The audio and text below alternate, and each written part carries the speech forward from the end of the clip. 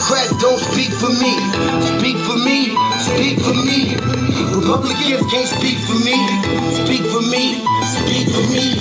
A bitch ass nigga can't speak for me. Speak for me, speak for me. You coon ass niggas can't speak for me. Speak for me, speak for me. Listen here, this is a fact of life. I be rapping like Nat Turner came back to life. Grab Donald Trump by the pussy, he ain't acting right. I never run from a conflict, I be glad to fight. It's a very cold world that we live in. Somebody please tell Elizabeth you're not an Indian. You just trying to con them people to get the benefit. Just another immigrant, stealing from the Indians. That's some punk ass shit and that's too lame. Now we finna step over to Andrew Yang. And you a sucker, you can never speak for black folks. Fake ass candidate, trying to get the black vote. The Democrats don't speak for me. Speak for me, speak for me. Republicans can't speak for me. Speak for me, speak for me. A bitch ass nigga can't speak for me. Speak for me, speak for me. You coon ass niggas can't speak for me. Speak for me, speak for me. You know your boy be high off sativa. Kamala wasn't popping, so we said bye Felicia. She ain't had a right policy. We ain't trying to meet her. Y'all can take Biden too. Bye, we don't need her. We don't need Roland Martin or that coon Al Sharpton. Didn't need Cory Booker from the start, man. I don't fuck with police and no snitch. You know I'm coming with the heat when I spit it. The Democrats don't speak for me. Speak for me, speak for me. Republicans can't speak for me. Speak for me, speak for me. A bitch ass nigga can't speak for me. Speak for me, speak for me. You coon ass niggas can't speak for me. Speak for me, speak for me. If you ever go to court and this is your luck, try not to get fucked by Benjamin Crump. I know it's hard. You and all go is hard.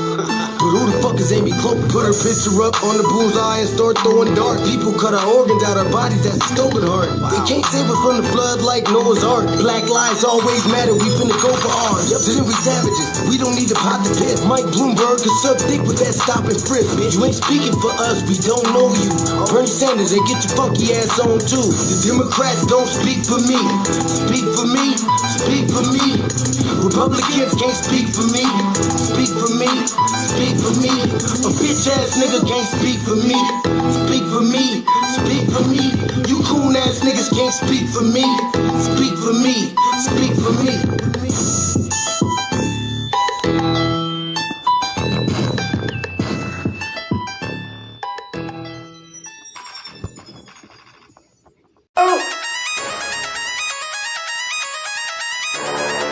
I'm talking about Shawty going crazy. People going crazy in them motherfuckers. Run that shit back, man. But it's nothing. Nothing. Got a woman on the bed.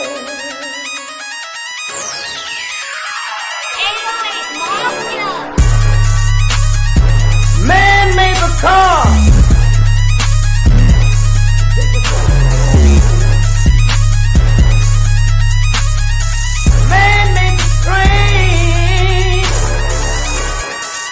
Carry the heavy load. Man made the electrolyte to kick us out of the dark. Man made the boat for the water like the 7 Omega. Man thinks about a little bit of baby girl and a baby boy.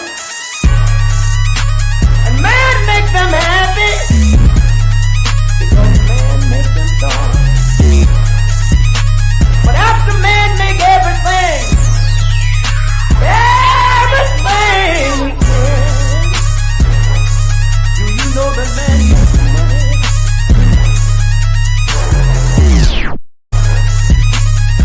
To buy from other men.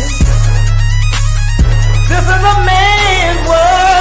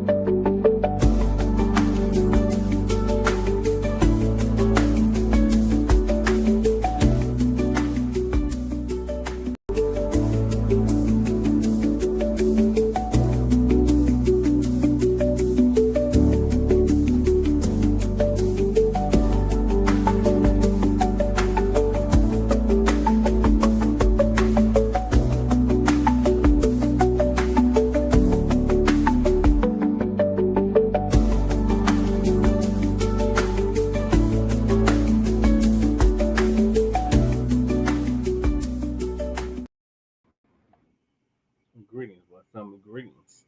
And thank y'all for tuning in to another episode of the Frontline Black News. I'm your host, Chan Crewman. I'm going to be solo dolo tonight. On this season 5, episode 9, part 3 of the Frontline Black News, we'll be discussing several topics we didn't get to in part 2. This is the Memorial Day edition. So the first topic is the forgotten legacy of Black Memorial Day. Memorial Day, an FBA created holiday or Holyday. The lie that dictated who was really Black. Karmelo Anthony update. Why are people trying to crowbar into FBA lineage? New York politician shoots Doordash driver. Ramaphosa's meeting with Trump, aka the dump, as in human shit, and we want to make it perfectly clear, was the real Mandela effect. EFF President Julius Malema finally responds to Donald Trump, aka the dump, and Cyril Ramaphosa Oval Office meeting. Then why Black people are cheering proposed Section 8 cuts. Former CIA Chief of Disguise confirms use of realistic FBA masks for operations. I cropped this 7 years ago. Street Media TV speaks to Roly Martin. And it happens again. Democrats assault ICE agents, arresting illegal migrant, allegedly. It's happening. Sanctuary State, California crumbles under ICE deportation pressure. And if we have time, Unhoused neighbor news and illegal migrant news. Please join us on StreamYard, YouTube, Frontline Black News. The links to all of our channels are in the description, including Jay Militant's channel, RIP to his mother, and Kukizi's channel as well are in the description. Also, the GoFundMe is in there, and the copyright disclaimer. And if you don't understand racism, white supremacy, what it is, and how it works, everything else you think you understand will only confuse you. By the Honorable Nelly Fuller Jr. And then we got racism, white supremacy is conscious and subconscious behavior to maintain white genetic survival to prevent white genetic annihilation. Dr. Francis Cress Wilson. Appreciate y'all staying up late. I could be anywhere on this holiday that y'all are here with me, so I appreciate it. Alright. Let me hop right into it with the history of Memorial Day. So, for those that don't know, this is the FBA holiday, Memorial Day. This was originally called Deportation.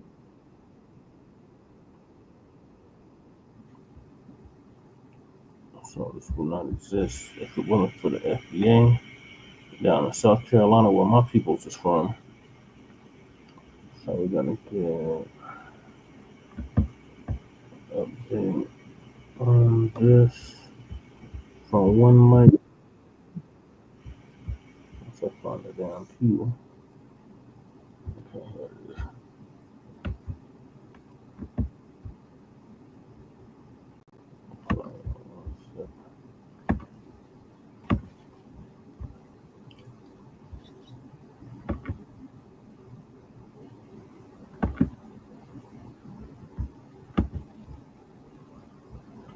Out to one mic history. We're gonna get an update on the history of Memorial Day, and then our brother Jay Dizzle is gonna follow up. Have you ever wondered about the origins of Memorial Day? Well, today I'm going to tell the story about fair use. Fair use. Copyright disclaimer. Under Section 107 of the Copyright Act of 1976, allowance is made for fair use for purposes of criticism, comment, news reporting, teaching, scholarship, education, and research. There's our Freedman family right there. formerly enslaved people in Charleston and the very first celebration of Memorial Day. You can reach out to me at onemichistory.com in the contacts page. Also, if you'd like to support the channel, you can do so on my Buy Me Coffee on my Patreon page in the description below. Give us 5 stars on Apple Podcasts and support the YouTube channel. But without further ado, let's get started. Memorial Day celebrates and commemorates the brave soldiers that lost their lives during all American conflicts, but its roots are based in America's deadliest conflict, the Civil War.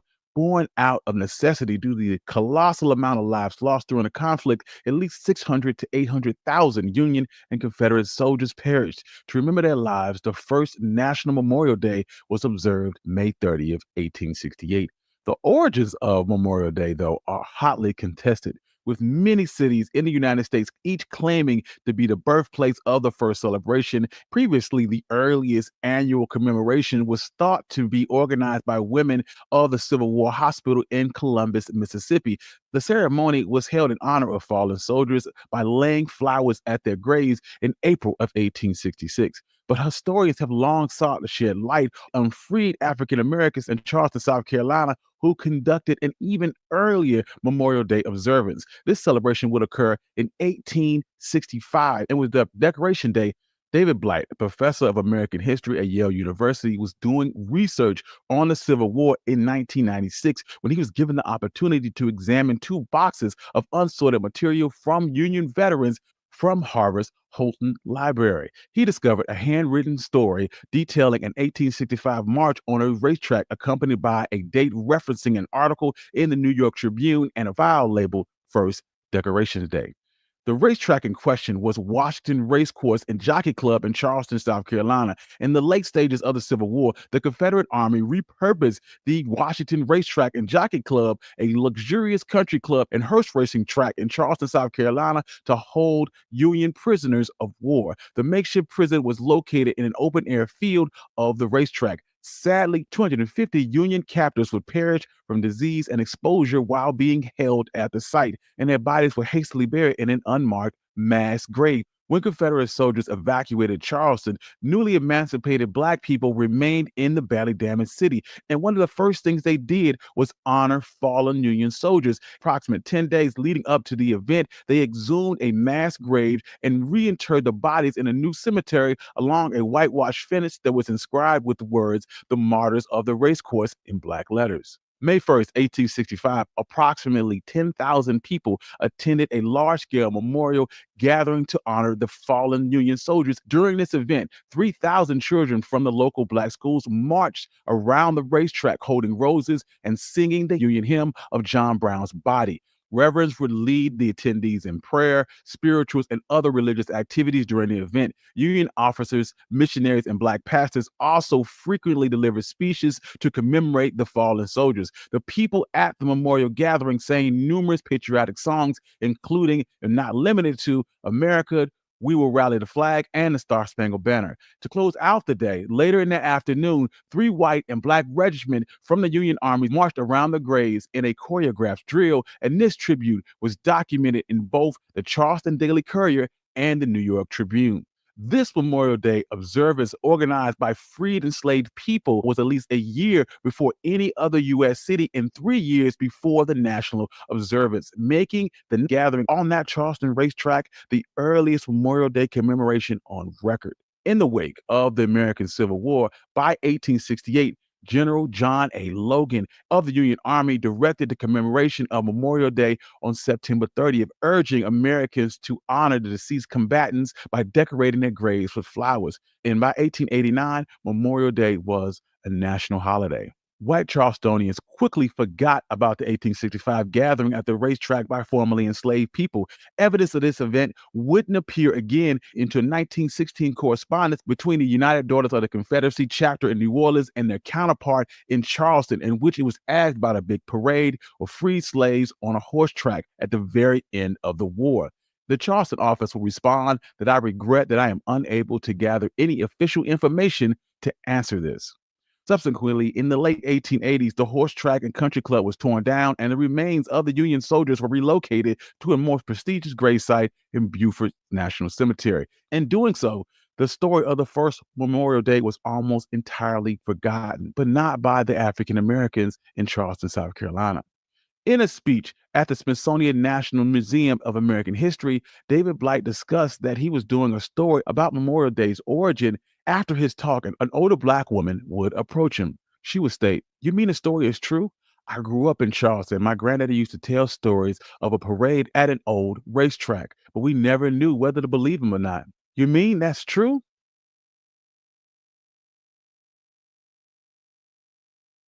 MOVE was founded by John Africa in 1972 to introduce a communal organization that was based on anno-primitivism philosophy. These philosophies promoted a return to a non-civilized way of life through rejecting industrialization, large-scale organization, and technology. Completing with this ideology was the largely African-American group adoption of the revolutionary agenda akin to that of the Black Panthers, while also advocating for animal rights. The organization's guidelines were recorded by Donald Glassy, a social worker at the University of Pittsburgh, and implemented into the communal group. As a result, MOVE members wore their hair in dreadlocks and advocated for a return to a hunter-gatherer society, which expressed opposition to science, medicine, and technology. In 1977, Philadelphia PD obtained a court order requiring the eviction of John Africa and his followers from the property which they occupied in West Philadelphia. MOVE members offered to surrender their weapons to Philadelphia PD if members of their group who had been held in city jails were set free. But this offer was not accepted. In response,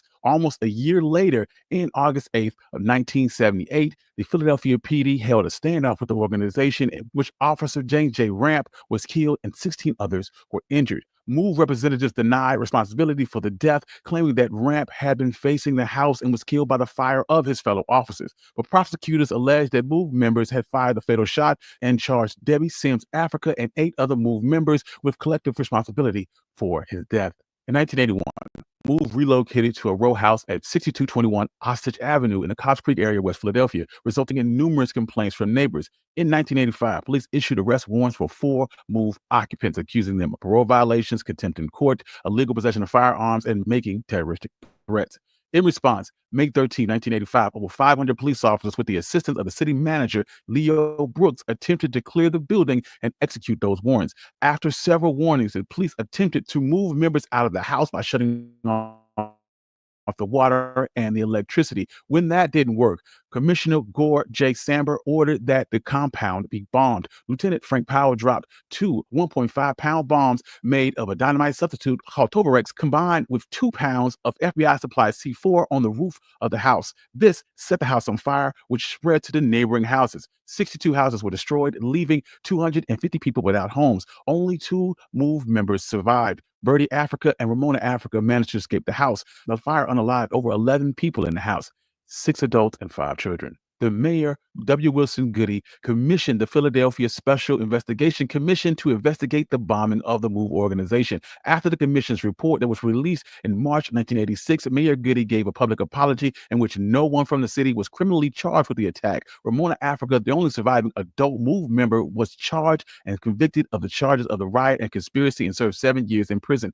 Additionally, 3 lawsuits were filed against the city of Philadelphia, with the United States Court of Appeals for the Third Circuit ruling in 1995 that the plaintiffs did not have the Fourth Amendment claim against the city, and the city did not have qualified immunity from liability. In 2005, a jury awarded a $12 million verdict against the city of Philadelphia. In 2020, the city of Philadelphia City Council passed a resolution that formally apologized for the MOVE bombing and established an annual day of observation, reflection, and commitment on May 13th. Thank you. I'm your host, Country Boy. This has been One Mic History. And if you have questions or you just want to leave your comments, like I said, you can do so at onemichistory.com in the contact page. Thank you for listening, and peace. Have you ever wondered about the origins of Memorial Day? Well, today I'm going to tell the story about formerly enslaved people in Charleston and the very first celebration of Memorial Day. You can reach out to me at onemichistory.com in the contacts page. Also, if you'd like to support the channel, you can do so on my Buy Me Coffee on my Patreon page in the description below. Give us 5 stars on Apple Podcasts and support the YouTube channel. But without further ado, let's get started. It's important to properly dispose of unwanted medication or sharps. MedProject offers free and convenient disposal options near you. Commemorates the brave soldiers that lost their lives during all American conflicts, but its roots are based in America's deadliest conflict, the Civil War. born out of necessity due to the colossal amount of lives lost during the conflict. At least 600 to 800,000 Union and Confederate soldiers perished. To remember their lives, the first National Memorial Day was observed May 30th, 1868.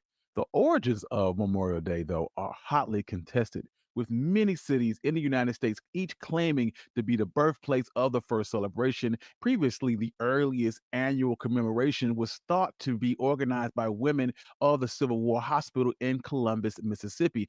The ceremony was held in honor of fallen soldiers by laying flowers at their graves in April of 1866. But historians have long sought to shed light on freed African Americans in Charleston, South Carolina, who conducted an even earlier Memorial Day observance. This celebration would occur in 1865 and was dubbed Decoration Day. David Blacc, a professor of American history at Yale University, was doing research on the Civil War in 1996 when he was given the opportunity to examine 2 boxes of unsorted material from Union veterans from Harvard's Houghton Library. He discovered a handwritten story detailing an 1865 march on a racetrack accompanied by a date referencing an article in the New York Tribune and a file labeled First Decoration Day. The racetrack in question was Washington Racecourse and Jockey Club in Charleston, South Carolina. In the late stages of the Civil War, the Confederate Army repurposed the Washington Racetrack and Jockey Club, a luxurious country club and horse racing track in Charleston, South Carolina, to hold Union prisoners of war. The makeshift prison was located in an open-air field of the racetrack. Sadly, 250 Union captives would perish from disease and exposure while being held at the site, and their bodies were hastily buried in an unmarked mass grave. When Confederate soldiers evacuated Charleston, newly emancipated Black people remained in the badly damaged city. And one of the first things they did was honor fallen Union soldiers. Approximately 10 days leading up to the event, they exhumed a mass grave and reinterred the bodies in a new cemetery along a whitewashed fence that was inscribed with the words, "The Martyrs of the Racecourse," in Black letters. May 1st, 1865, approximately 10,000 people attended a large-scale memorial gathering to honor the fallen Union soldiers. During this event, 3,000 children from the local Black schools marched around the racetrack holding roses and singing the Union hymn of John Brown's body. Reverends would lead the attendees in prayer, spirituals, and other religious activities during the event. Union officers, missionaries, and Black pastors also frequently delivered speeches to commemorate the fallen soldiers. The people at the memorial gathering sang numerous patriotic songs, including, and not limited to, America, We Will Rally the Flag, and the Star Spangled Banner. To close out the day, later in the afternoon, 3 white and Black regiments from the Union Army marched around the graves in a choreographed drill, and this tribute was documented in both the Charleston Daily Courier and the New York Tribune. This Memorial Day observance, organized by freed enslaved people, was at least a year before any other U.S. city and 3 years before the national observance, making the gathering on that Charleston racetrack the earliest Memorial Day commemoration on record.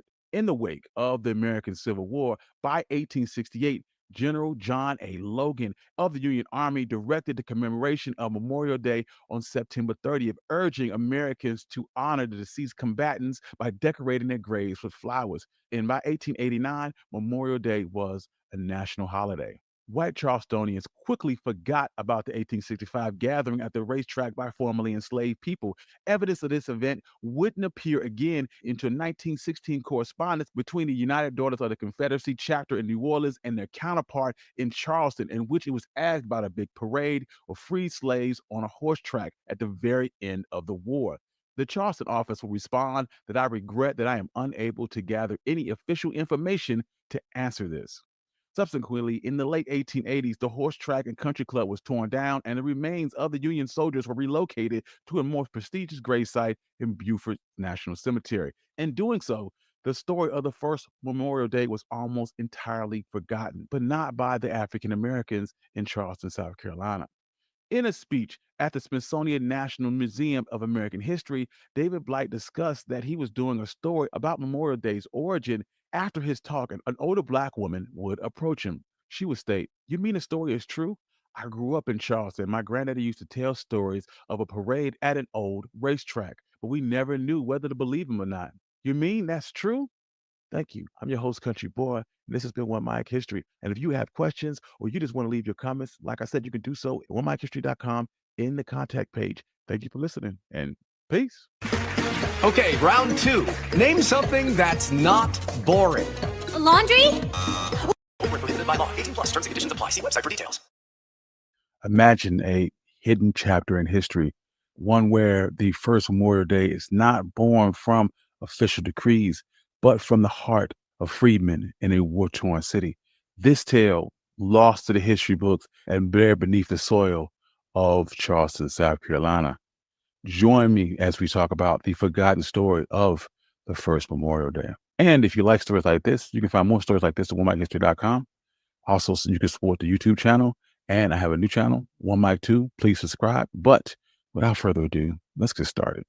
Memorial Day's origins are shrouded in mystery and intrigue. Numerous towns across the United States vie for the honor of being recognized as its birthplace. Among those, Waterloo, New York, or Carbondale, Illinois stand out, yet historians believed that the first continuous commemoration might be in Columbus, Mississippi, where in April of 1866, a group of compassionate women took it upon themselves to decorate the graves of fallen soldiers, turning their grief into a solemn tradition.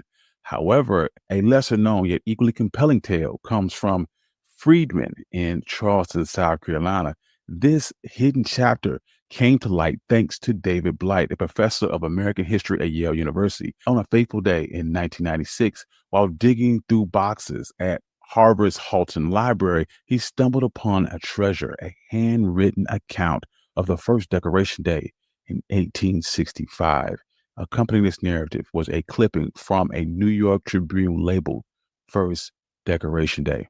So, in the spring of 1865, the Civil War just ended. The city of Charleston laid in ruins, a somber backdrop against a slow march towards freedom. The war had left many scars, but none more profound than the makeshift prison at Washington's Racecourse and Jockey Club, a once lavish playground for the Southern elite, was now a stark reminder of cruelty and captivity. Here, in the open-air field of the racetrack, more than 260 Union soldiers perished, subjugated to disease and exposure, their bodies hastily buried into a mass grave. Once Confederate forces evacuated, leaving behind the battered city, an extraordinary event unfolded, initiated by the newly freed African Americans. These men and women who had just endured the shackles of enslavement stepped forward to honor those who laid unremembered in the makeshift graves. And as their first act of liberty was not one of celebration for themselves, but one of commemoration for the fallen. With meticulous care, they exhumed the mass graves, and over 10 days, they reburied each soldier, transforming the site into a dignified resting place. They erected a towering whitewashed fence around the newly sanctified ground, declaring it martyrs of the racecourse.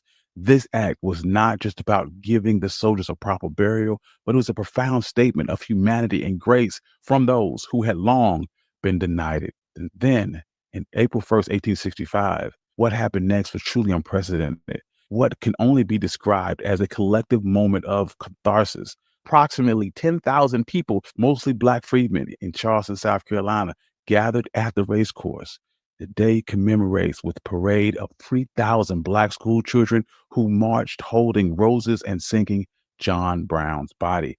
They, followed by scores of adults from Aid Society for free Black men and women. But these scenes were not about a somber mourning, but a peaceful celebration and a tribute to the spirit of the fallen and the declaration of a new beginning. Throughout the day, Black pastors delivered moving sermons, led spiritual hymns, filled the air of hope and renewal, and families gathered for picnics under the warm spring air, sharing stories and dreams for the future. Patriotic songs echoed throughout the day, and as the afternoon wore on, Black and white Union regiments marched around the grave sites in a powerful display of unity. The graves themselves were transformed with a tapestry of flowers filled with sweet scents mingled with the spring breeze, and the sight was said to have brought a tear of joy to many an eye. It was a heartful tribute, a moment of pure human connection from the depths of sorrow and strife. For many years afterwards, the story remained hidden, cloaked in the silence of the white community of Charleston, and briefly resurfaced in a forgotten correspondence in a 1916 letter from the United Daughters of the Confederacy in New Orleans, seeking information about a large parade of freedmen on a horse track at the end of the war. The reply from the Charleston chapter was regretful and evasive, stating that I regret I am unable to gather any official information in response to this. Decades later, Union General John A. Logan led a veterans group called for a National Day of Remembrance for Fallen Soldiers, which was officially marked as Memorial Day, March 30th, 1868. Celebrations began taking place at Arlington Cemetery, and with each passing year, the origins of the day in Charleston grew dimmer and faded from the collective memory of the nation. Fast forward to the 20th century, when the once sacred site of the old racetrack was replaced with urban development and the original graves were relocated to Beaufort's National Cemetery. Thus, the true origins of Memorial Day were overshadowed by a more formal national observance. However, the story doesn't end there. Many years later, at the Smithsonian's National Museum of American History, historian David Blacc shared a forgotten history of the first Memorial Day. After his presentation, an older Black woman approached him, her voice tinged with curiosity and awe. She recounted her grandfather had told her stories of a parade led by freedmen on an old racetrack, stories that she always wondered if they were actually a part of family legend or something more substantial. She asked Blacc, "Do you mean those stories are true?" Visibly moved, Blacc confirmation, renewed interest, and validation to the legacy preserved through family tales, but lost to the public knowledge. And as we celebrate Memorial Day each year, it serves as a reminder, not just for those who died in past wars, but also as a strength and resilience to who, despite being oppressed, have contributed profoundly to our shared history. Thank you. I'm your host, Country Boy. This has been One Mic History. This is the story of the first Memorial Day. If you enjoy stories like this, you can find more stories like this at OneMicHistory.com. Also, I have a new channel, One Mic 2. You can get audio-only episodes. Thank you, Country Boy, for that update. Yes, so Memorial Day is an FBA holiday. That is correct, twin. So before it was Memorial Day, it was Decoration Day, and that was to honor the freedmen who died during the Civil War. So our brother Jay Dizzle's gonna follow up with some more information on it. Episodes there. And I would like to thank all of my Patreon subscribers and my members. I love you all, and without you, none of this could be possible. Peace.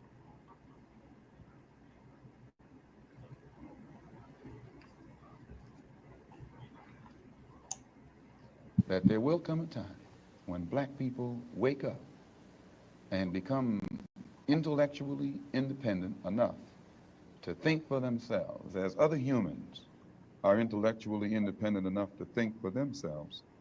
Then the Black man will think like a Black man, and he will feel for other Black people. And this new thinking and feeling will cause Black people to stick together. And then at that point, you'll have a situation where when you attack one Black man, you are attacking all Black men. And this type of Black thinking will cause all Black people to stick together. And this type of thinking also will bring an end to the brutality inflicted upon Black people by white people. And it is the only thing that will bring an end to it.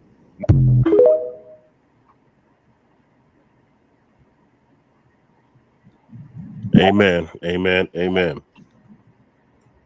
Yeah. Memorial Day. We're going to get some real history about what it's really about and why it's important that we honor the holiday, a holy day like this. This is a holy day. It's not a holiday. It's a holy day. So before we start, let me just say like this. I want to thank my personal ancestors, Right. Grandma Thelma Lee Brown, my great-great aunt Melinda Randall, Eb Cleveland, my great-great-grandfather, all whom were very revolutionary and put that spirit into our family. Yeah. Jeffrey Williams the first, Civil War veteran. And of course, to the collective ancestors that we have, the Malcolm X, of course, Nat Turner, of course, then Mark Vesey, one of my favorites, Jimmy from the Stonewall Rebellion, Harriet Tubman, Sojourner Truth. The list goes on. All those who not mentioned are not forgotten. Right. Khalid Muhammad, Right. MLK. And we ask for our ancestors to bestow favor upon us. We thank you for your sacrifice. We thank you for your dignity. We thank you for your grace. We thank you for your courage. We thank you for showing us the direction. Right. We acknowledge your presence. We acknowledge the signs that you've been giving us. We ask for more, and we will continue to honor your legacy. Amen. All right, let's go. I ain't got that much time. I do got to work later. It's triple time, ancestors. Please forgive me. It's triple time today. I got to get that money. I know you need me to. I know you want me to get that money. We're gonna do it, but of course, we're gonna go ahead and give some proper context, not just on Memorial Day, because we're gonna definitely get into Memorial Day and the history of it. But I also want to just show you some signs, which I'm sure at this point you've already seen. I did a video like a week ago. I just never published it when I was showing, you know, some of the different things that I'm going to go ahead and show on this broadcast. Like I said, I only got about an hour, so rock with me. Make sure you like, subscribe, comment. Y'all do the same for Frontline Black News. If you're a content creator, make sure that you know what I'm saying, give your reverence. The only reason why we've been seeing these signs, man, and we've seen plantations burning down, we've seen museums with trees falling on them, we have seen the reckoning of some of our people defending themselves against racists, against white race soldiers. And there's a reason for all this. There's a reason why we're continuously seeing this more and more, especially at a time when we know the alt-right and a lot of these race soldiers are really they're really poking their chests out.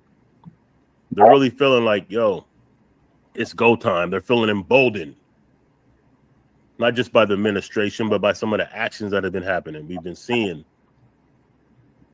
And at a time like this, we need our ancestors that much more. We need the spirit of our ancestors that much more. We need ourselves that much more. But anyway, let's go ahead and get into this. So this video I'm about to show you is from a very good channel called One Mic History. Don't show the same. Very good channel. I'd recommend that you subscribe to this channel. And this is called The Forgotten Legacy of Black Memorial Day. And then we'll get into an article, and then I'll show you some different things that I'm sure you have already seen. Let's go ahead and get it. Born out of necessity due to the colossal amount of lives lost during the conflict, at least 600 to 800,000 Union and Confederate soldiers perished. To remember their lives, the first National Memorial Day was observed May 30th, 1868.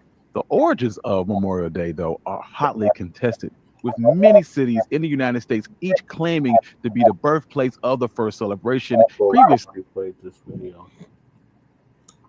Just to conserve time. Popular holiday was, in fact, initially an event held by newly liberated blacks in Charleston, South Carolina. It happened May 1st, 1865, right after the Civil War ended. This was before Juneteenth, by the way. So today, this holy day is framed as a day to honor the men and women who died while serving the U.S. military. Thousands of and it's important because you don't hear this narrative on the mainstream. So when we say we have to honor our ancestors and we have to keep this history alive, when we salute those, our master teachers and our historians, our documentaries, those in the new black media, those of us on the social media, those of us in schools and on the streets that keep our history alive, those of us who tell this history and tell our family history and our collective history to our youth, it's important. Because without that, a lot of this stuff would be forgotten. I mean, you heard them say earlier how Memorial Day was almost forgotten for a good 50 years. because the mainstream didn't want to acknowledge it. And now when you hear the framing of Memorial Day, you only hear it as something that vaguely and broadly honors soldiers, U.S. soldiers that have passed away in battle, which is okay. But let's not forget the roots of it. It came from the Civil War, from our ancestors. That's the root of it. And when you really look at the history of a lot of things, that is the reason why the United States is where it's at right now. We're behind it. And that's why we're going to continue to activate our ancestors by acknowledging them and by keeping this history alive. Even if it's only FUBU, for us, by us, it don't matter. We don't need everybody to acknowledge it. We don't need the acceptance or permission. Right. The truth will manifest itself through the signs that we will continue to see. And we'll get to that in a minute. So thousands of newly freed slaves and regiments of the U.S. colored troops gathered to march around the Confederate Army prison camp in honor of the unnamed fallen Union soldiers who fought for their freedom. Also in attendance were thousands of black women and children who reportedly sang hymns and carried flowers, wreaths, and crosses, honoring those who have now joined the ancestors. Also in attendance were thousands of black. Already said the part? Yeah. And then the Holyday was whitewashed.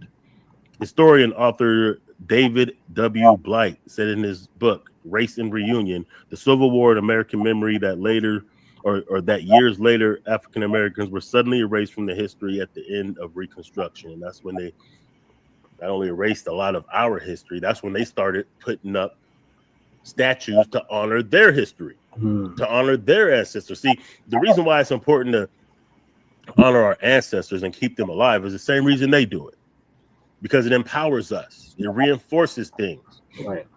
See, they put up their Confederate soldiers. They named streets after Confederate, schools after Confederates. They teach us in history how great Andrew Jackson and George Washington and Christopher Columbus was for a reason, because they want to put them in the realm of deities. And they have us honoring these things. They have us honoring and worshiping a white Jesus. All these things are spiritual. That's why it's important that we reject some of these things, right, and put true context in it. Because a lot of times good and evil is really subjective. What's good to us may not be good for others. See, for them, it was good when we were subjugated. It was a good life. It was great. It was when America was great. To us, it wasn't. See, justice is also subjective to some degree. What's good for one could be evil for another. So us getting our get back, our lick back up in the score, to them is a bad thing. To us, it's justice. To us, it's a good thing.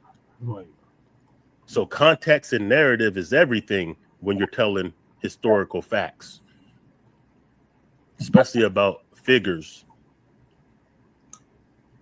who have done great things for humanity. Now, for humanity, we are on the right and correct side. For a subjective view of a few, our resistance is an evil thing. Nat Turner was an evil man to them because he bucked the status quo system that kept us subjugated for their own empowerment. From a humanity point of view, we don't even have to be objective about that. It is what it is. What they were doing was the worst thing ever done to humanity. We were fighting against that. But from their subjective view, that was evil. From ours, it was good. So just understand that. Yes, that's right. A day that originally celebrated Black liberation was now being utilized for white supremacy, and it apparently all started from an 1865 article that was published in the Charleston Daily Courier that tried to discredit the facts. And this is why new Black media is so important. This is why now the decentralized movement that we have, in which we're able to share information in real time, we're able to go through. See, back in the days, there was only their media. There's only their newspapers, and then that morphed into radio and TV, but it was all controlled centrally. Yep. So whatever was on TV, that's the news. Whatever's in the newspaper, that's the news. Anything else was just through the wire. It was us talking to each other, which has always been an important thing, even in the days of slavery. This is why Nat Turner knew what day he wanted to commence his operation on. He linked it up with what the Haitians did. See, now we have the ability to share information in real time, to document and archive our history in the true narrative and context that benefits us. So it behooves us to take advantage of these things, because it's our spirit and our energy and our spirituality and our essence that keeps these things alive, and that keeps our ancestors pleased and activated to work on our behalf. At one point, they could easily whitewash. Now we could stop that in real time. Shout out to Tariq Nasheed for the microphone check. That's one example. As they were trying to craft the narrative that it was really Jamaicans and Puerto Ricans, and some people even threw in Jews that created hip hop. We were able to dead that right away.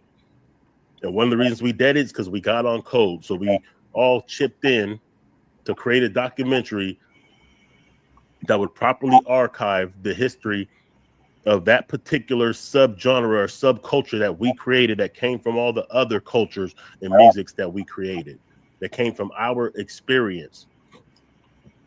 This is something we couldn't do in real time when they co-opted jazz and rock and roll. Mm-hmm. But now we can even retroactively correct all of that. This is why the new black media is important. The new black media is more than just the big channels and the big names. It's you. It's all of us. That's right. It's what we're retweeting. It's what we're resharing. It's what we're putting out there in the universe. And honoring the ancestors is of the utmost importance. And let me show you. Let's get to this. I know y'all seen this. This is the Nottoway plantation that burnt down in Louisiana just last week. Was it last week or something like that? Understand, man, these are signs. And one thing about signs and blessings from the ancestors and from the universe, there's two main things. The first one is you have to acknowledge that's what it is. Right. To not acknowledge a blessing means you will not get more blessings. The universe, the ancestors will not continue to bless you. I'm talking about from a micro personal level to a collective level. In your own personal life, if you're not able to recognize a blessing, you won't appreciate that blessing. And why would the ancestors and universe continue to bless you if you're not even recognizing and appreciating the blessings that they've given you? Right. Especially if you've been asking and you've been doing these rituals and these manifestation, to try to make these things come to fruition. That's what's up. So when we see something like this happen, when we see just a freak incident of a plantation burning down, but not burning down the service house. Hold up, let me show you. Hold up. Let me show you. Let me hold on. Damn. We'll get to that in a minute. Wow. When we see stuff like this, if you don't recognize that this is the ancestors at work, and if you don't appreciate that, why would it continue to happen? How would you not think that this was the work of the ancestors? Right. In 1 week, we've seen 2 plantations burned down. Two house plantations, one in Louisiana, one in DC. I'll show you the one in DC. There we go. Yeah. Now this one, they're not even trying to let you know it was a plantation. Colorama Mansion. Colorama. Burned down. This is all within 1 week. Around Malcolm X's birthday, actually. Mm-hmm. Burnt down.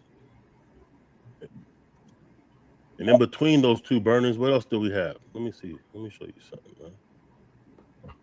We gotta get this. Let's go ahead and get this. Let's go ahead and go through my Facebook real quick, because I know. I'm trying to find this video. Okay, that's that. Ancestors working. There's another one though. Hold on, let me show you something. There we go. Here he is. Hold up. Boom. So look at this right here. In between those two plantations burning down, we also had a tree that fell on a museum that was erected to honor. See, they honored their ancestors. It don't matter how degenerate they were. It don't matter how evil and demonic they were. It don't matter that the fact that they were anti-human demons. Yeah. They honor their ancestors. That's what empowers them. And us honoring their ancestors, whether it's knowingly or not, also empowers them, and it empowers white supremacy. This is why we've made a collective effort to stop worshiping white Jesuses. Mm-hmm. This is why we've been returning back to our own spiritual essence. And even if you're going to practice Christianity, you better practice it in a way that empowers you, not with that lovey-dovey, obey your master bullshit. You better find some things that lets you identify with your own power, your own divinity. That Turner stuff. Right. So yeah, they had a whole situation here where a tree fell down. Mm-hmm. Uh-oh. Oops. The ancestor said, knock all this shit down. Yeah. And this is exactly what happened. Amen. Amen. Only do it.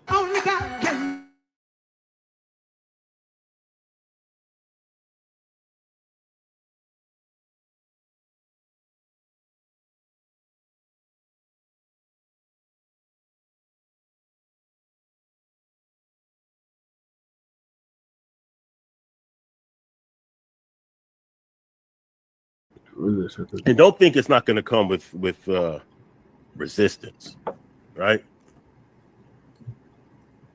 There's spiritual battles going on. There's also tangible physical ones. But we do have backup in the universe. Yeah. Let's just understand that.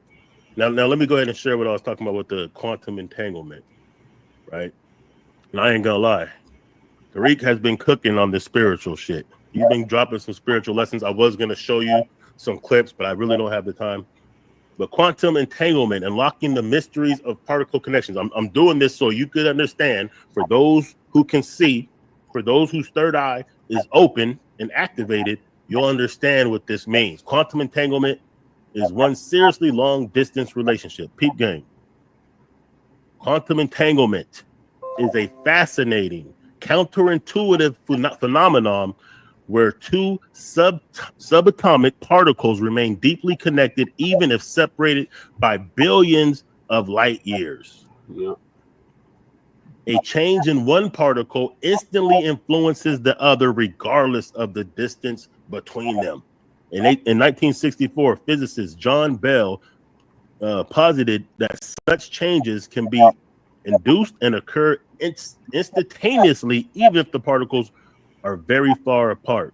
Known as Bell's theorem, this groundbreaking idea challenged established physics principles because it's beyond physical, it's metaphysical.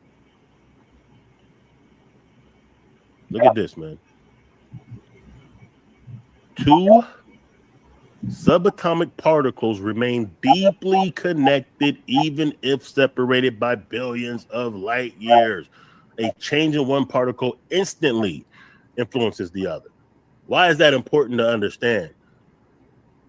Because our ancestors are deeply connected, now separated, right?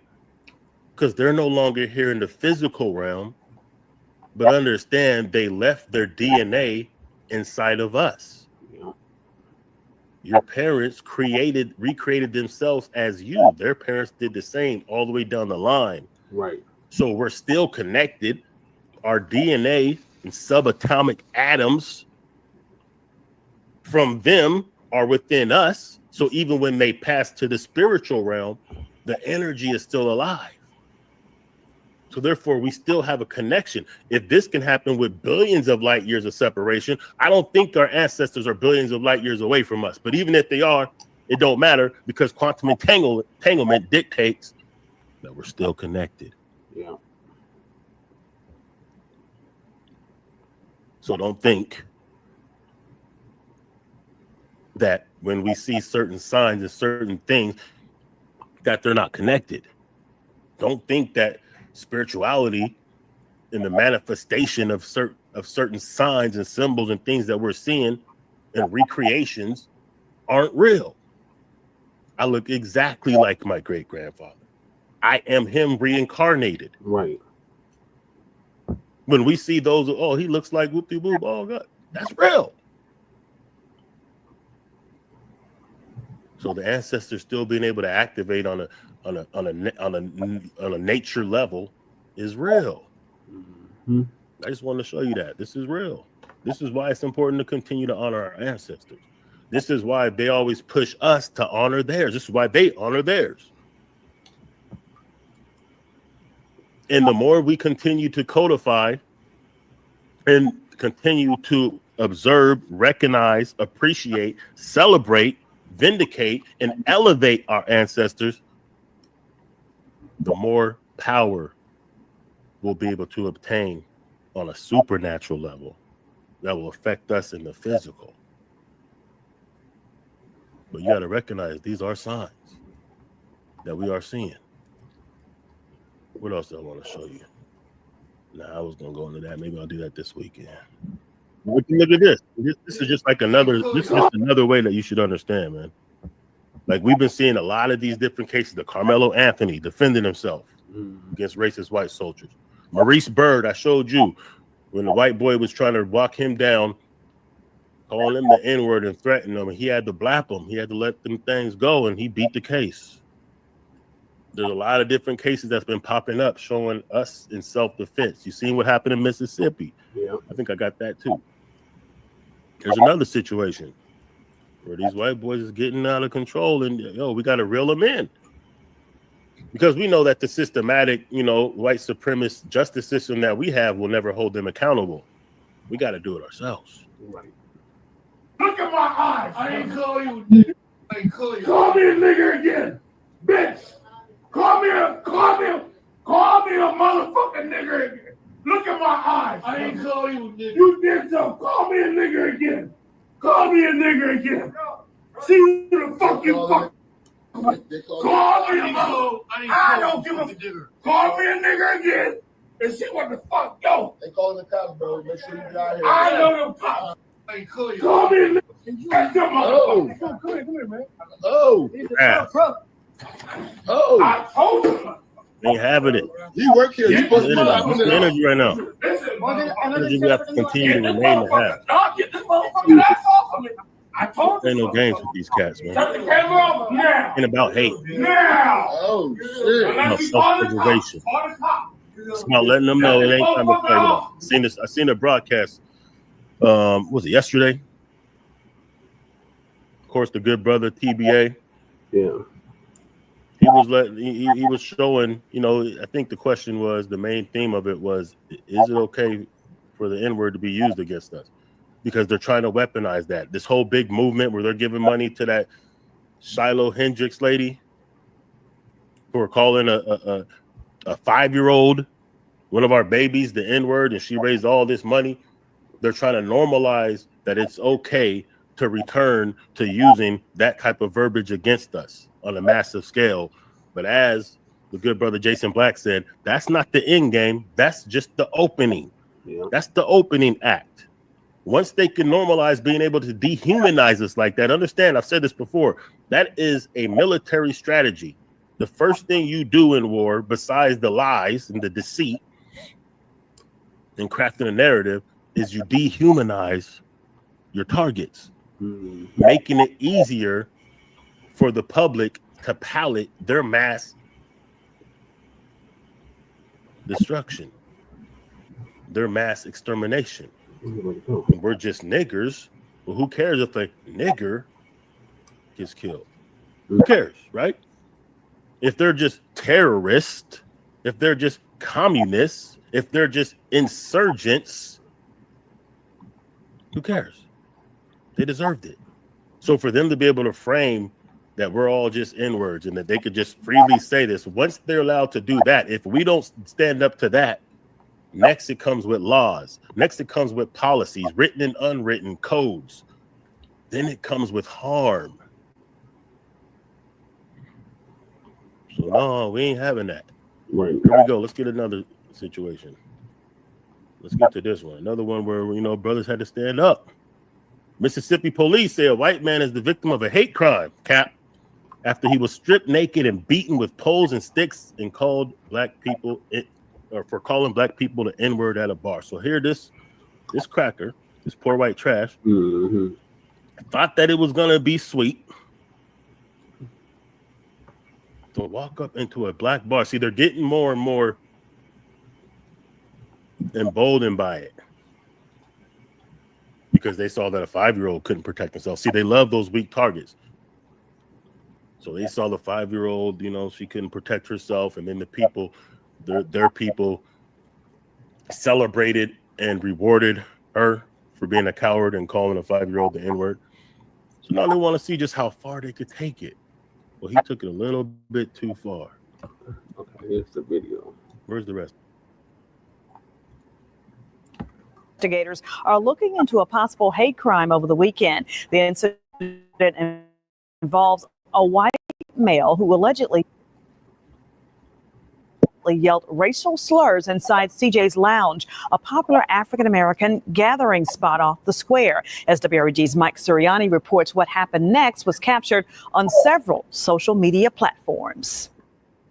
We're at this point now to see just how bad the assault was. We're hearing that it was there was some violent stuff that happened, and also there could be some sexual stuff that happened during the assault. Lieutenant Colonel Kelly McMillan with the Marshall County Sheriff's Office says the investigation into the reported beating of a white male at a popular African-American club in Holly Springs called CJ's Lounge is well underway. The incident reportedly happened early Sunday morning after the victim was reportedly heard using racial slurs. At this point in time, that's a critical part of this investigation because we have heard the same thing. However, we want to make sure that that is exactly what happened. But and if it is, then that will be reacted on as well. I was hearing him blare out and yell out the N-word repeatedly. Miles Stone is part-time DJ and security at CJ's and says he heard the victim's derogatory remarks. Everybody on planet Earth has to live with their choices, and he walked in there with a choice to be very hateful, very negative. Police believe the incident started inside CJ's Lounge and spilled out into this courtyard. This is where investigators say the victim was beaten. He was robbed, stripped of his clothing, while onlookers took video and laughed. The victim is unfortunately has his jaws busted open, his eyes busted. He's just in a terrible state of mind right now. Holly Springs police are not releasing the video they were able to get off Facebook, describing it as too graphic. They also say the owner of CJ's has not been cooperative and has not provided video from the lounge's cameras. This security camera video from a convenience store across the street shows a large crowd Sunday morning near the lounge, but does not show the courtyard. Kelly McMillan says the search is on for more video of the incident. We're trying to adopt some search warrants, get those done, and see if we can retrieve information from those social media accounts. For your news leader in Holly Springs, Mike Sirianni, WREG News Channel 3. Getting to the bottom of what happened there, and CJ's Lounge has now been closed by the city for the weekend incident and a number of previous complaints. We've reached out to the owner for comment. We're told the victim has been released from the hospital in New Albany and is being interviewed by investigators. If you have information or if you have video, you're urged to contact Holly Springs Police or the Marshall County Sheriff's Office. More news. First at 6, a Holly Springs business owner is speaking out tonight, telling your news leader the reported beating of a man on Sunday morning had nothing to do with his club. Good evening, and thank you for joining us. I'm Greg Hurst. Hi, I'm Stephanie Skurlock. The owner of CJ's Lounge wants to set the record straight, he says. The incident sparked local and regional outrage after it was first labeled a hate crime. WREG's Mike Sirianni spoke with the owner and has details. And I'm saying out of my mouth that I'm not closing. I'm going to continue to exercise my beer license and exercise my privilege license from the city of Holly Springs as long as I stay in compliance with the city ordinance. This notice from the city was posted after several code violations and following the reported beating of a Caucasian male outside the business early Sunday morning. I'm not going to go back and forth about black and white. I'm just saying he was belligerent and aggressive and an agitator and got handled by my security. An issue is what happened involving the subject, seen in this security camera video, wearing brown shorts, a dark t-shirt, and baseball cap, who reportedly used racial slurs against CJ's staff. When the light came on at 2 o'clock with signals for everyone to exit the property, the party's over, he got upset and got in my security / managers. He got in his face and started saying, derogatory language, using the N-word. Fitzpatrick says the man was escorted out of the lounge but came back and was aggressive. He was reportedly seen in the parking lot outside CJ's throwing gang signs. And they said that the guy swung on one of the other guys who was on the parking lot, and that initiated the fight outside, with his clothes being removed and so forth. Fitzpatrick says to his knowledge, the victim was not beaten with a stick or sexually assaulted, as investigators have suggested. He says what happened is unfortunate, that investigators have not asked to see his video. To be honest with you, I have to be totally honest. I'm not here to clear up his name. I'm here to clear up mine and my business. For your news leader in Holly Springs, Mike Suriani, WREG News Channel 3. All right, trying to set the record straight there. And the victim is originally from Ripley, Mississippi. We did find that out, and suffered a broken jaw. Police have one person of interest in the alleged beating. He's lucky that's all that he suffered. Let me try to refresh this thing. Bear with me for a minute, y'all. There's more to this story. Where's the video aspect of this story? I already put the video on. He was a victim of hate crime, even though he was the one using the N-word. Damn, I wish I could find the actual video footage of it, but I can't, though. Like I said, I don't have that much time. I'm just showing you that the ancestors right now are pleased and they're activated. And you're seeing that through some of our actions and willingness to stand on business. This is why we have to get the tellers out the way. The teller energy is way different. Mm-hmm. This ain't about hating people because they're not Black Americans like us. This is about saying that we reject the notion that you're okay with suffering to white supremacy. And we're not okay with you coming here representing us. Right. Because our ancestors have a whole different spirit. We didn't flee. We stayed and fought. We had nowhere to flee to. The only reason they have a way to flee to here is because of us. The only reason they have something to flee to is because of us. So you can't come here with your cowardness and think that you're going to influence us and how we get down. You're not going to disrespect our ancestors. You don't even honor your own ancestors. Right. You don't even respect the riders from your homeland. We're the ones that's always up, gave them their props. So you can't come here with that. I wouldn't go to South Africa. I wouldn't go to Ghana. And when they're trying to get reparations from the English and get their golden stool back, or partition for justice from their former colonizers, I wouldn't go there, start a YouTube channel or Twitter or get on the news and tell them that they should let the past be the past and leave these white people alone, and white supremacy isn't really a thing, and you guys just beg and complain too damn much. I wouldn't do that. We wouldn't do that. That's what they do. See, we wouldn't go there to undermine whatever struggles that they're having and whatever type of thing that they're trying to do to right the wrongs of the past. We wouldn't do that, but that's what they do.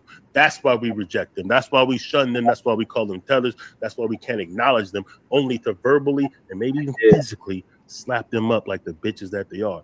We don't get down like that. We're going to honor our ancestors. And that's why our ancestors will show up for us and show out for us. Because God don't need no matches, baby.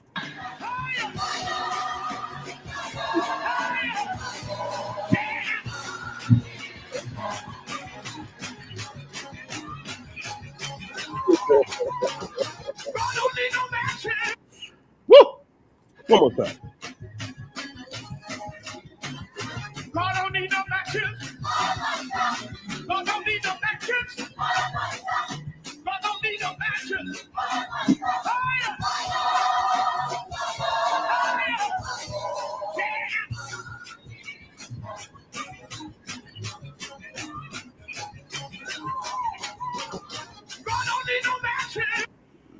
I don't know matches.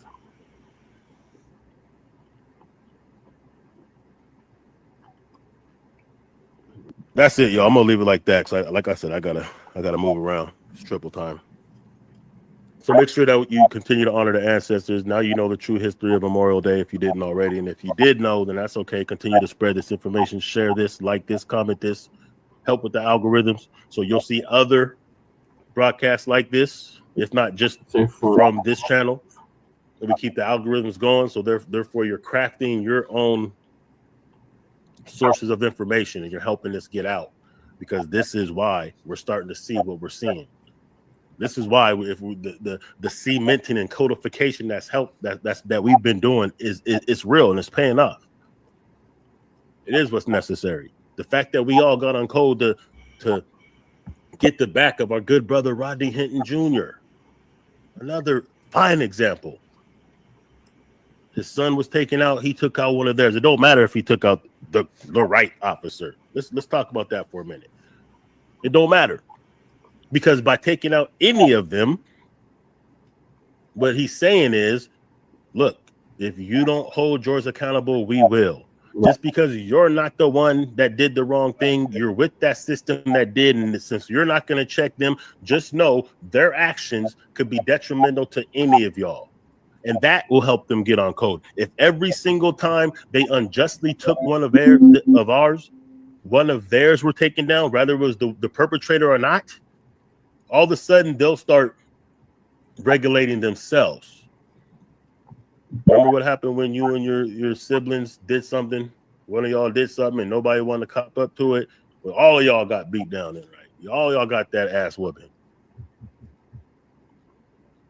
You know, hold your own accountable, or we will. That's the story. That's the lesson. Happy Memorial Day, y'all. Do something. Make sure you honor the ancestors, and all you do, make sure you deliberately pay reverence and homage to the ancestors. I'm gonna leave you with.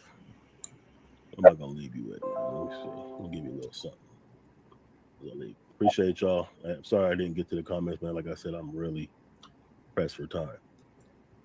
But we're gonna go ahead and end it with this. A little bit of the good minister.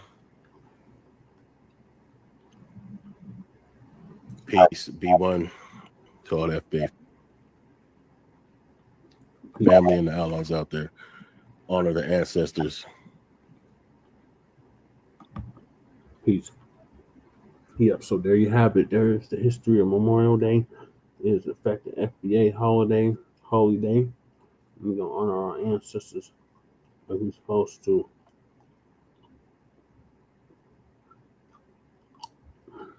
So moving along, we got the lie that dictated who was really black.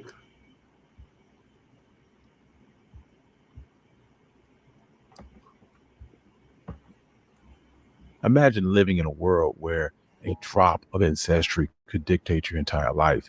This principle was known as the one-drop rule, a concept deeply rooted in American history, and its echoes still reverberate today in the way that we view mixed-race individuals, people like Barack Obama, Tiger Woods, and Kamala Harris. Poet Langston Hughes noted in his memoir, saying that in the U.S., a Negro was used to describe anyone with black ancestry, whereas in Africa, it referred to someone that was fully black. Well, today we're going to talk about the history of the one-drop rule. And if you like stories like this, you can find more stories like this at onemichistory.com. Also, you like this channel, find out the Patreon page in the description below. But without further ado, let's get started. The one-drop rule is a social and legal principle of classification that has historical prominence in the United States. The rule asserted that a person with just one drop of African ancestry was considered black, regardless of their physical appearance. The origins and implications of this rule were deeply intertwined with history of slavery, segregation, and racial dynamics in America. This idea dates back to 1662 Virginia law that laid the groundwork for over 3 centuries of racial categorization. This law set out to meticulously dictate the social standing of mixed-race individuals. One famous historical case involves President Thomas Jefferson.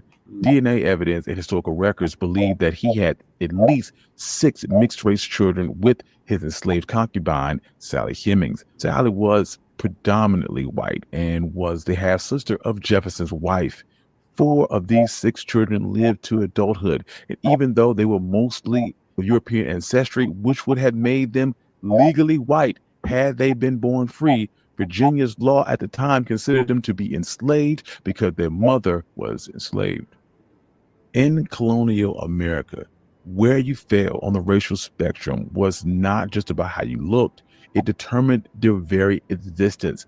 Dark skin, broad noses, and tightly coiled hair were more than physical attributes. They were symbols that branded you socially inferior. This crude categorization enforced a brutal hierarchy. White meant freedom, black meant enslavement, and it was fairly straightforward. But life is rarely that simple. Extensive racial mixing blurred these rigid lines of race and status. Records as early as 1630 showed these anxieties. Colonists, Hugh Davis, for instance, was publicly whipped for having sexual relations with a black woman. Interracial relationships, although rampant, faced harsh punishments, and any white person caught in such an act faced public humiliations and reprisals.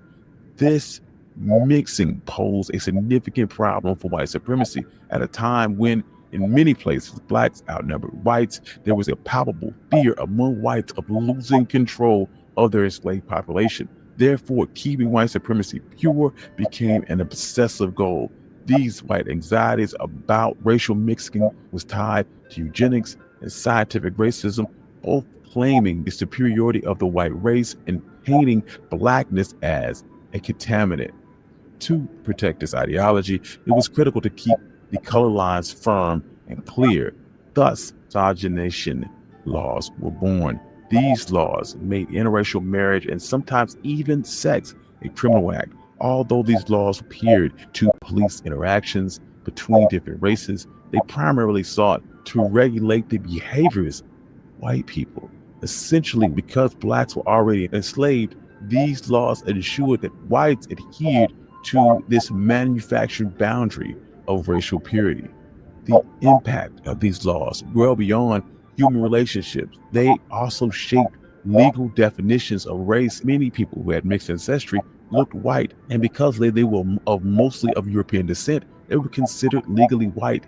Different states had legal variations of what it meant to be black or white. For example, in 1822, a law of Virginia said that to be called a mulatto, a term that was borrowed from the Portuguese and the Spanish, which comes from the Latin word meaning mule, person needed to have at least 1/4 of black ancestry. The Nat Turner Rebellion in 1831, Virginia made new rules limiting the freedoms of freed black people. However, they didn't establish the one-drop rule right away. In 1853, when this rule was suggested, lawmakers realized that it could negatively impact many people who were already legally considered white. Over time, however, these rules changed. By 1910, Virginia updated this law to someone who had 1/16 black ancestry, and by 1930, any African descent at all meant that a person was legally considered black. Contrasting with Virginia's stance on racial definition, New Orleans exhibited a more nuanced approach. New Orleans in particular has a long history of racial classification. This city had created a multi-tiered system, quite distinct from the binary classification that you would see elsewhere. Whites held the highest status, blacks held the lowest, but in between, there was something called the Creoles of color, and they had carved out an intermediate of that precarious social status. These Creoles were the product of generations of intermixing between whites, Africans, and the indigenous people. Unlike other regions, interracial relationships were more tolerated and somewhat encouraged in colonial Louisiana. In this in-between class, Creoles function as a buffer, helping whites maintain their dominance while keeping unmixed blacks firmly in their place. Creole children often receive recognition and even freedoms from their white fathers. This acknowledgement allowed many Creoles to rise to positions of privilege and be ingratiated into the elite class. Within this status came a sense of superiority over blacks, despite the fact that many of them had black ancestry. This is where it gets even more intricate because Louisiana developed an even more intricate caste system based on fractions of Black ancestry. This is where you would see terms like quadroon, octoroon, and griffith. These were used to describe the exact portion of Black and white lineage that a person had. This granularity highlights how desperately society clung to these racial distinctions, even though the lines were incredibly blurred. After the Civil War, Southern states created laws to enforce segregation and limit the rights of Black people, stripping them of their right to vote, their political participation. Between 1890 and 1908, these laws were passed by all former Confederate states and maintained until the 1960s. This notion of the one-drop rule was crystallized in 1896 when the Supreme Court, in its infamous Plessy versus Ferguson decision, this upheld the segregationist laws that established the separate but equal doctrine. This ruling triggered by the case of Homer Plessy, a man that was considered Black under Louisiana law due to him being 1/8 Black. This cemented the legal foundation for racial discrimination. Between 1910 and 1930, states like Tennessee, Louisiana, Texas, and Mississippi adopted the one-drop rule, while other states practiced it de facto. This period was marked by legal enforcement of racial segregation and extended well into the 20th century, embedding systemic racism deeply into the fabric of American society.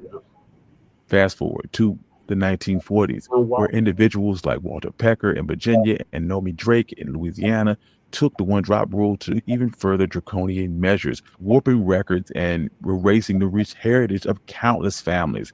Pecker's chilling belief that there was a higher race and that race must be protected from the lessers. Pecker's Racial Integration Act, which passed in Virginia in 1924, this new law prohibited interracial marriage and ushered in a long period of racial discrimination administered by the Virginia government. Walter Pecker, as head of Virginia's Bureau of Vital Statistics, Pecker was responsible for ensuring that all infants born in Virginia received birth certificates that included their racial designation. He was an active eugenist and used bureaucracy as a weapon against Black and Indigenous people all across the state. Yet, amid this tapestry of oppression, there emerged sparks of hope and resilience. The civil rights movement during the 50s and 60s started to dismantle this legal segregation and pushed against century-old barriers. The landmark 1967 Supreme Court decision in Loving versus Virginia was a watershed moment, striking down Virginia's ban on interracial marriages and the underlying prejudicial principles of Pecker's Racial Integration Act. This ruling marked a crucial victory in the fight for racial decades of systemic discrimination and the erasure of mixed-race identity.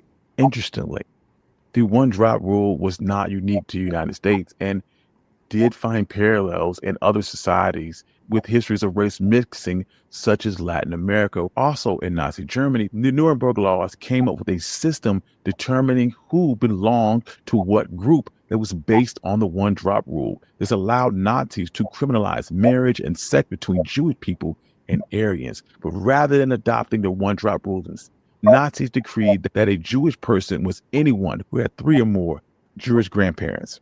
Even today, the remnants of the one-drop rule persist in our societal consciousness. Take, for instance, the story of Rachel Dolezal, a controversy that triggered a national debate about the authenticity of racial identity, and the 2000 census allow individuals to identify with more than one race for the first time. The history of the one-drop rule encapsulates the complexities and contradictions of America's racial history.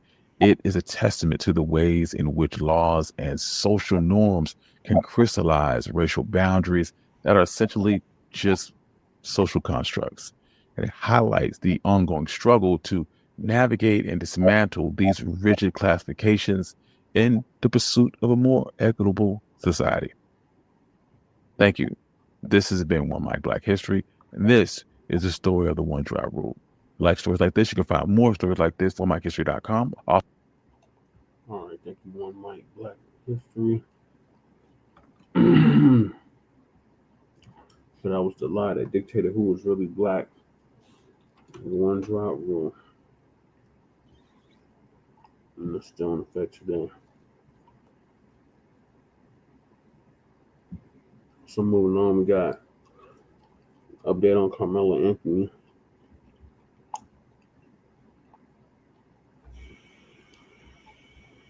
So my good buddy Church of Black Power is going to give us an update on that.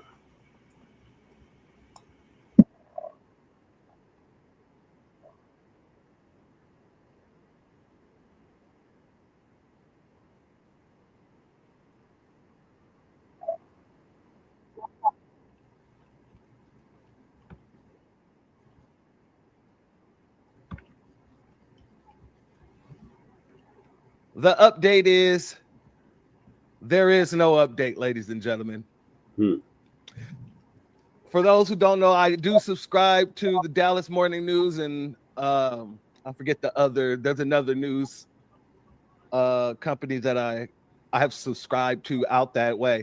Basically, whenever something breaks, it's one of these one of these companies that break it. I've checked Dallas News, ain't found nothing. I checked Google, and I come up with a few articles because there's a rumor going around saying that Karmelo Anthony, they've decided to trial him as an adult, and if he's guilty, then he can get 40 years or life in prison, but he can get paroled after 40 years, something along those lines. I can't find a news article to corroborate that. What I have found, though, is a bunch of nonsense, and that's why we're here today, family. We're here so we can address the nonsense. Who started it? Who done it? We naming names. Let's get over here. So the first article I find is from the Daily Wire, and I'm going to spare you of all the boring details.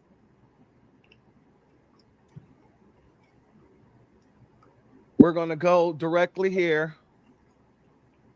It says Anthony will be tried as an adult since Texas is a concurrent jurisdiction state, according to Capital B. We're going to get to who Capital B is. The law allows prosecutors to charge minors, typically 16 to 17 years old, as adults with certain crimes. The Collie County District Attorney Office, which is north of Dallas, is prosecuting the case of the Metcalf apparent murder. Anthony was charged with first-degree murder in April, but a grand jury, this is very important, will review the evidence and decide whether to formally indict on that charge. Let me reread that. Anthony was charged with first-degree murder in April, but a grand jury will review the evidence and decide whether to formally indict on the charge or on a lesser charge like manslaughter, Capital B reported. Now, it was important for me to read that. That came from the Daily Wire because a lot of people just ain't getting past this whole, they ain't getting past the title. The title page is where they get stuck.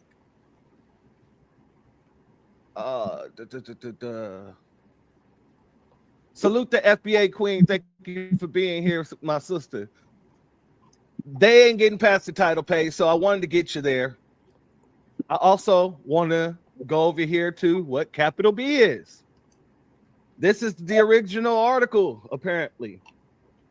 Track meet turns tragic. Texas teen charged as an adult under controversial law. Let's get to the good part.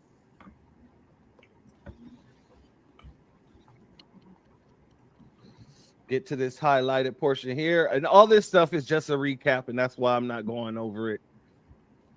This basically is a article talking about how Metcalf's dad is upset that Anthony is going to be given the opportunity to graduate but not walk the stage.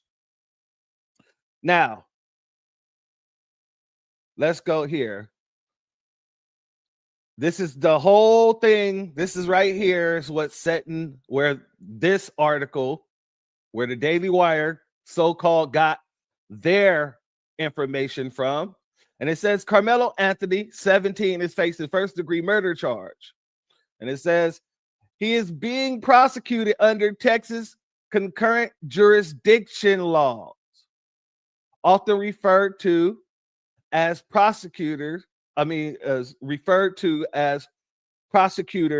direct foul laws. Now, I highlighted that because it's very important. Salute the FBA Queen. Thank you very much for your Cash App.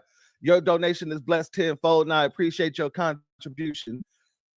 The reason why I made sure to include this article is because that's where the Daily Wire says they got. Oh, sorry. Let me go back here. This is the article here. I'm sorry, family. I didn't know. I didn't switch it over. But this is where the Daily Wire said they got their information from. Well, this information right here is misleading, to say the least. Why is it misleading? Well, it's misleading because Texas does not have direct foul laws. Even though Texas is a concurrent jurisdiction state, it's not like Florida. Florida has direct foul laws, which means that in certain cases, if you're 15 to 17 years old, then a prosecutor can basically just toss it over to an adult court without any type of oversight from a judge. That's what direct foul means. The problem here is Texas is not a direct foul state. What Texas has is something along the lines, it's called, give me 1 second, I'm kind of spacing on what it's called. God dang it. I don't know why I'm having this brain fart, family. Forgive me for this. But Texas doesn't have direct foul laws. They have something that's very similar, but it isn't direct foul. Every case that's given to the adult courts in Texas has to go through something that's called a discretionary transfer and a certification process. So every case has to be heard, has to go through a hearing. A judge has to approve that it does not that it doesn't have jurisdiction, because both the juvenile and the adult courts have jurisdiction. That's what concurrent jurisdiction mean. However, in order for any child to be trialed as an adult in Texas, they have to have a hearing to do so. So it has to go through a judge. The judge has to say, okay, we're going to trial this kid as an adult. That has not happened. And that's why these articles are very misleading. They're very misleading because there are certain protocols that Texas requires in order to make sure a minor isn't railroaded into being charged as an adult. So Texas does not have a direct foul law, as these articles basically are saying. And it being a concurrent jurisdiction does not mean that it automatically goes to the adult court. But all of that is actually moot. It's a moot point. And the reason why it's a moot point is because none of this can happen until it goes to the grand jury, for the grand jury to even decide whether or not the case has merit to move forward. So, why are these articles coming out in the manner in which they are? Salute to Hurricane IQ. Thank you for being here, my brother. Why are these folks out here trying to push this narrative? Is it just wishful thinking?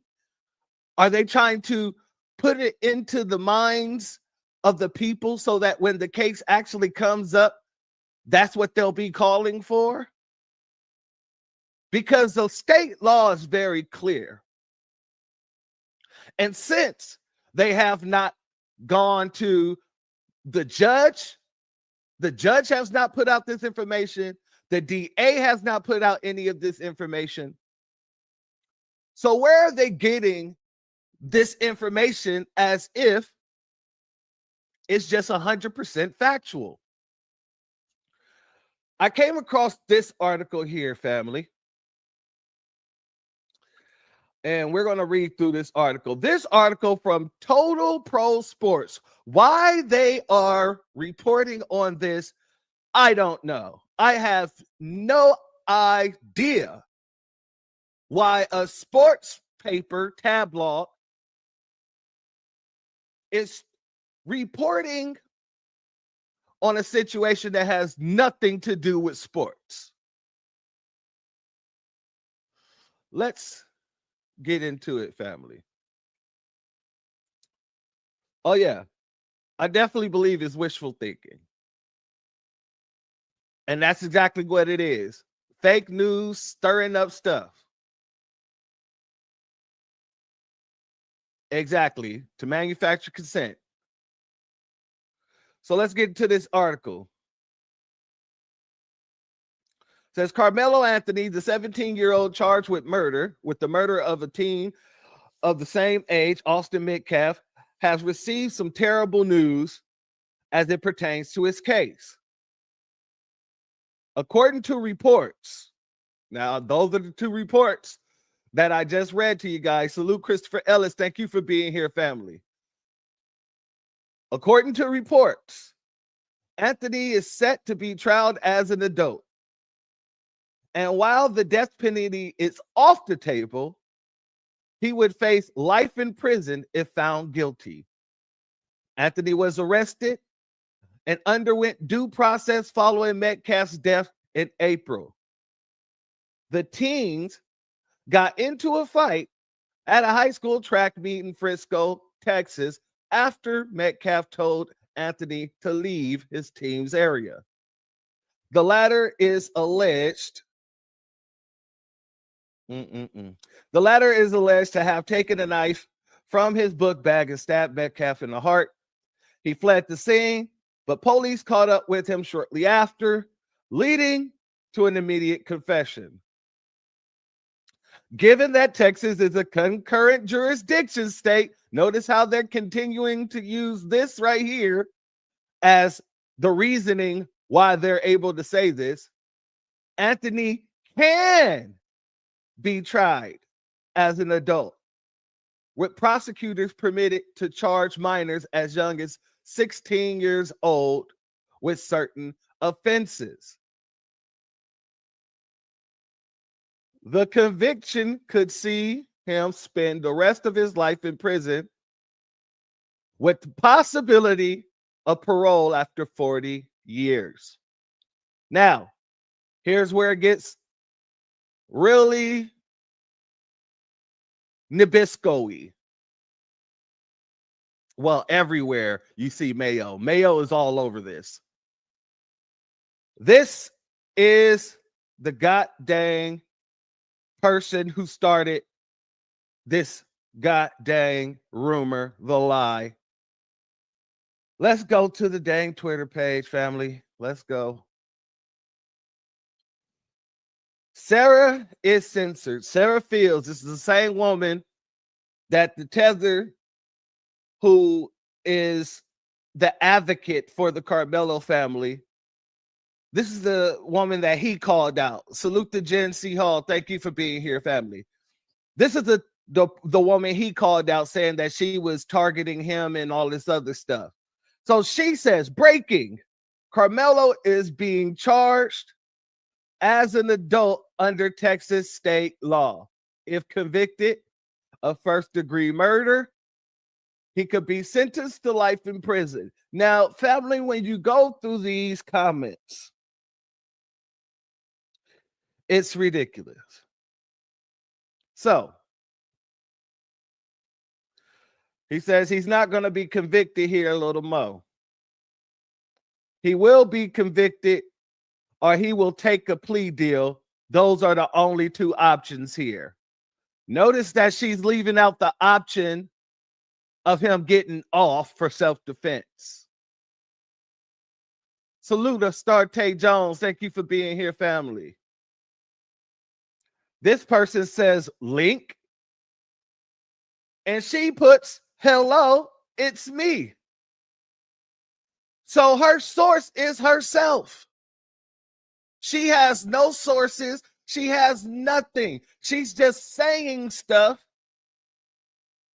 and people are running with it, including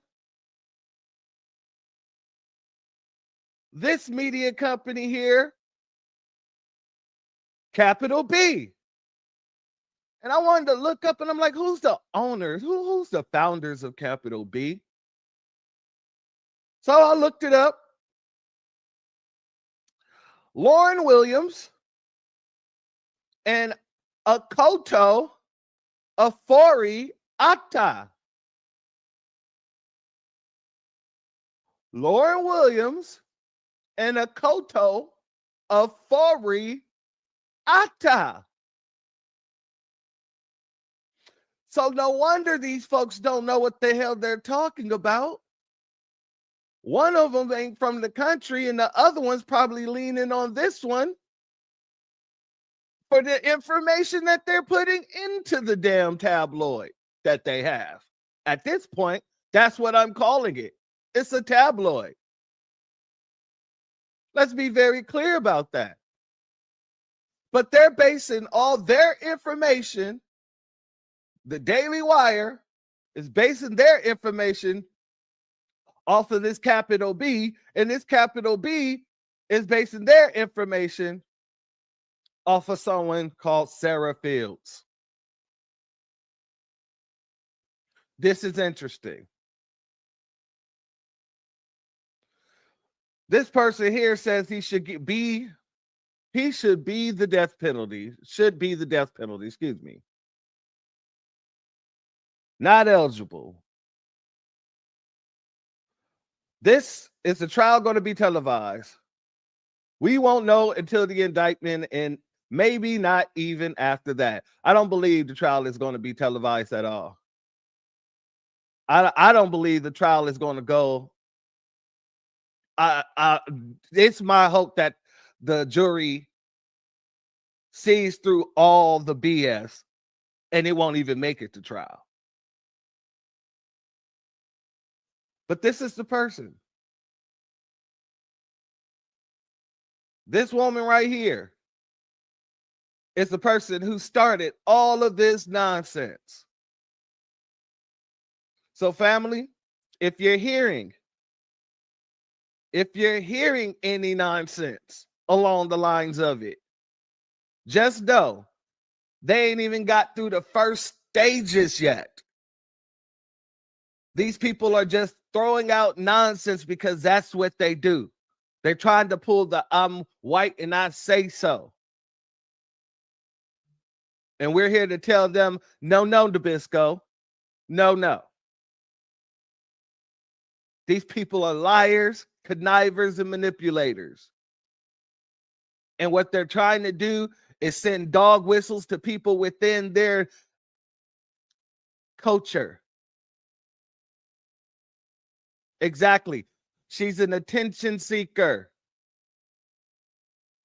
It says here, Republican state delegate. She has an uncensored podcast.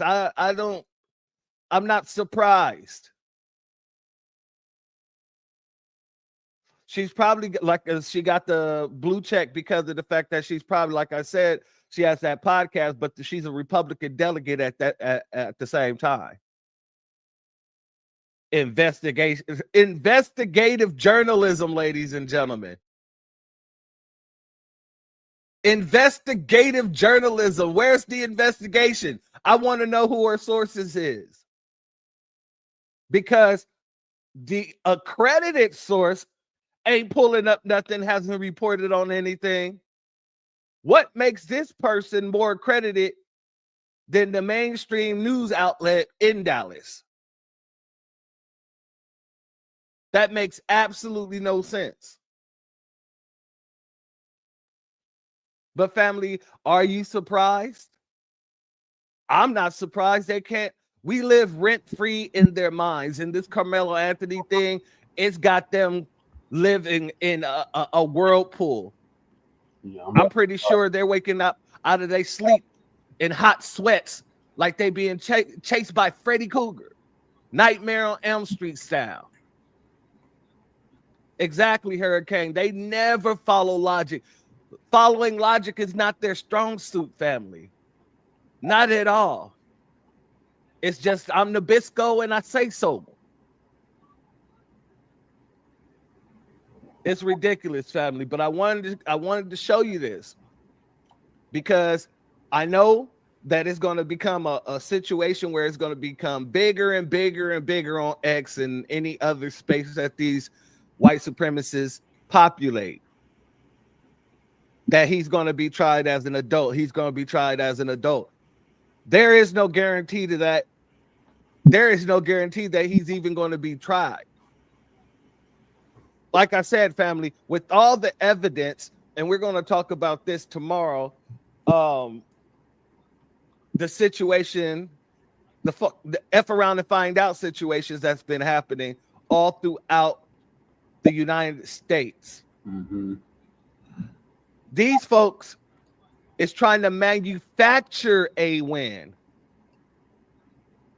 And they don't know what the hell they're talking about. They don't know the law. And that's the most telling part about this whole damn post here is she's saying according to state law, but the state law is very clear that no, you can't do that. A juvenile judge must approve the transfer of the case to an adult court. Look this up, family. Texas does not have a direct foul law. So all they're doing is spreading misinformation, trying to manufacture a win because they've been taking these L's back to back to back. And to be honest with you, family, I love it. You're showing how weak you are. Tariq says it all the time. He says, when you start lying, you already lost. Mm-hmm. So you're just showing us how weak you truly are. And we're okay with that. We like the fact that you're admitting you're weak.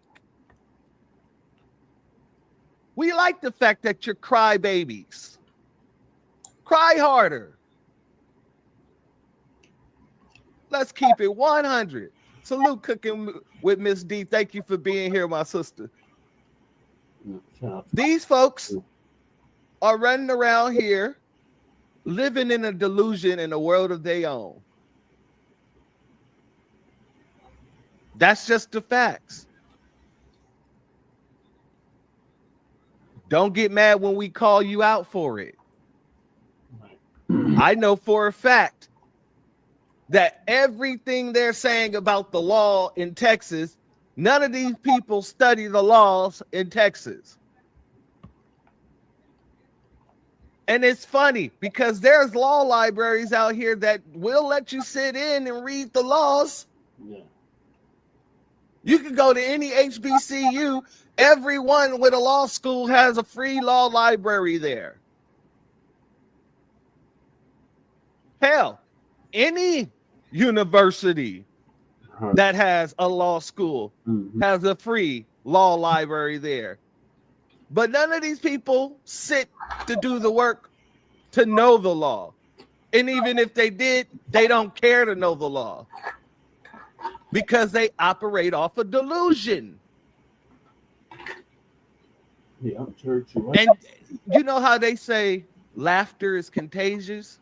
So is delusion.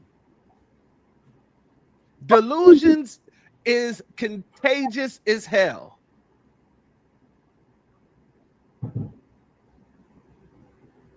Oh yeah.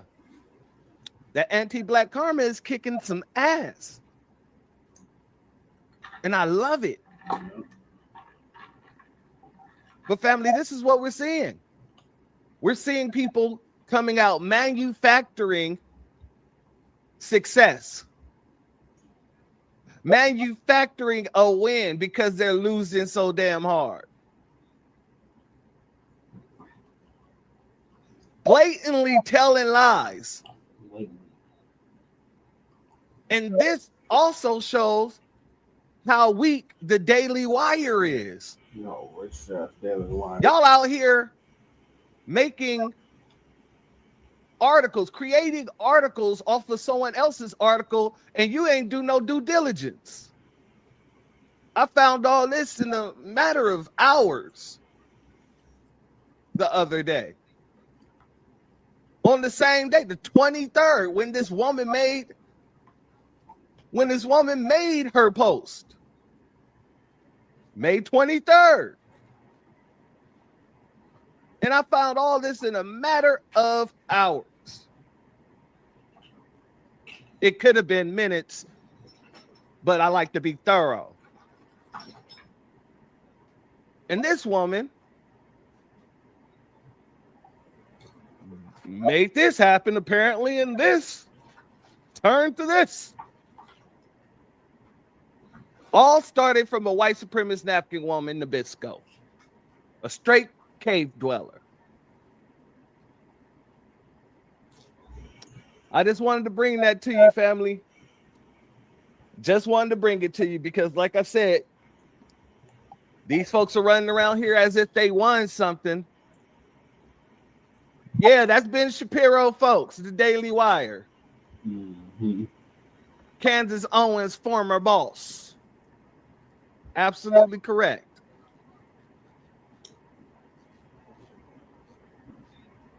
That's what we are, truth seekers and tellers. We ain't about to sit here and allow you to run around here acting as if you got a win off of this. You ain't got no win.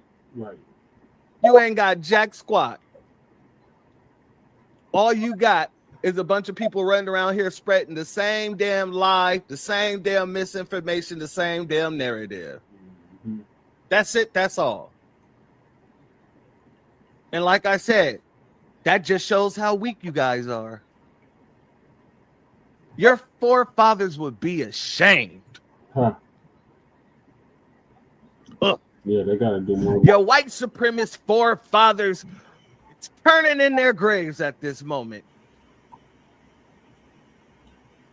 They're like, we produced this weakness? Oh my God, no. Oh, yeah. Hey, if this is what you need in order to basically show the world that you're winning something, go ahead and do whatever you need. Show the world how pathetic you are. These folks are looking just like Trump when he was sitting in front of the South African president or whatever, talking about the South Africans going through genocide, the white South Africans. That made the country look weak. This man sitting here telling a blatant lie. Mm-hmm. And you know people all around the world who saw that is laughing their ass off. In the very same way we're laughing our ass off at these Magites. Right. Because more and more, every single day that passed, ever since that orange man got into office, these folks have been looking stupider and stupider and stupider. Yep. The desperation is real. Yep. And I want you to pat yourself on the back, family, because it's because of you guys that they're crashing out. It's because of you they're crashing out. And we're loving every second of it. Salute to Opal Ivy. Thank you for being here, family. we thought that it was going to take 2 to 3, 4 years, something along those lines, for the Magites to get their just desserts. But shoot, everybody's been catching them hands, physically and spiritually, on both sides. And everybody's out here manufacturing lies except for us.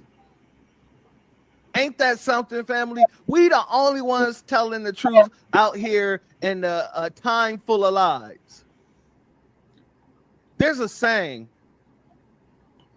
where it says that in the time of lies, telling the truth is a revolutionary act. And we've always been the revolutionaries. We've always been the ones to call all this nonsense out. The left is over here telling lies and manufacturing stuff, trying to scare Black Americans, foundational Black Americans, and everybody else because the orange man's in office.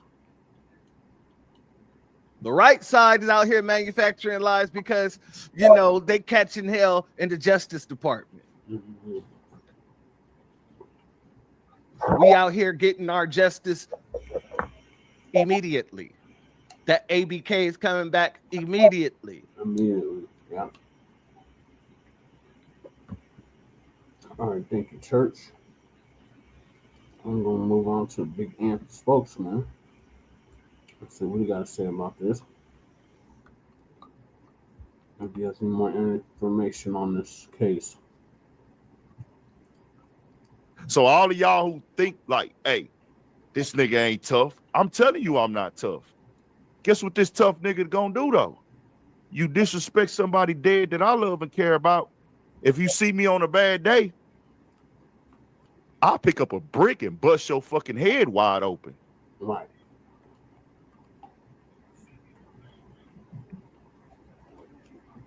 I don't think the stuff is funny. Right. I've always spoke against it. I've never condoned it.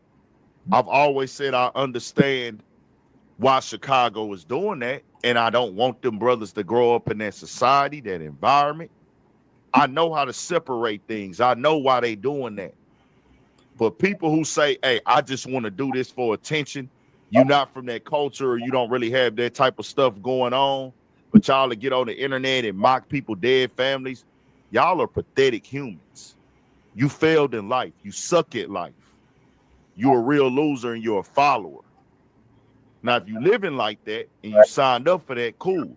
I have my conversations where I break that down and I try to tell my people, hey, bro, I get it. It's a cycle. Y'all come from that environment. I could only imagine the pain of seeing your family member being disrespected, that you loved, or your friend being disrespected. Right. Things like that. Video. So we ain't see this Snapchat video. So we ain't see this Snapchat video. I'm not even talking about the actual stabbing, y'all, because the actual stabbing might not be on video. The actual stabbing might not be on video, y'all. And you want to know why? Because he only did it one time. Yep. He only did it one time. So they might not have the actual stabbing on video because he didn't stab him multiple times. But you mean nobody caught the aftermath? Nobody got a video of the chaos? Nobody got a video of the cops putting them in the car? Nobody got a video of all the people living out? Nobody went live. Hey man, the dude just got killed in school, bro. Track meet now. This ain't in the classroom. Right. They have like 26 witnesses. I'm just saying. I haven't broke down into the storylines, y'all. The storylines of what happened are all alleged because of the simple facts. When it comes to this case, we don't even know what the grand jury is using as evidence to make their decision. So everybody talking online right now, you got a couple police reports out there. but we don't know what's official and what the grand jury will be making a decision off of. That comes out later. That comes out later. Y'all haven't seen nothing official yet. I know everybody want to be right. Everybody want to have an opinion. I'm giving an opinion. But guess what? This opinion is based off of reality of where we are today. Of where we are today. We going on 2 months, y'all. 2 months. You got the weapon. You have motive. You have the scene. You have witnesses. You've got admission. You've got everything you need to charge a person with murder. They charge niggas with murder for less. Yeah. All the dots is crossed off for you to have a murder. Y'all think it take this damn long to indict them? It's multiple reasons, y'all. They getting ready for the media storm. They getting ready for the backlash. Either way, they know it's a storm coming. This is why this is racial. Everybody who says that this is not racial, stop fucking lying and being a coward. Right. Stop being a liar and a coward and being fraud. You know this is racially motivated. All of their decisions right now, the state is making their moves off of racial tension. They know what coming with the decision they make.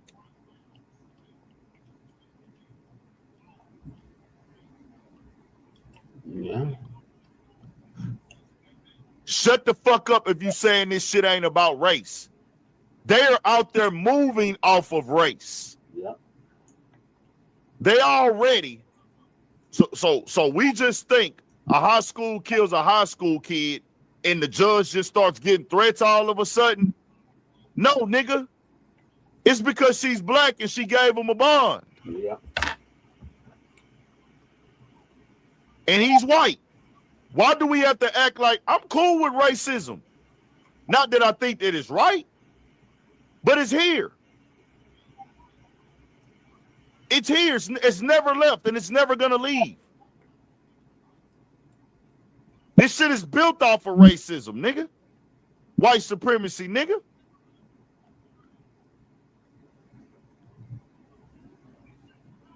So why do we sit up here and have to act like it ain't racial? And if you white, don't you ever tell me this shit ain't racial. Right. Don't you ever tell me this shit ain't racial, my nigga. You might not want to talk about it, and you can be quiet. You don't have to tell me. I know what it is. It's when you try to act like it ain't this. If the conversation come up, just be quiet. Don't say nothing. You cool. I ain't got nothing to say to you. But if you get on your platform or you start speaking and commenting, then you showing your true colors. You're a fucking liar. You're a fucking liar, and you're being fake, and you're being disingenuous. You know this is racially motivated. Whether the murder is racially motivated or not, at this point, that don't even matter. Whether the murder was racially, or the incident, not the murder, or the self-defense, maybe, self-defense was racially motivated or not. Whether Austin and his brother approached him because he was black or not, we're in the after phases. From here on out, everything is racially motivated, racially broke down.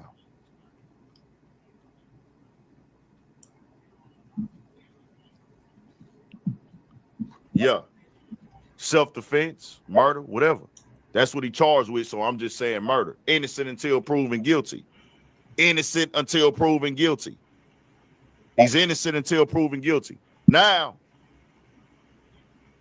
it came out, y'all, on all the blogs. Adult, my nigga, they was doing that regardless. This is how Texas work. He was going to be charged. Nothing new with this case. He has not been indicted. The only thing is new is this right here.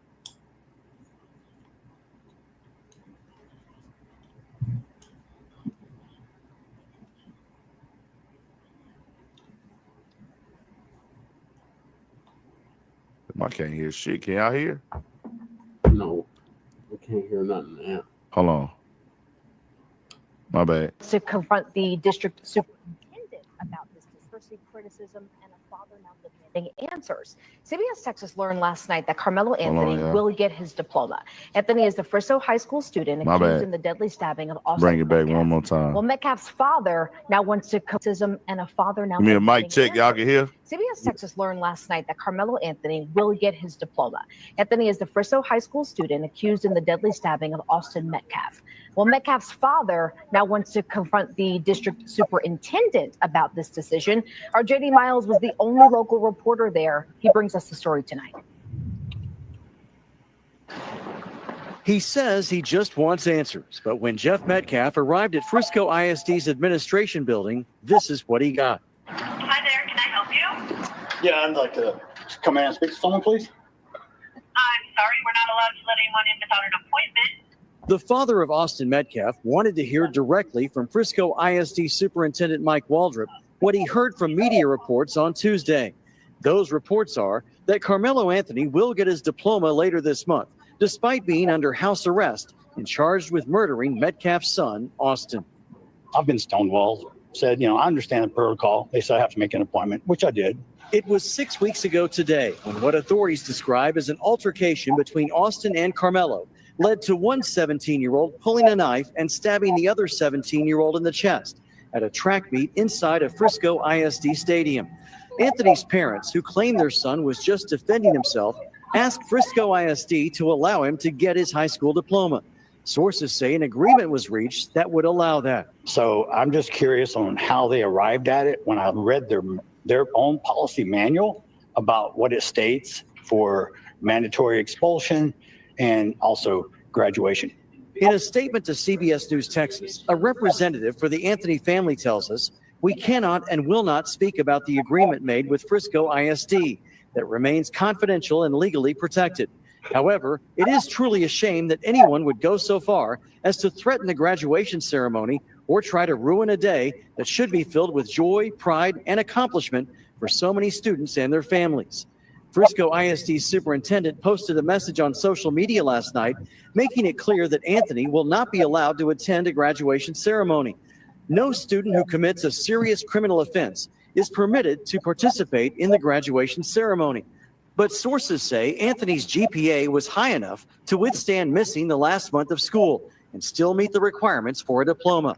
The school district tells CBS News Texas, if the student is expelled, they may continue their education through the Juvenile Justice Alternative Education Program.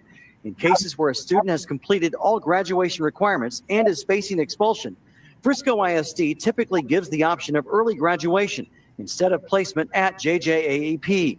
The controversy has resulted in a new online petition to award Metcalf an honorary diploma next year when he would have graduated along with his twin brother. The fact of the matter is it's not going to bring my son back. I mean, it's a nice gesture, but in the long run, my son doesn't get a diploma. So there's part of me that says maybe Mr. Anthony shouldn't get one either. In Frisco, JD Miles, CBS News, Texas. Shout out to my guy, I'm Aboriginal. Which is basically what our bodies feel. Hold on.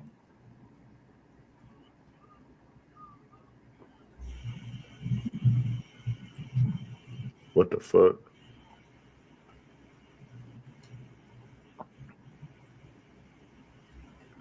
Shout out to my guy, I'm Aboriginal.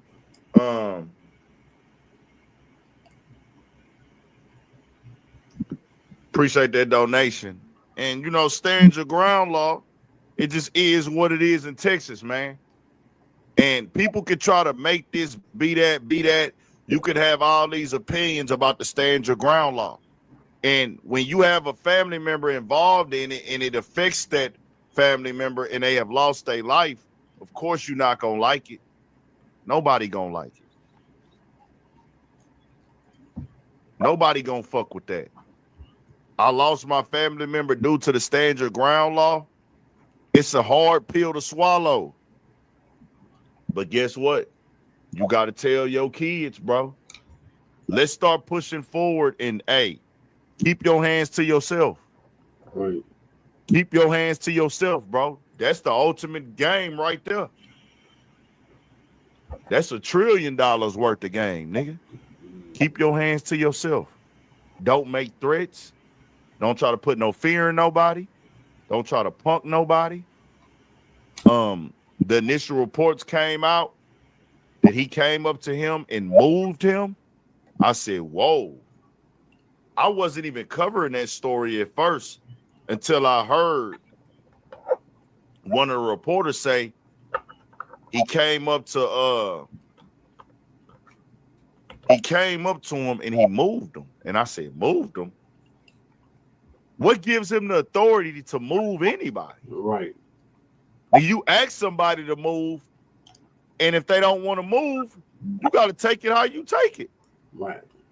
You can't force nobody to move nothing. In Texas, we keep our hands to ourselves unless you want to take it there. And when you take it there, you got to be ready for them to take it there.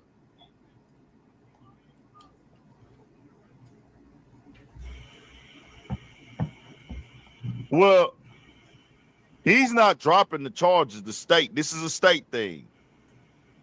This is a state thing. And I'm going to do better by reading them super chats, y'all. Shout out to I'm Aboriginal. I appreciate that, G. My boy Raymond Brown say, I understand if the father don't want to forgive Karmelo, but the fact is that the father says he forgive Karmelo. If this was true, then he would drop all charges. Right. Let's break that down real quick, Raymond. He doesn't forgive Karmelo. It's too fresh. Right. That's fake. Mm-hmm. This is why he's shown up to 2 events. Yeah. Don't fall for the hogwash. He does not forgive a goddamn thing. Mm-hmm. He want Karmelo to go to prison. Yeah. That's what I want.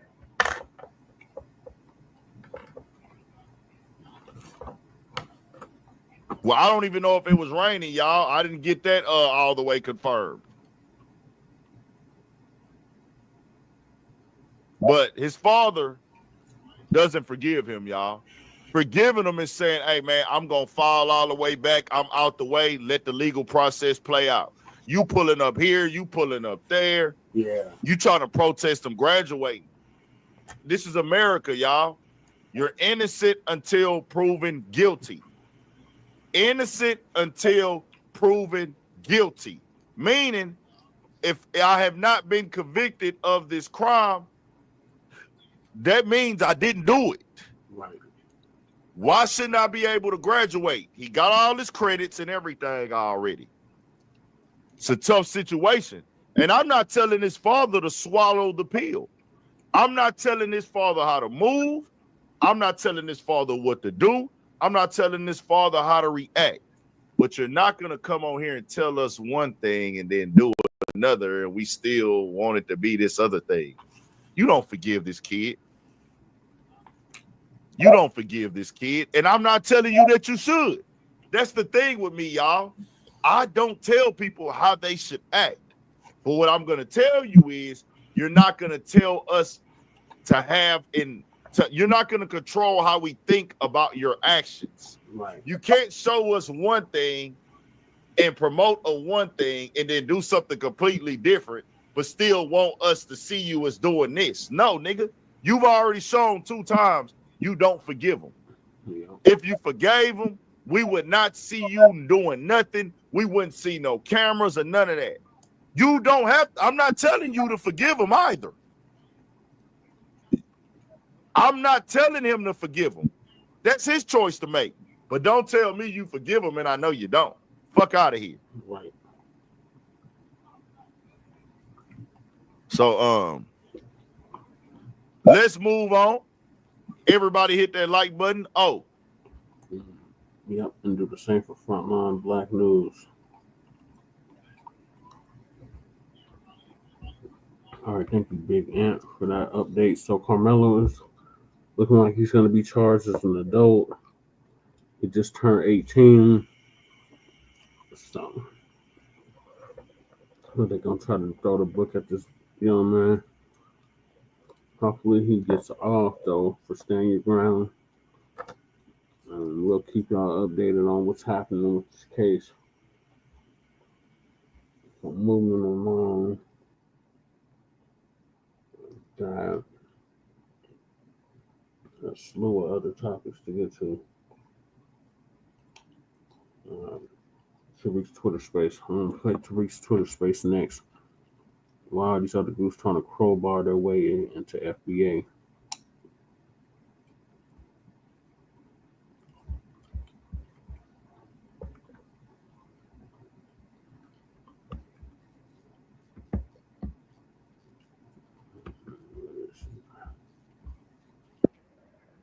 Just the video.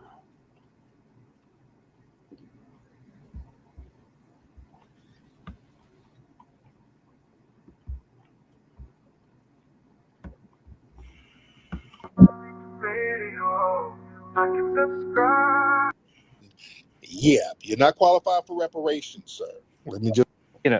And I don't know. I was just wondering where you stood on. Actually, I have confirmed ancestors that are okay. So I get the whole FBA concept and everything, and I'm just wondering, like, all right, there are a lot of white people in the country, or so-called white people that we look like white people, but we're not all completely 100% white. Like, I have ancestors that got here like back in the 1600s, and not all of them were white. And now I just look really white, and I am, like, I got my 23andMe, but I know that, like, I actually have confirmed ancestors that are like African slave Right, descendants. most white people do. That A lot of white people do. yeah, and I'm just saying, like, I respect the FBA. Like, we have deep roots here. I do too, and I respect that about me. But what I'm trying to say is, like, I just sometimes I'm like lost on this. It's like sometimes it seems more like a Black Power movement that you've got going on than a, like, we've got a shared history, and I don't know. I was just wondering where you stood on, and I'm not ashamed of that at all. By the way, Black. I'm like, I feel like you're part of my family in a extended, in a very extended You ain't getting way. no reparations. Let me let's clean that shit up. I see where you going. Let me pump that brake right now. You ain't qualified for no reparations. All right. See, this is what white people are gonna start trying to pull. I said this already. I said when we get this thing going, you're gonna get white people like, well, you know what? I got my granny. Well, she had a collard green recipe from my great grandma, and yeah, you're not qualified for reparations, sir. Let me just be clear on that, because you are not currently a foundational Black American. See, the term foundational Black American covers past and present. All right, that means what you are and where you came from. Yeah, there are a lot of white people who do have some type of Black or African ancestry. A lot of them do, but they have ethnogenesis, and then they start whitening up, they turn white, and you live white, and then you get all of the benefits and the privileges and the protections of whiteness.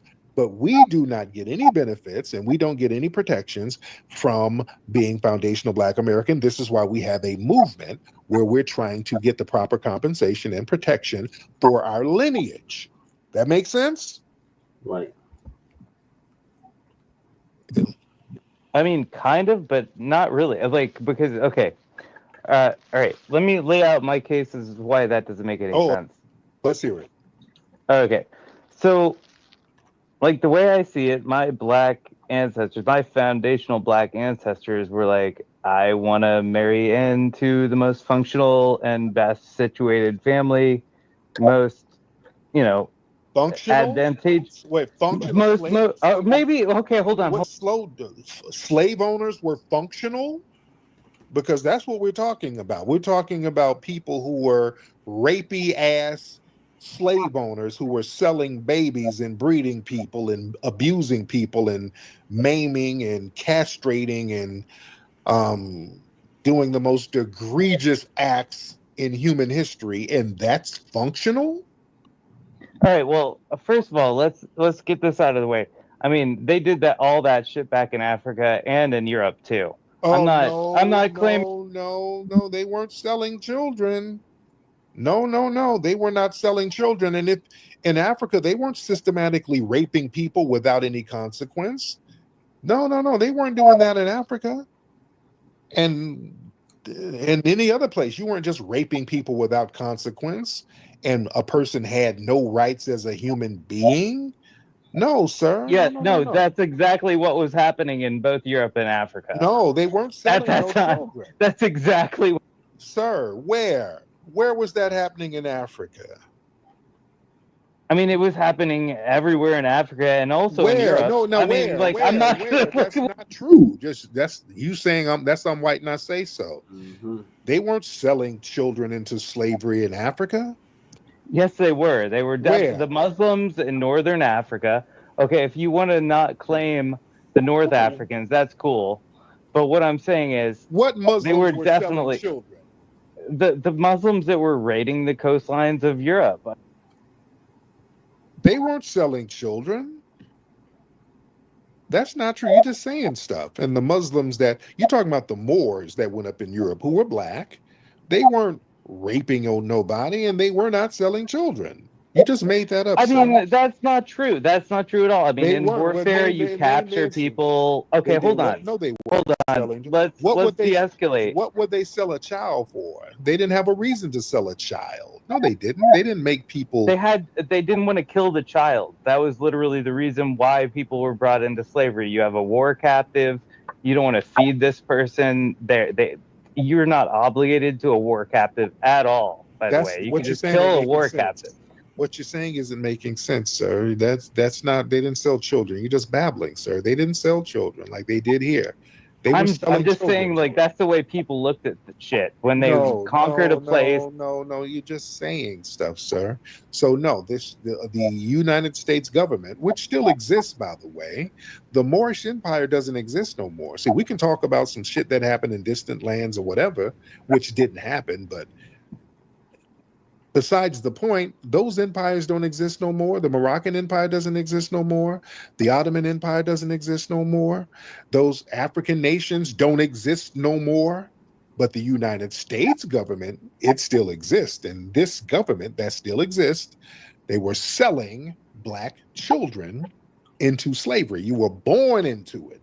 That's very unique. Now, is that the family you said that's functional that people wanted to marry into? Huh? Is that the function? Well, first of all, being born into slavery isn't unique at all. That's usually how slaves are born. That was always how they were born throughout history. I mean, there's very few. Not. Yes, it is. Yes, it very much is. Where? Okay, so where? Everywhere. There's nowhere on earth. Everywhere? You weren't born into slavery? No, you where? Yeah, in a lot lot of places. That's what slavery was. Every place. Every single place. No, that's not true. Okay, first of all, I'm not. Okay, so sir, you've told about 5 or 6 lies, and every time we need you to elaborate and bring some proof or some scholarship, you just start babbling, sir. That's not really a good faith argument type. So yeah, you've already established yourself as being disingenuous, sir. So that kind of nullifies any type of serious discourse that would come from you. All right? Shout out to the viewers. Make sure y'all like. Because you'll say anything. So yeah, so you're not even talking in good faith. If you sit here and say, yeah, there was people born in slavery, where? Everywhere. Everywhere like where? No. Yeah, everywhere. That's just I'm white and I say so. That's going to be your response to everything? It's just I'm white and I say so? Just say some shit that's not true and just keep saying all right. Hold on. Do you actually want to have a conversation, or do you just want to mumble on? Not really. Okay. Not really. All not right. really. Because you've already established that your whole go-to is going to be I'm white and I say so without any scholarship. Okay. All I'm trying to wait. You didn't hear me out on any scholarship. I don't want to. Thank you. Yeah, I'm not just going to hear I'm white and I say so. You're not going to just lie. I'm motherfucker just lying. Mm-hmm. Yeah, there were people born into slavery. Where? Everywhere. Name someplace with proof. All over. Okay. Have a good day. That's not true. That ain't true. All right. You're not just gonna be saying shit now. Let me get my sister Brooke up here. Brooke, what's up, beloved? What's up, Sister Brooke? And Hello, everybody, how are you? hey, beloved, how are you, dear?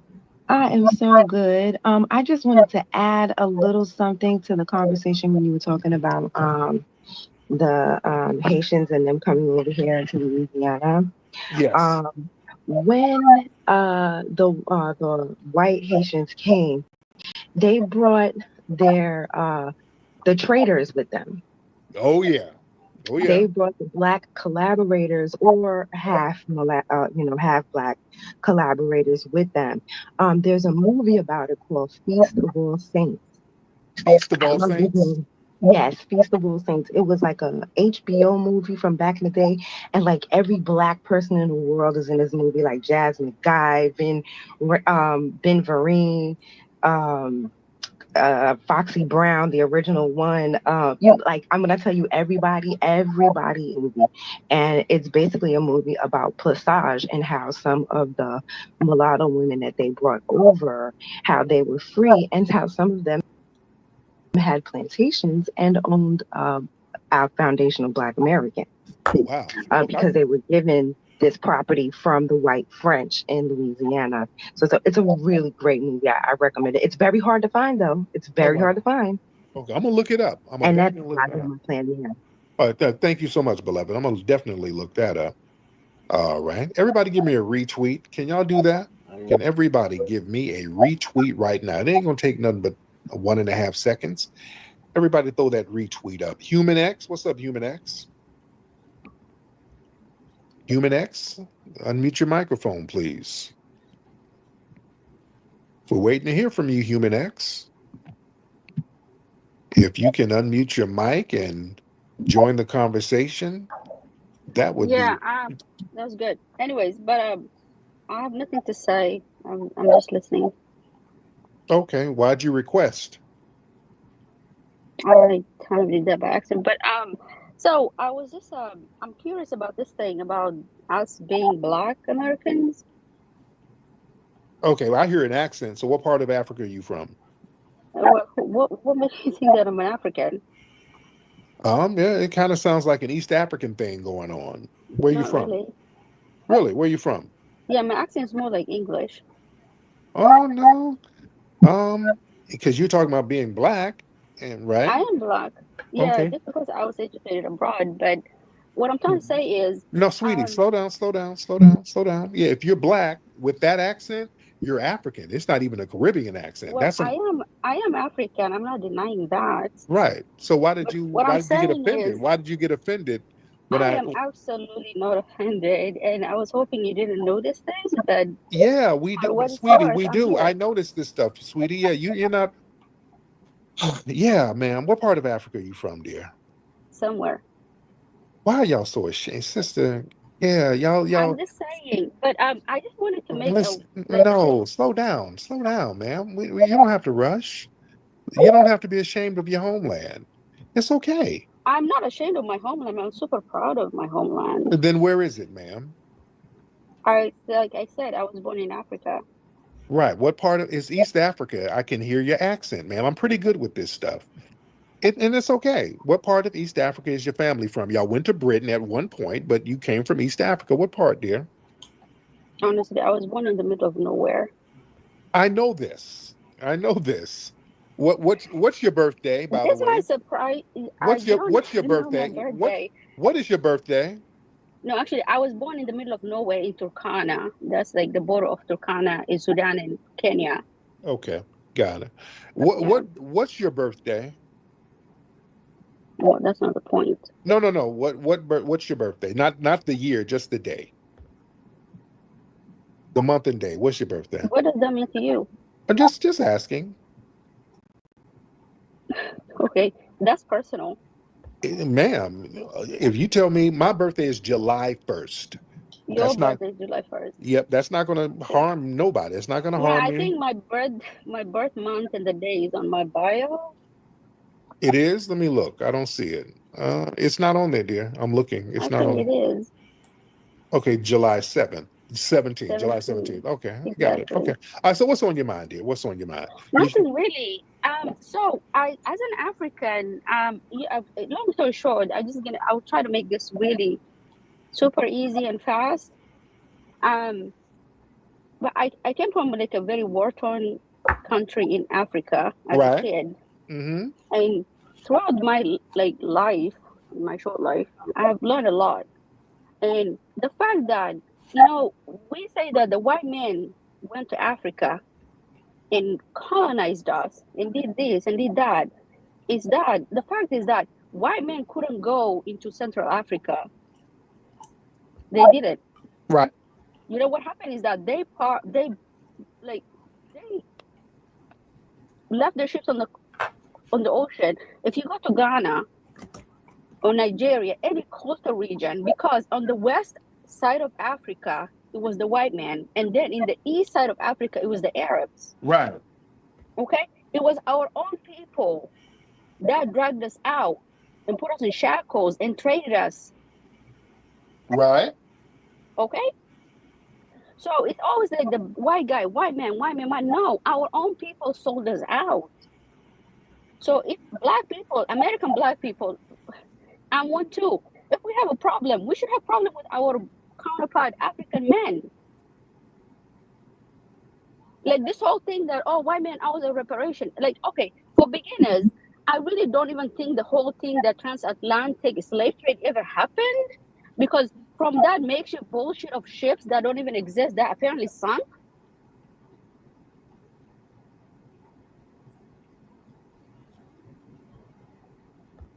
From whatever history that we're being taught as black people, I think it is wrong.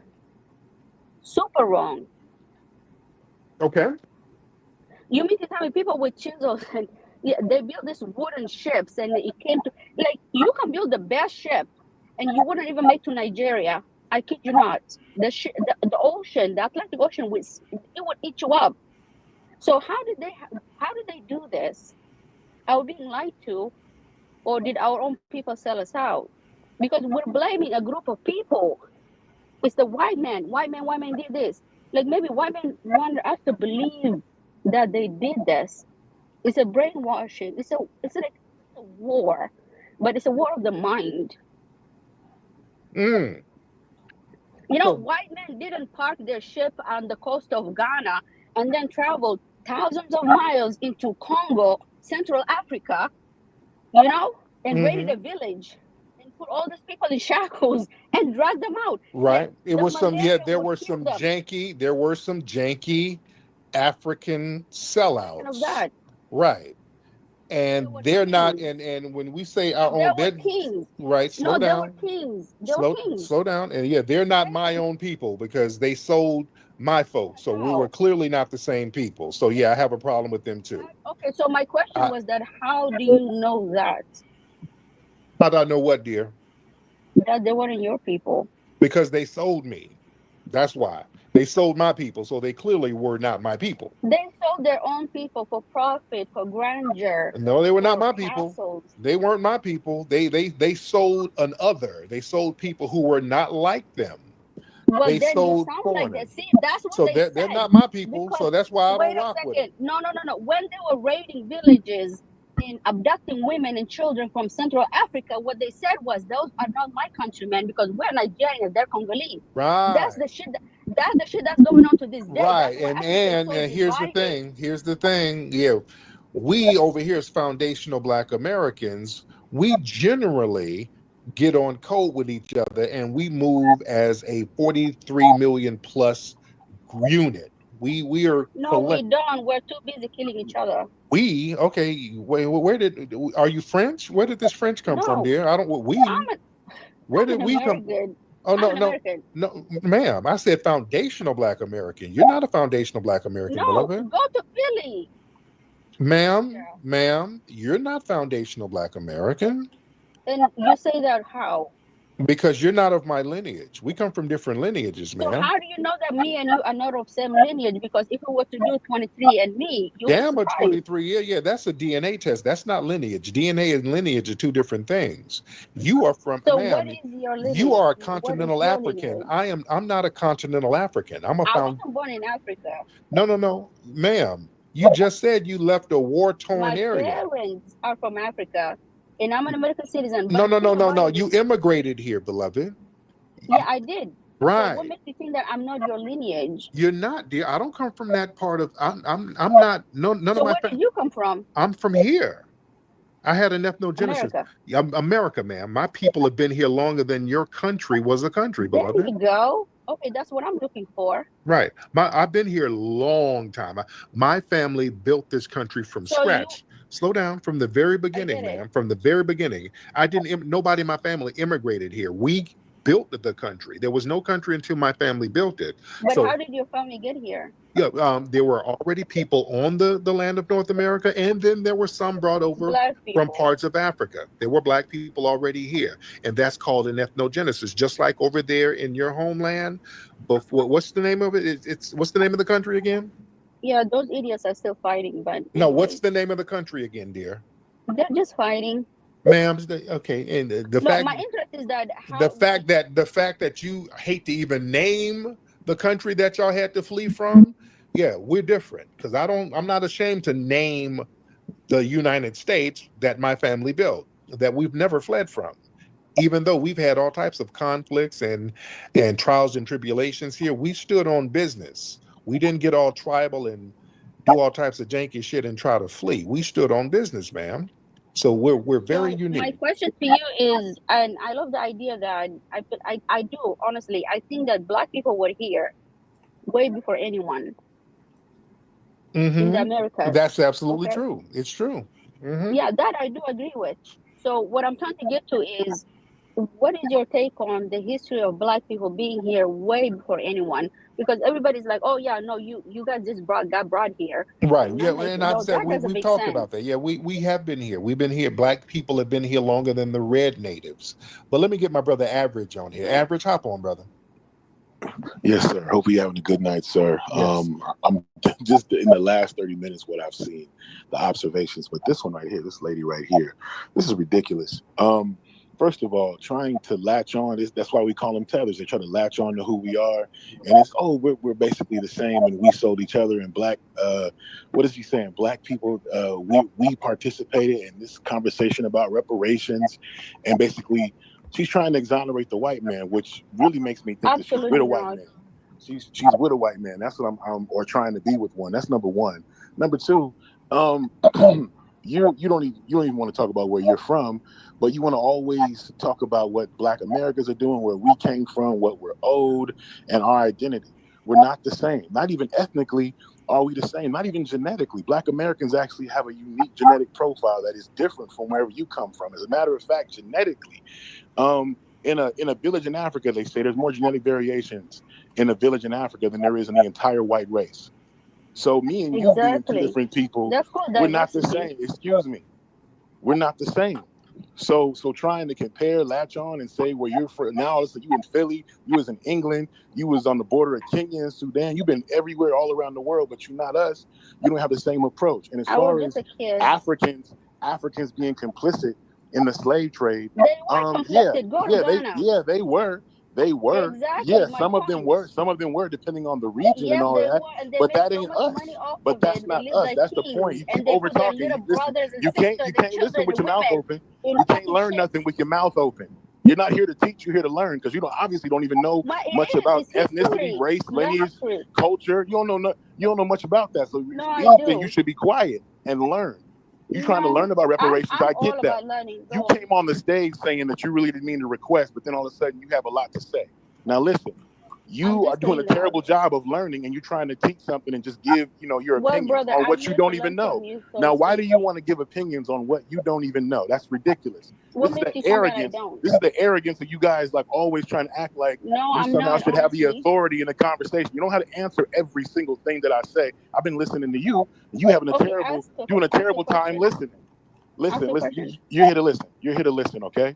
All right. Okay, and I said ask a You need to question. learn. You need to learn so that way the next time you open your mouth and speak on somebody else's lineage, you can actually know what you're talking about and not just have these odd opinions that really sound like white propaganda. It sounds like you history. just drank from the propaganda teeth of the white man and decided to regurgitate what you took in, rather than even knowing what you're talking about. Now that's No, trust incredibly me, I've seen ridiculous. more horror Now than to you land can my plane, imagine. I'm gonna stop talking real soon, but I'm gonna need you to stop cutting me off.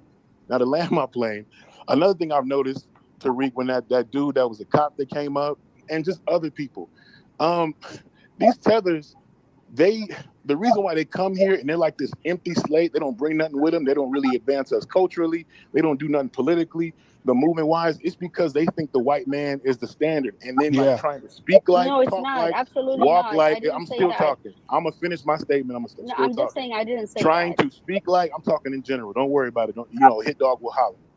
But trying to speak like, walk like, Nobody talk hit me. like, I'm fucking and comfortable in my fucking uphold this penthouse. weird standard that the white man said makes them like somehow I didn't passable say that. and Trust me, you're acceptable way is far what they off want to the let. base. Excuse me, you're talking when I'm talking. That's rude. Did your mom and dad not teach you manners? No, you Especially cannot when just somebody is assume talking. that people say I'm shit that they talking didn't about say. people in general, My and mom you're dad over was talking. great. Listen. I don't give a shit about nothing you're talking about right now. I'm gonna say what I have to say the same way you got to say what you had to say. That's just fair. Do you not believe in fairness? Or is that a thing I in do believe Africa in where you fairness, think but you I should just don't. overtalk people about their own history, religion, Wow, and all of a sudden I'm circumstances? African. Is that a thing in Africa Okay, where you think you have it's the right to not. just Love, I overtalk haven't people been to about what they Africa since know? I was like 3.5 Listen, years I old. don't give a shit about where you came from. Okay, Don't care about ask how a long you've been question. there or none of that. Reason. We're talking about American business right now. You're talking to an American. Welcome So you to should be America. quiet because you're not one. You're not a foundational You are Black telling me American. to be quiet? Yeah, because you're talking while I'm talking. That's what I'm being nice and saying be quiet. I could say something else, but I'm being far more reasonable than you are. Now to land my plane, they come Unmute here. yourself. They come here with this can't shut up, don't have no emotional Oh, intelligence. please. It's odd, and then they act Don't like do they're the that. standard because the white man done put a battery in their back, and they want to adhere to some kind of standard Excuse me? that the white man put in front of them, and they think they're gonna be a better version of quote unquote Black Wow. people. Meanwhile, when we speak and we know what we're talking about, they still can't be quiet because everything the white man tells them about being better, oh, you're pure and you're this, it's bullshit, but they hold on to it, latch on to it while being these empty, meaningless, worthless slates that ain't got nothing to add to a conversation. I Case don't in know point, her. that. She can't even shut up long enough to learn. And then on top of that, don't know what she's talking about. And then press the button saying, well, I didn't mean to do that, but then got everything to say. And then got no facts in nothing that she's saying. Do you have a And I land my question? plane there. Thank I you land so my much, plane there. brother. Y'all have a Thank you. good night. Oh, goodness. Okay. Human X. No, ask a question. Let's talk about history. I don't want somebody babbling. But anyways, thank you for your time and I appreciate it. And I really wasn't expecting you to have me the mic. But anyways, long story short. Yeah. We like to have everybody give their 2 cents. Before you leave, let me get EJ to speak with you real quick. That's our FBA brother. EJ, hop in. I'm gonna just wait because I don't want to hear. He's already interrupted the brother. I'm gonna just wait. Okay. All right. Human. Any last words, dear? No, none, zero. Okay, but thank you so much, beloved. All right. Please get the fuck off the stage. You brought nothing to the conversation, and I had to wait till this creature get off the stage. It's the problem with these African tethers. They don't know how to shut the fuck up and be quiet. He clearly came up here just to cause chaos and confusion, and it's such a shame that the brother average couldn't finish his spiel. And this just goes to show you that tethers like her don't have anything to bring to the table. She doesn't clearly know anything about the African slave trade and what her people did and what different places in Africa did to the people that was actually there doing something and actually trying to build something in Africa.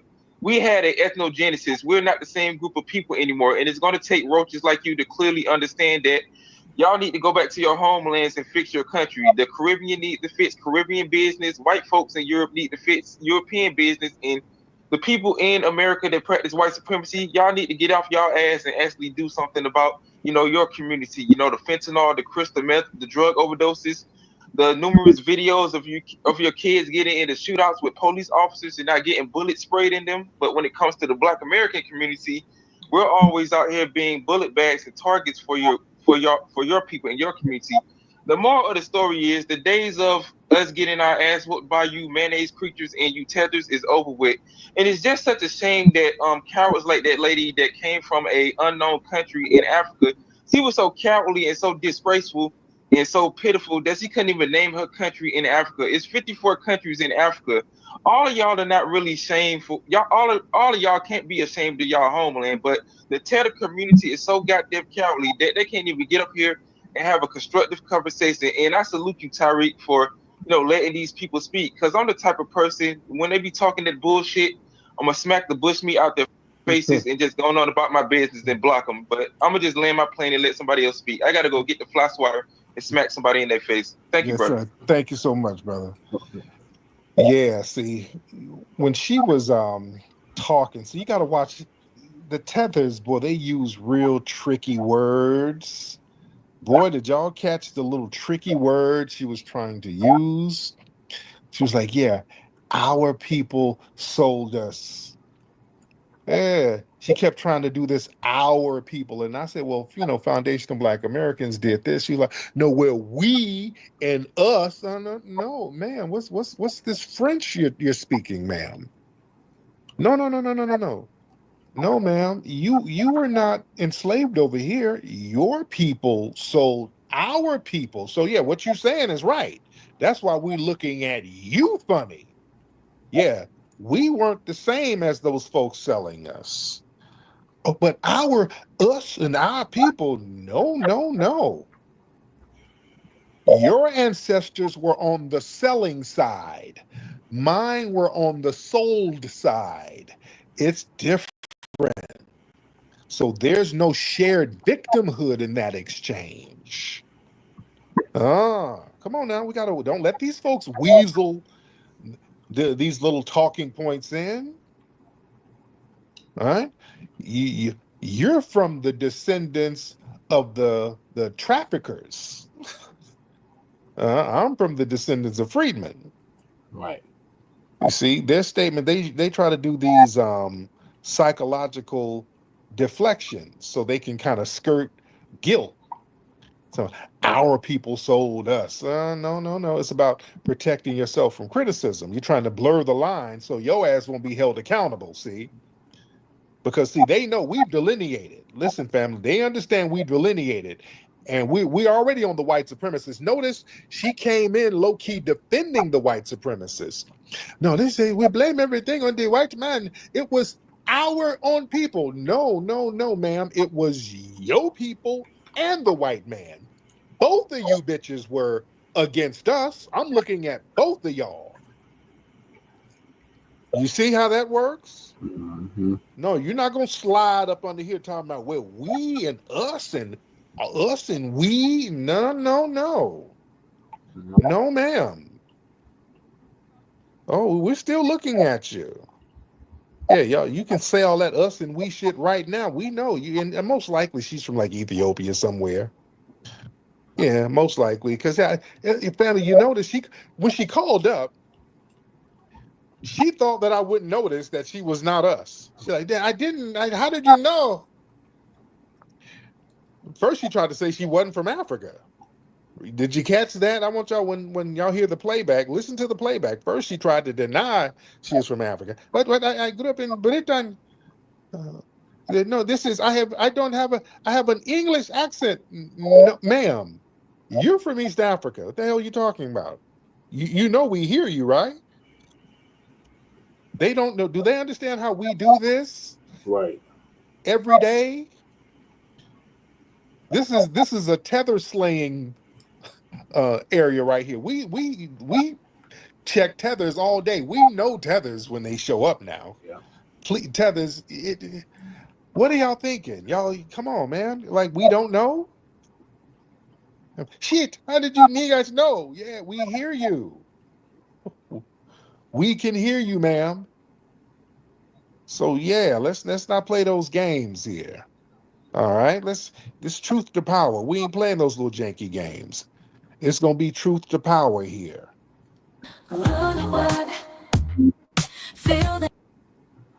right. So as you can see, everybody trying to get in on our reparations claim. They're trying to crowbar their way into Lineage, and we checking it every step of the way.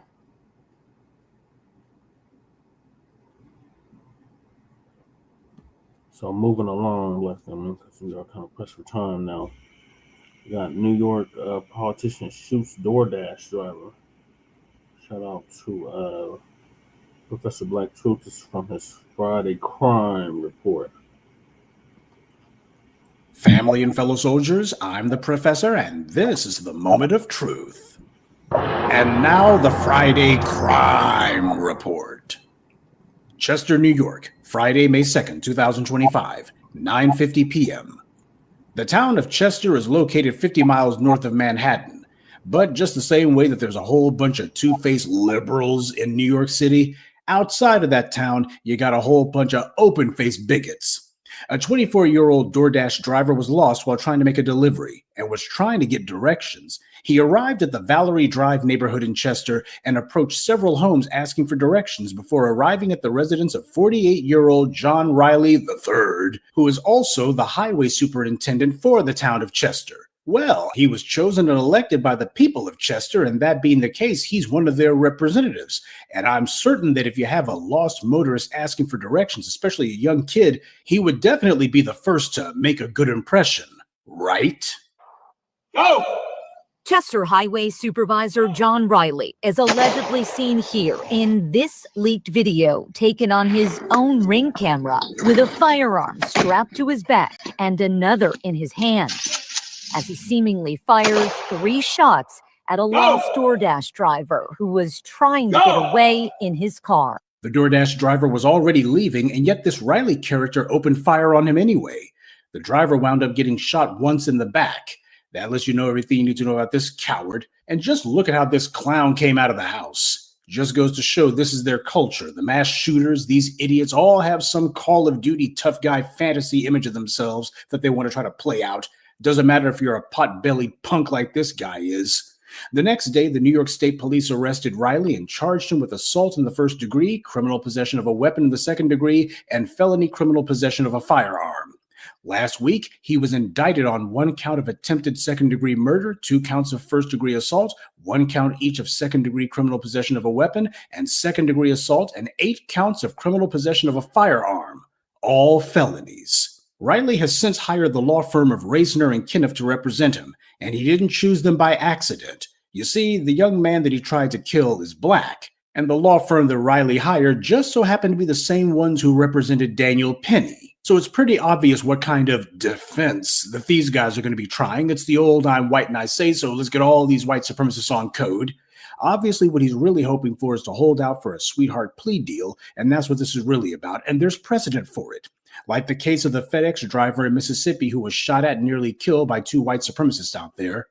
Riley has since been out on the loose on bail. His colleagues in the Chestertown government are pleading helplessness as to what to do about him.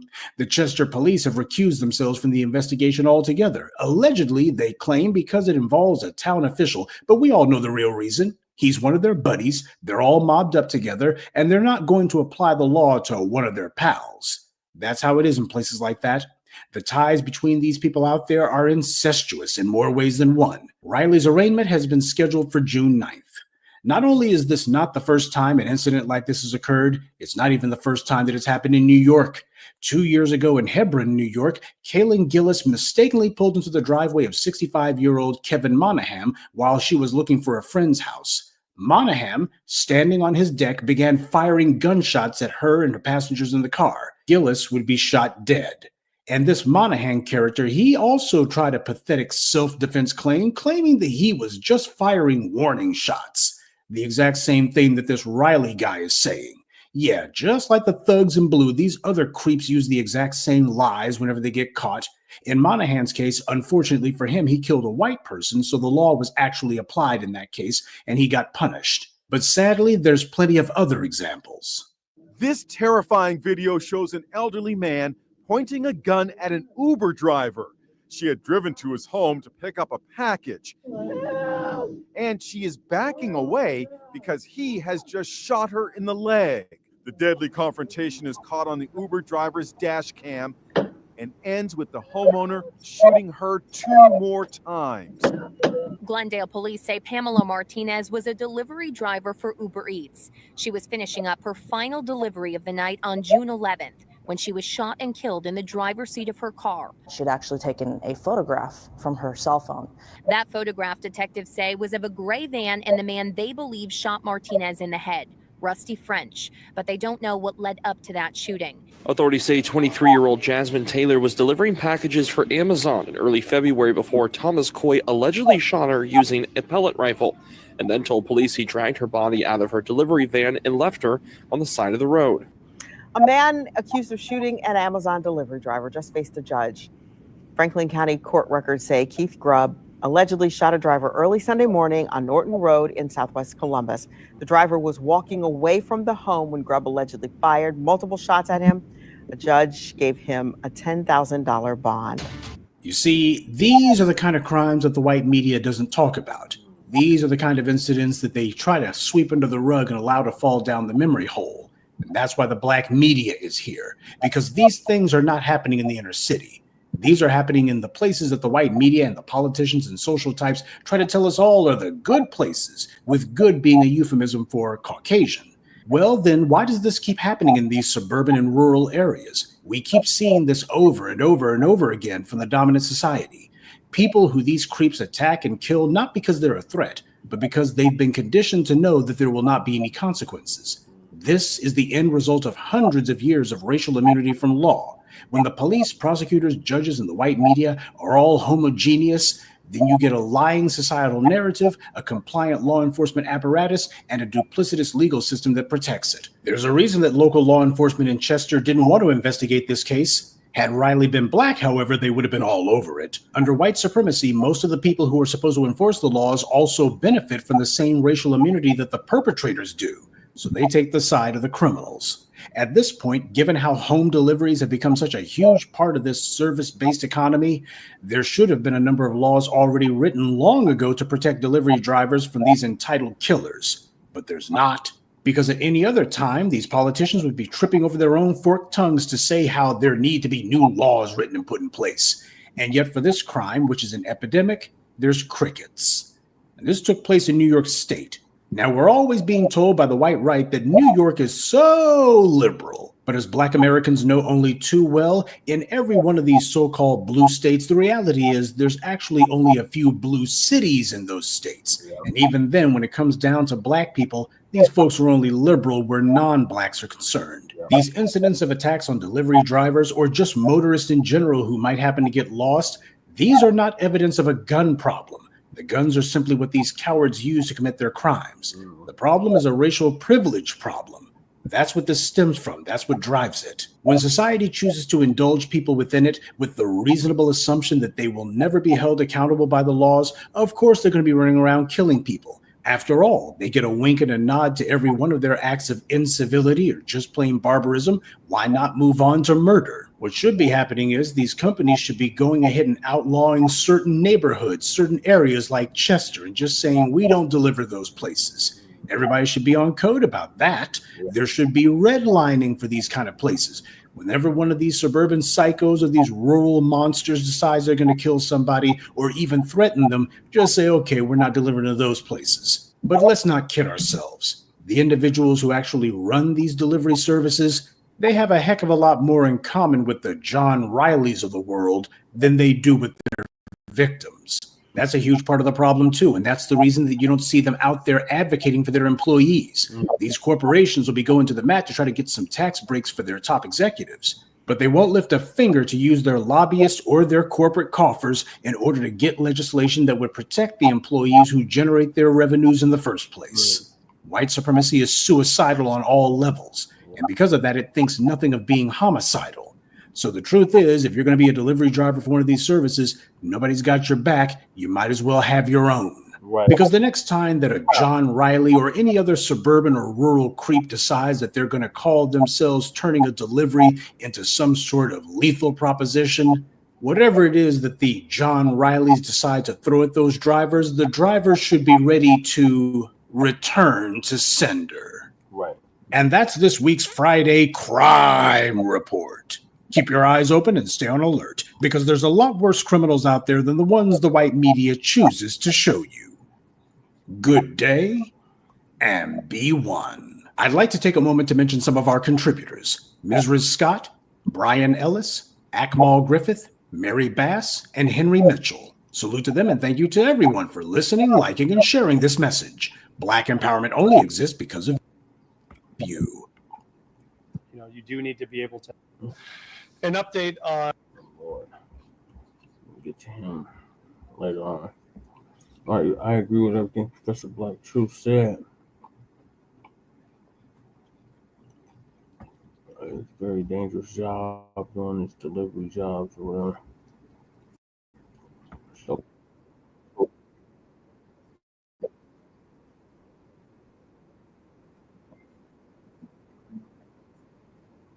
keep your power tools on me at all times.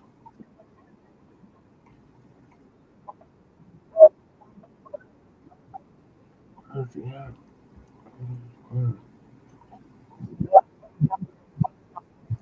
Oh. Okay. Let me show this. All right, so moving along. The dump met with the president of South Africa, Ramaphosa. If you're not already subscribed to And Professor Black Truth gonna give us his take on that.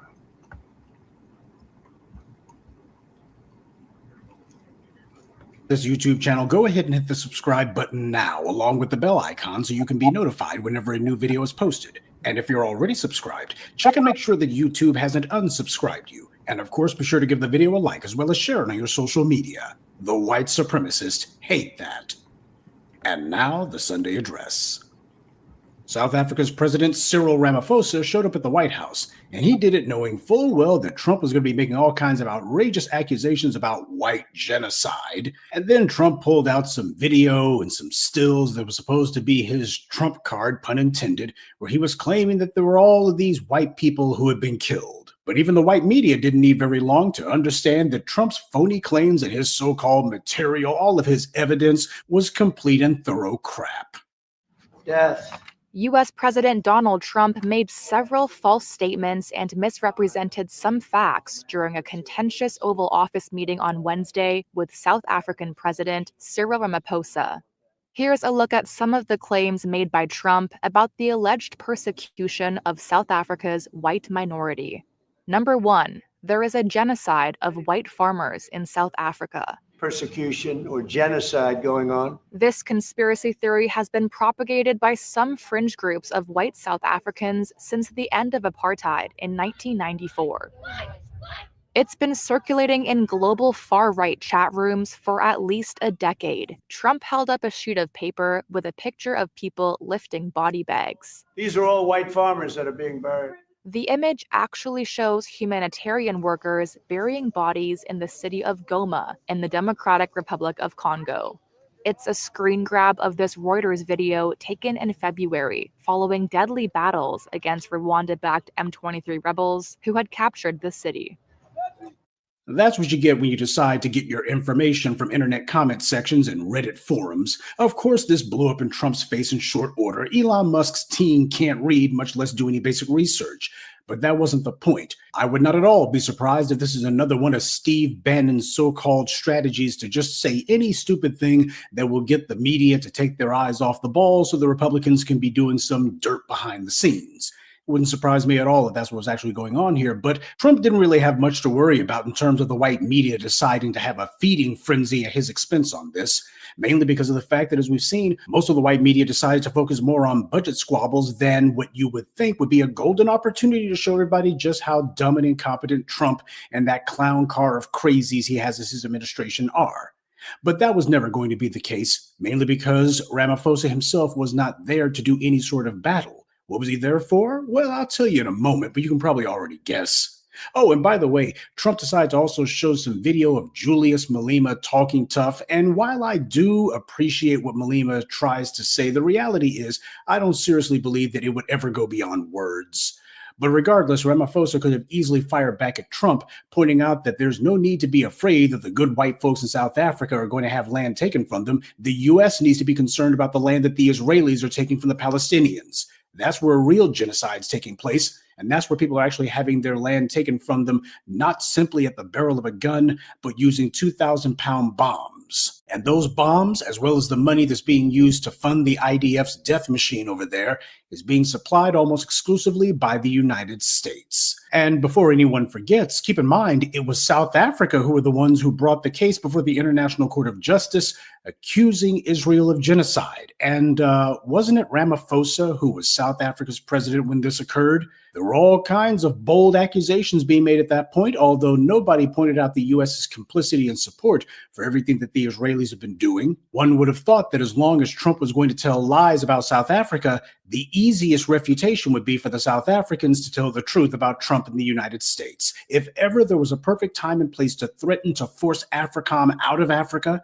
to declare that Africa is going to seek closer ties with Russia and China, and to threaten to stop all rare earth mineral sales to the U.S., it was then. But of course, no African country has ever or would ever do that. They literally can't afford to. The problem wasn't that Ramaphosa forgot about all these things or that it slipped his mind. You saw he was sitting there goofy grinning. The problem was that he was only too glad that Trump invited him to the White House, because he didn't come there to stand up for South Africa or anything else. The white media tried to prop this guy up some while back, claiming that he had mentioned the Black Lives Matters movement back in 2020. But the reality is, when he gave this UN statement, over the internet, by the way, he gave a very circuitous mention to Black Lives Matters, very oblique. He didn't even say Black Lives Matters. He just basically talked in very general terms about racism.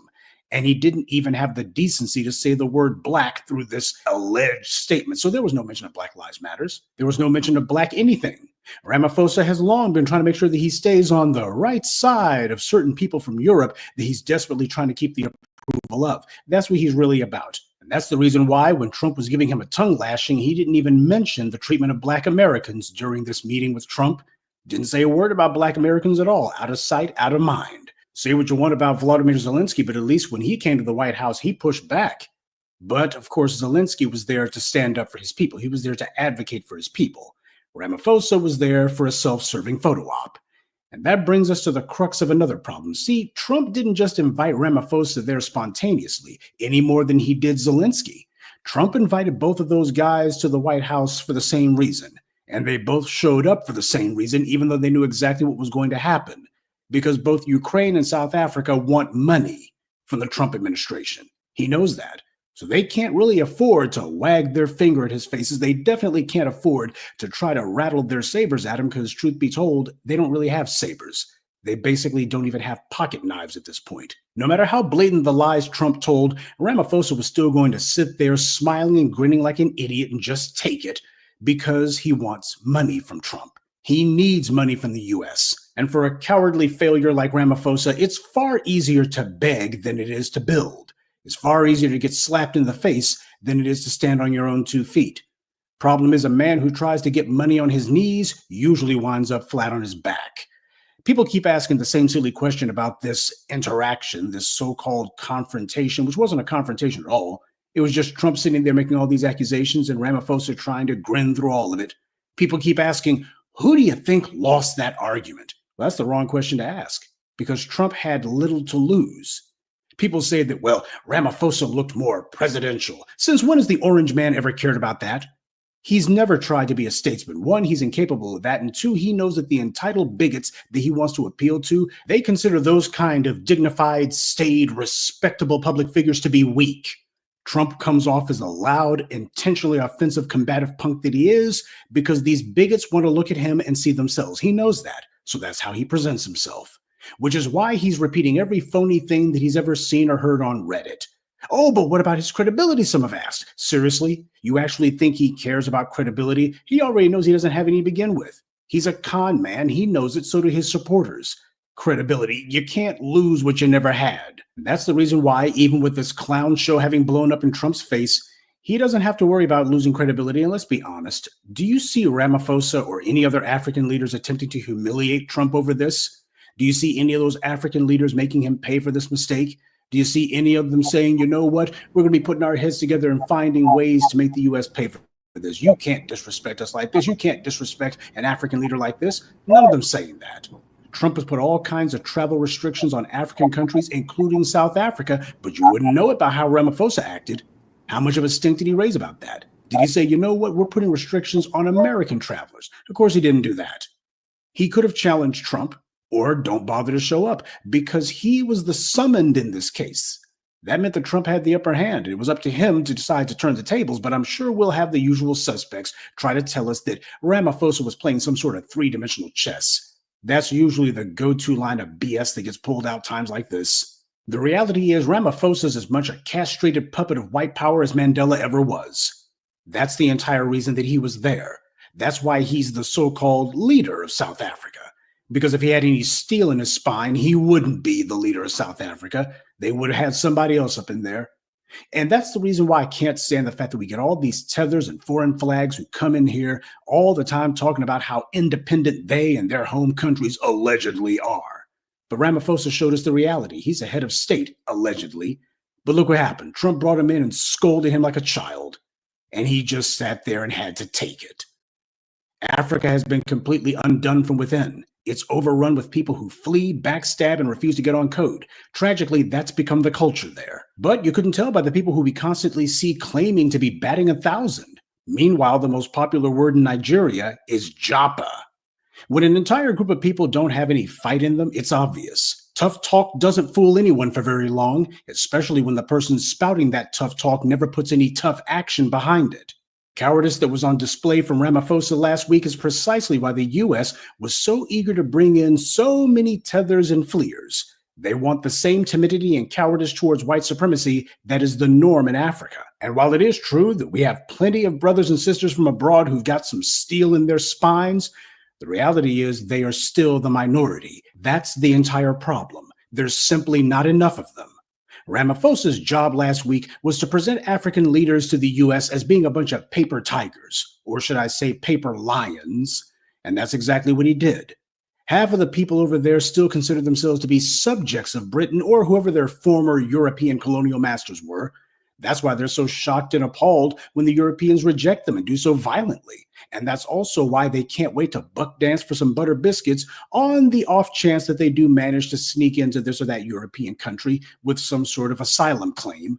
And this pandering, sniveling, and cowardice in the face of white supremacist aggression, this complete lack of spine, the unwillingness to act like a leader, and the refusal to do for self, this is the real Mandela effect.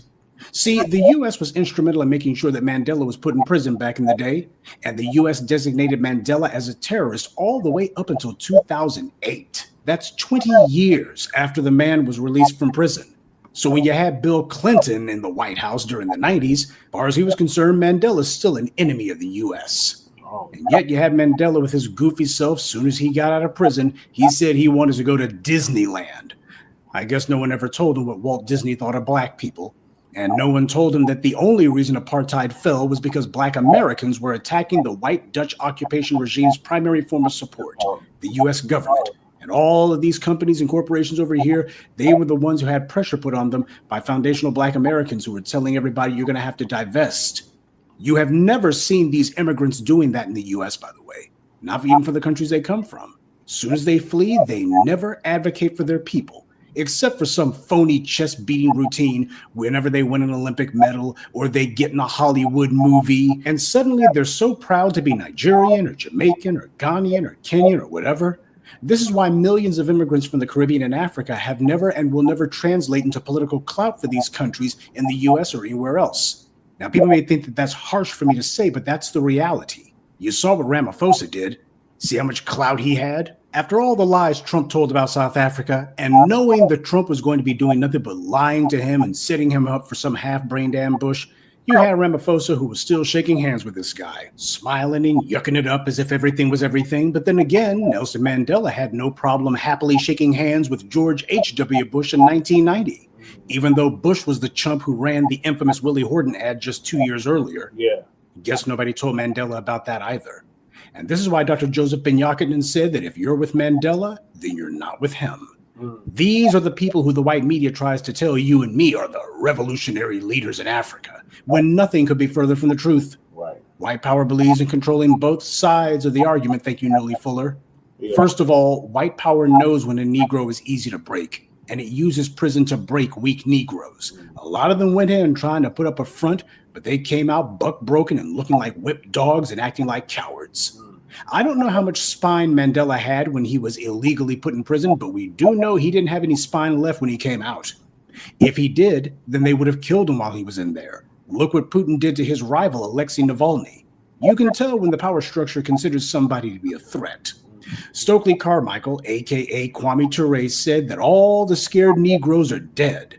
Well, in the U.S., that's true, but outside the U.S., in places like the Caribbean and in Africa, the opposite is true. All the brave Negroes are dead. All they got left are tethers, cowards, and phonies trying to fake it till they make it. That's how you get someone like Cyril Ramaphosa coming to the U.S., hat in hand, head bowed down, making sure not to speak above a whisper, knowing that he's going to get a tongue lashing and just meekly taking it without a peep of real pushback, and then making nice with the man who did it to him afterwards. I suppose when you've become accustomed to living life on your knees, you get used to it. This is not what you have to do. This is just what you do. And that's the real insult that came out of last week's meeting with Trump. Not the way that Trump was acting. Everybody knew that was going to happen. But what was also sadly predictable was that Ramaphosa would simply be yet another African leader, quote unquote, who was going to sit there, head down like a child being scolded. He wasn't going to stand up for Black Americans, the only ones who made it possible for South Africa to free itself. He didn't even bother to stand up for South Africans, and he wouldn't even bother to stand up for himself. Dr. John Henrik Clarke gave many lectures about the history of South Africa, especially the Zulu-Anglo Wars. And one of the things that he pointed out was that in South Africa, that country produces either whole men or whole cowards. And with Ramaphosa, it's easy to tell which is which. Good evening, and be one. I'd like to take a moment to mention some of our contributors: Frederica Moore, Andre Evans, Devin Goodwin, Onan X, and Black Truth United. Salute to them, and thank you to everyone for listening, liking, and sharing this message. Black empowerment only exists because of you. Right. Thank you, Professor Black Truth. Professor again. We're going to give us an update on why Black people are cheering proposed Section 8 cuts. But first, a word from Julius Malema.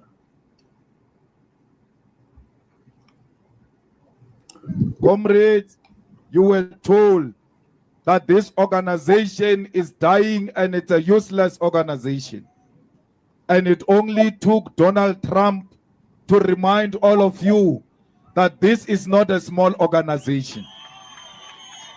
It was Donald Trump who said to Cyril Ramaphosa, you can't say this is a small organization because it is the only organization in South Africa that filled up FNB Stadium. And he said he never saw an empty seat. There were 100,000 people and more at the FNB Stadium. Why would you say yourself, as a fighter and a ground force, that your organization is a dying organization when the White House says this is the biggest organization in Africa and in South Africa? Comrades, they went to White House to complain about you, that you want your land, that you want jobs, that you want the banks and the mines to be returned into the hands of rightful owners.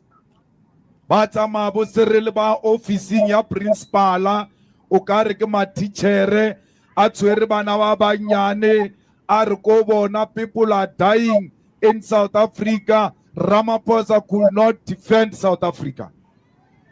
The whole president of South Africa, ia go America and say in America there is a crime in South Africa. Yes, we know that, but why do you say it in America? Because if you say it in America, they will no longer come to South Africa as tourists. Ramaphosa has killed the tourism of South Africa when he declared crime at the White House.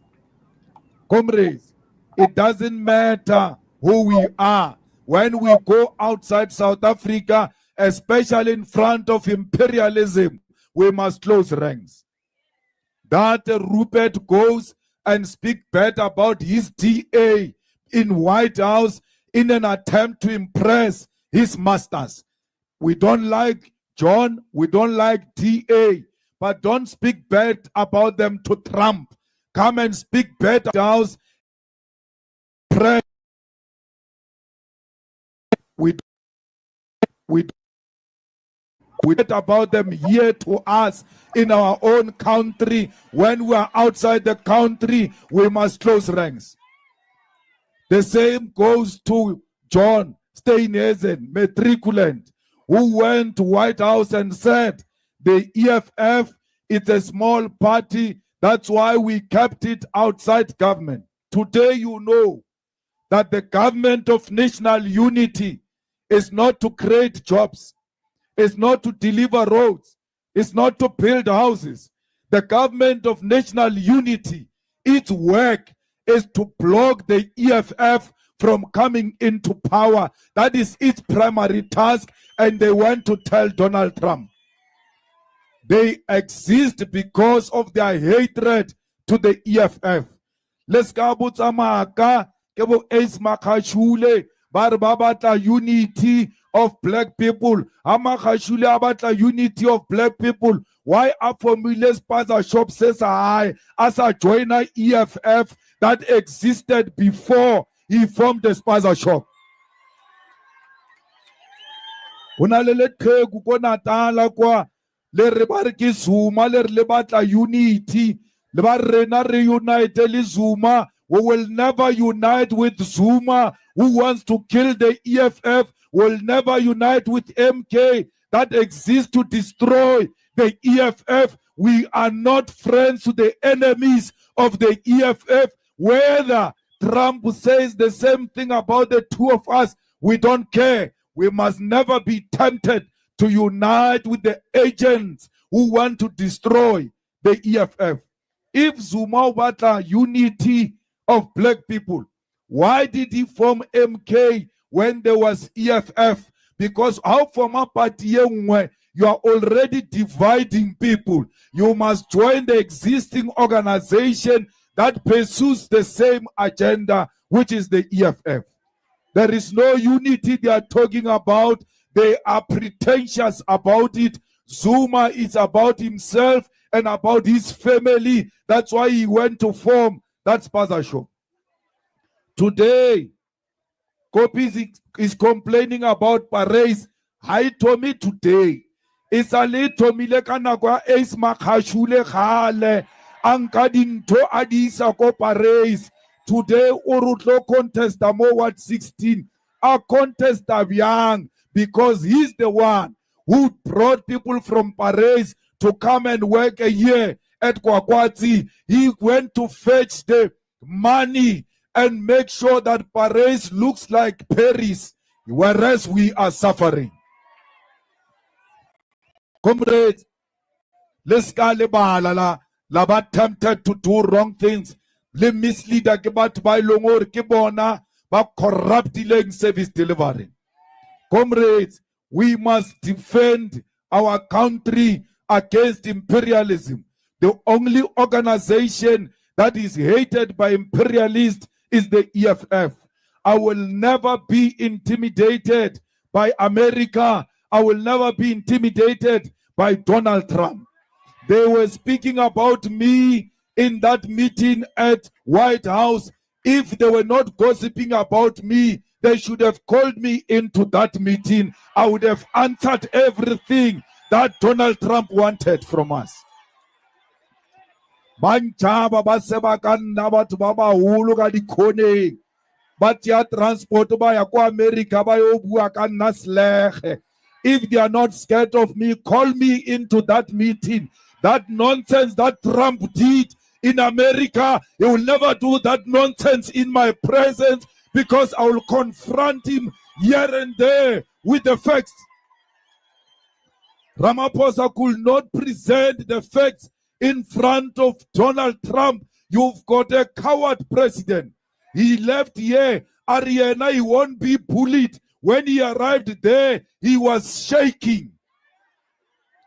Atatazela, Achaba Donald Trump, another president scared of another president.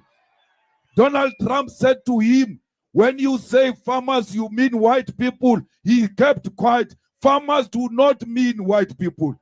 They are black farmers. They are white farmers. Ramaphosa is a farmer himself. He should have said to Donald Trump, no, farmers are not white. I'm a farmer myself. I am not white. Why didn't he present that simple fact before Donald Trump? Why didn't he say there are so many people killed in South Africa and majority of them are blacks? There is no white genocide in South Africa. Bammonchatsila with crosses, he opens his eyes in shock. I know South Africa with my eyes closed.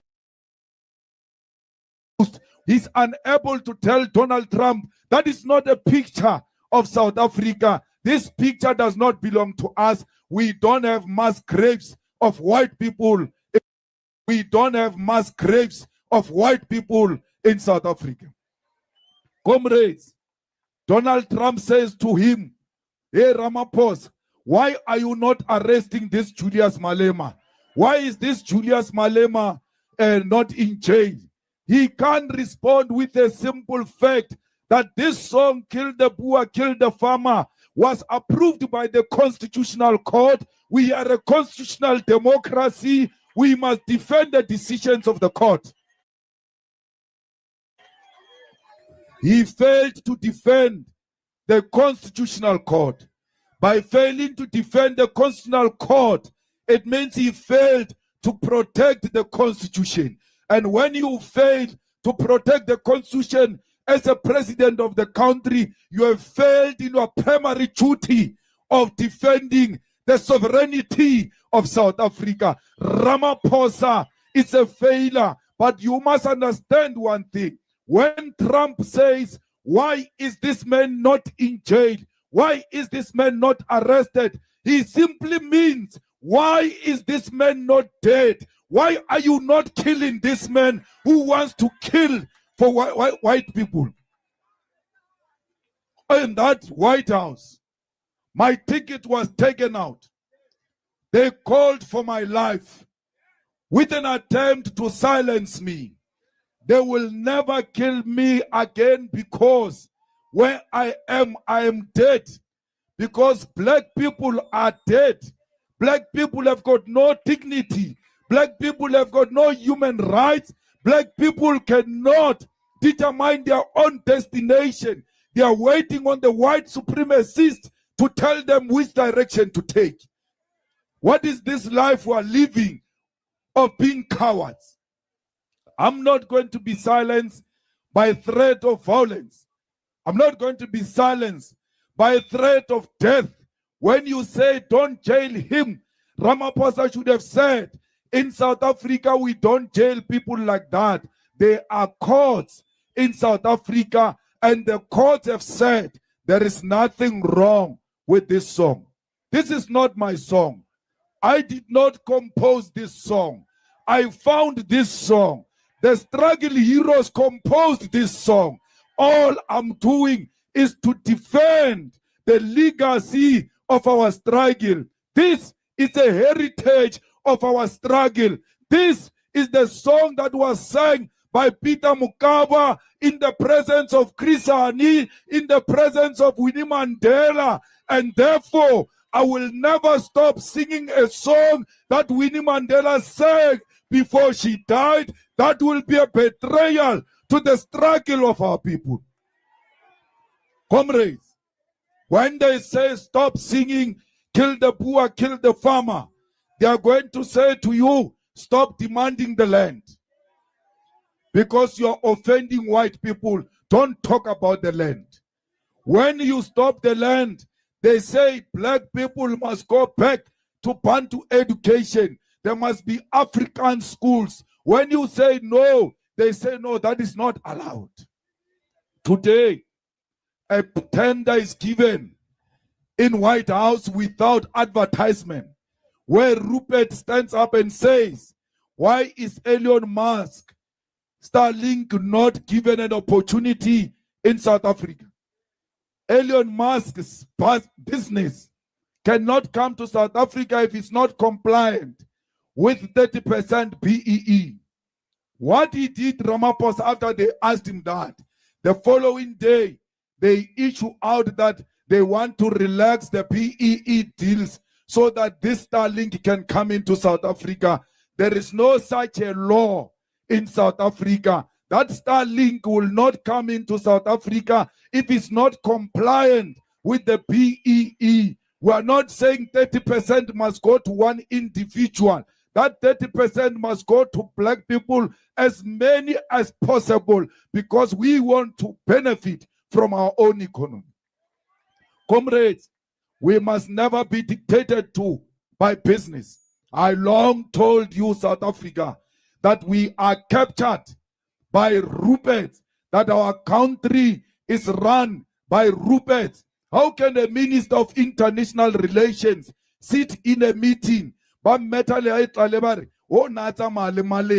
Mara no is a good boy. Is a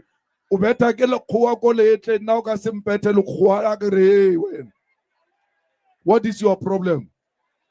The whole Minister of International Relations goes and sits in a meeting that deals with international issues outside the country and never uttered a word.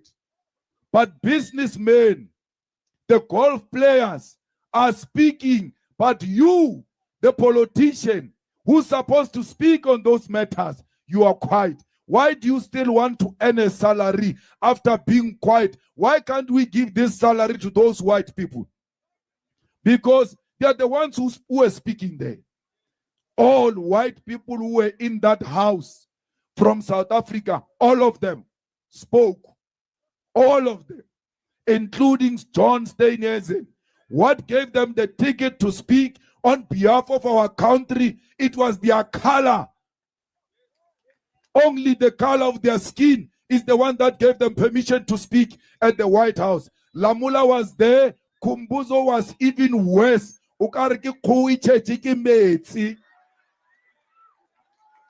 So why should we allow that?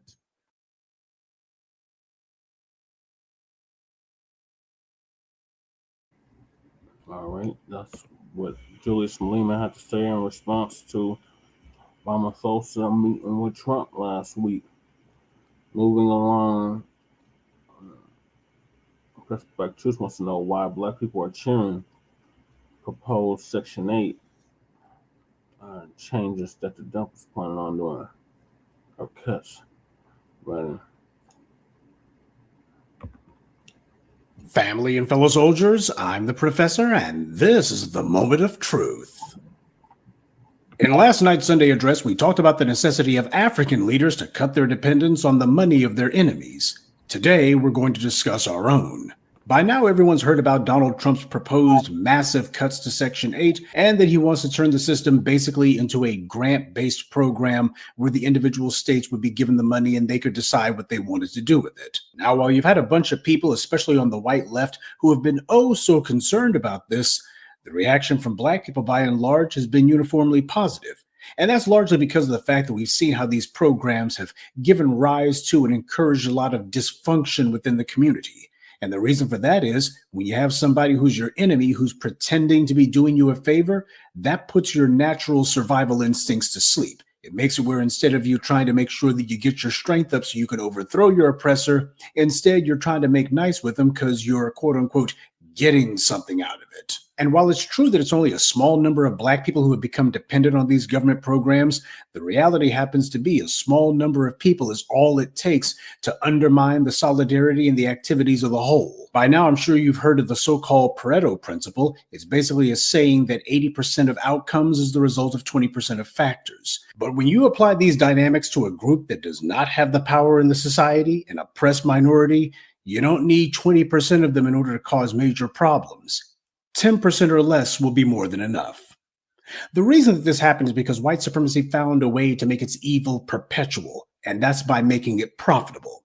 The way that anti-black racism would become both a means to an end and an end unto itself is that it would become lucrative. When something is financially enriching, it also becomes highly self-justifying and self-reinforcing as well. So they can make dysfunction and then make money off of it too. Whole economies have been built around this evil system. Banks, real estate interests, grocery stores, construction companies. There's a whole lot of folks who got their hands in the till of all that government money that's coming from all of these poor, dysfunctional people. Hell, even Amazon is advertising that they give discounts to EBT recipients. But I'm sure Jeff Bezos is just doing that because he doesn't want any of those poor, deprived people to miss out on Prime.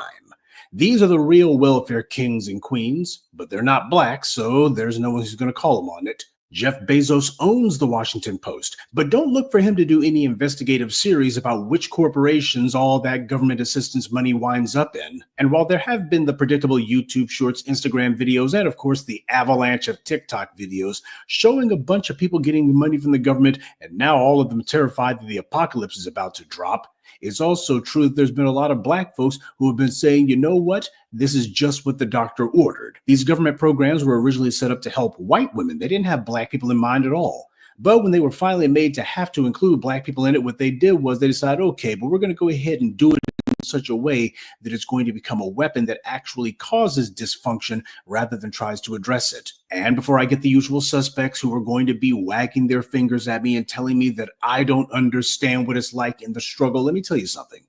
People encounter tough times. That's a reality. And here's another reality. When white power creates something, they don't do it to do you any favors. Black poverty is engineered into the American social order. Do you truly believe that the same people who created our problems also were going to come along and give us the solution too? As the victims of the American government, we can't afford to let the enemy pay for our housing. We can't afford to be beholden to or dependent on the very people who are trying to take us under.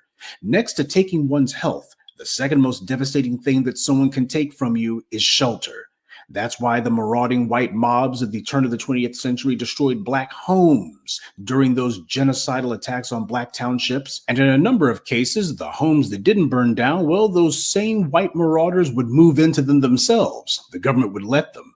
And speaking of governments, later on, people like Robert Moses made it a point to weaponize infrastructure projects like highways and deliberately plan to run them right through black neighborhoods and enclaves. This was done to eliminate anywhere for black people to live. There's always been a war on black housing in this country, because when you reduce people to nothing more than nomads, if they don't have the ability to settle down, they also don't have the ability to stabilize.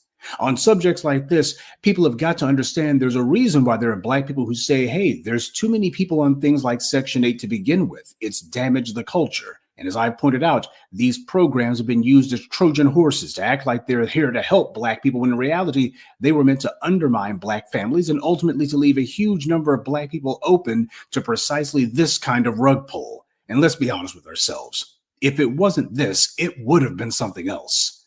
I posted a morning briefing last year about the evictions that were going on and how it was primarily black women who were being targeted by this. And we're hearing the same thing this year.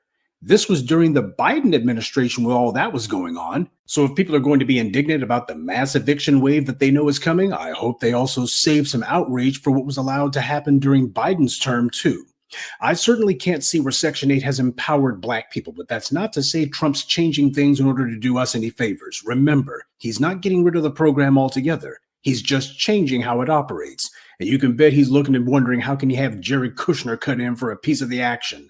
When I hear him saying that he's going to allow each individual state to do what they want, a lot of black folks say, well, it's okay because there's a majority of red states in America. But let's keep in mind, these guys are the first ones to be siphoning off money for all of their little inbred pals. That's where all that federal money is ultimately going to wind up at. It reminds me of how the USDA allowed their assistance programs to farmers to be controlled by so-called local boards, which were all white and chaired by individuals who are completely and thoroughly antagonistic toward black farmers. Now, a number of people have been saying that with the reduction in Section 8, that would also mean that a number of these slumlords are about to go belly up. I have absolutely no tears to shed for that group, especially when you consider that a lot of them intentionally decided to allow their rentals to become flea traps. But just because a number of those parasites may be about to go extinct doesn't mean that this is going to translate into some sort of bounty of new homes for black people. Remember, fewer black Americans own a home than white Americans, and that gap is 46% to 74%.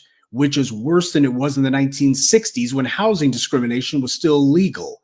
And that speaks volumes about how effective the so-called first black president and Asian vice president have been in bridging any sort of economic divides that we face. Democrats and their shills and suck-ups need to get that through their heads. This is why Kamala Harris's Black support cratered. It wasn't because Black voters were swinging towards Trump. It was because Black voters stopped trying to fool themselves into believing that voting for Democrats would actually translate into any sort of beneficial policies.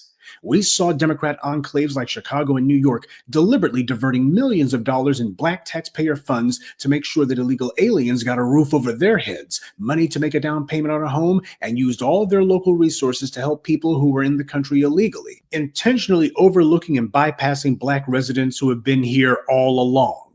And then the anti-Black racism that these same immigrants brought with them.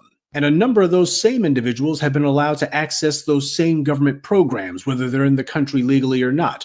Democrats love that kind of thing, and I've explained to you why that is. I'm not trying to throw cold water on the shrinking or the reconfiguration of Section 8, but I am trying to say that Black people have a bad habit of getting happy when there's nothing to get happy about.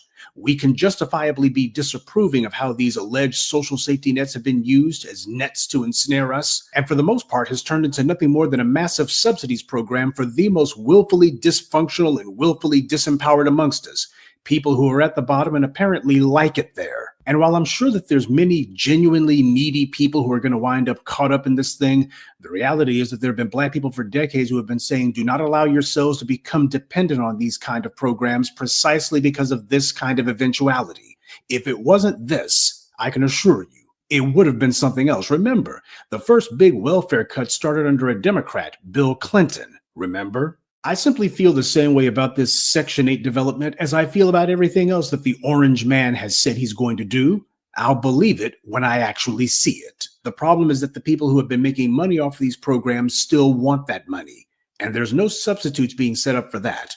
As Black people, we have to make sure not to start talking grateful for things. We have a bad habit of showing gratitude to people who aren't even thinking about us. We can talk about whether this or that policy will be unintentionally beneficial to us, but if someone's not directly trying to benefit us, then it makes no sense for us to be giving them direct praise.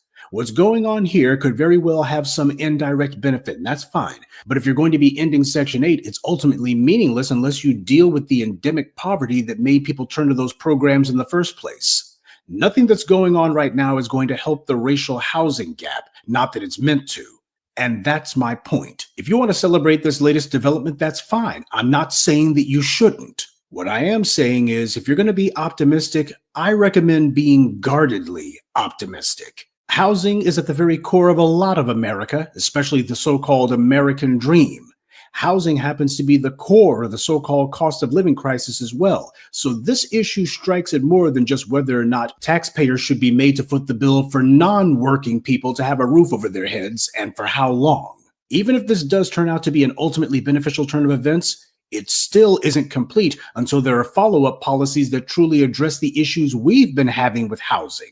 Speaking of which, a man's home is his castle, but let's not kid ourselves. Where Black people are concerned, that castle is always under siege. Good day, and be one.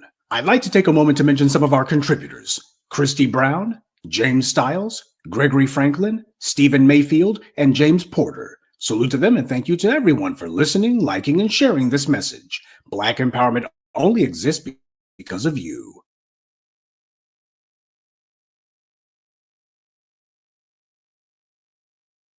Yep. Right on, Professor Black Truth.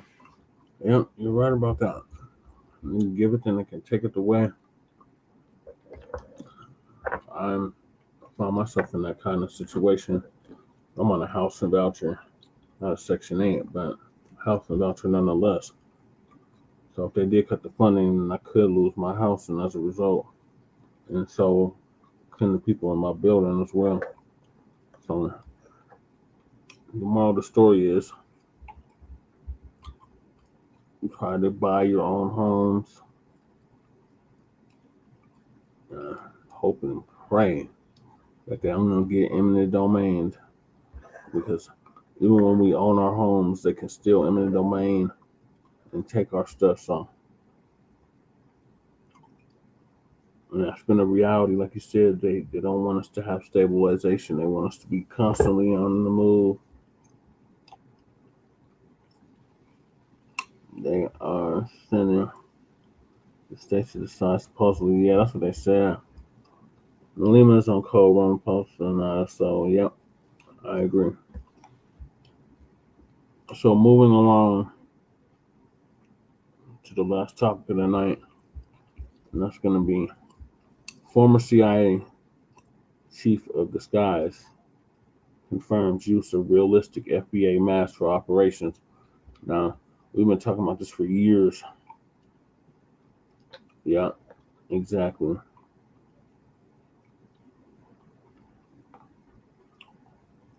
Yep, just like them. And hundreds, if not thousands of others.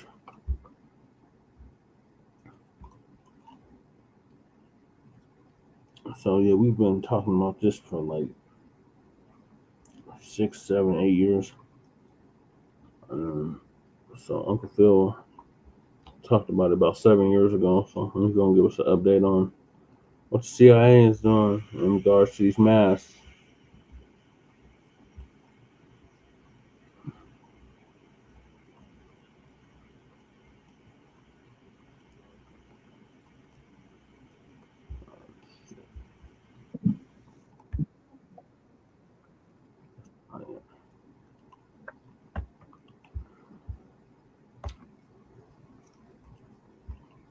Are you a successful entrepreneur or one in training? You've got the we're doing here at African Diaspora News Channel. We are coming off of a weekend. Let me check something real quick, ladies and gentlemen. All right, we sound good. All right. We just come off the weekend with the Ohio Black Expo. You know, and want to shout out to Brother Butch and his, great wife for inviting us out to the Ohio Black Expo. It's my first time in Columbus, Ohio. Great brothers and sisters out there in Columbus, Ohio. Oh, it was great to break bread. There was a lot of you came out from the different, places outside of Columbus, right? So yeah, the brothers and sisters in Chicago showed up, Detroit. Yeah, brothers and sisters from NYC showed up. Brother, told me came all the way from New Orleans. Shout out to New Orleans.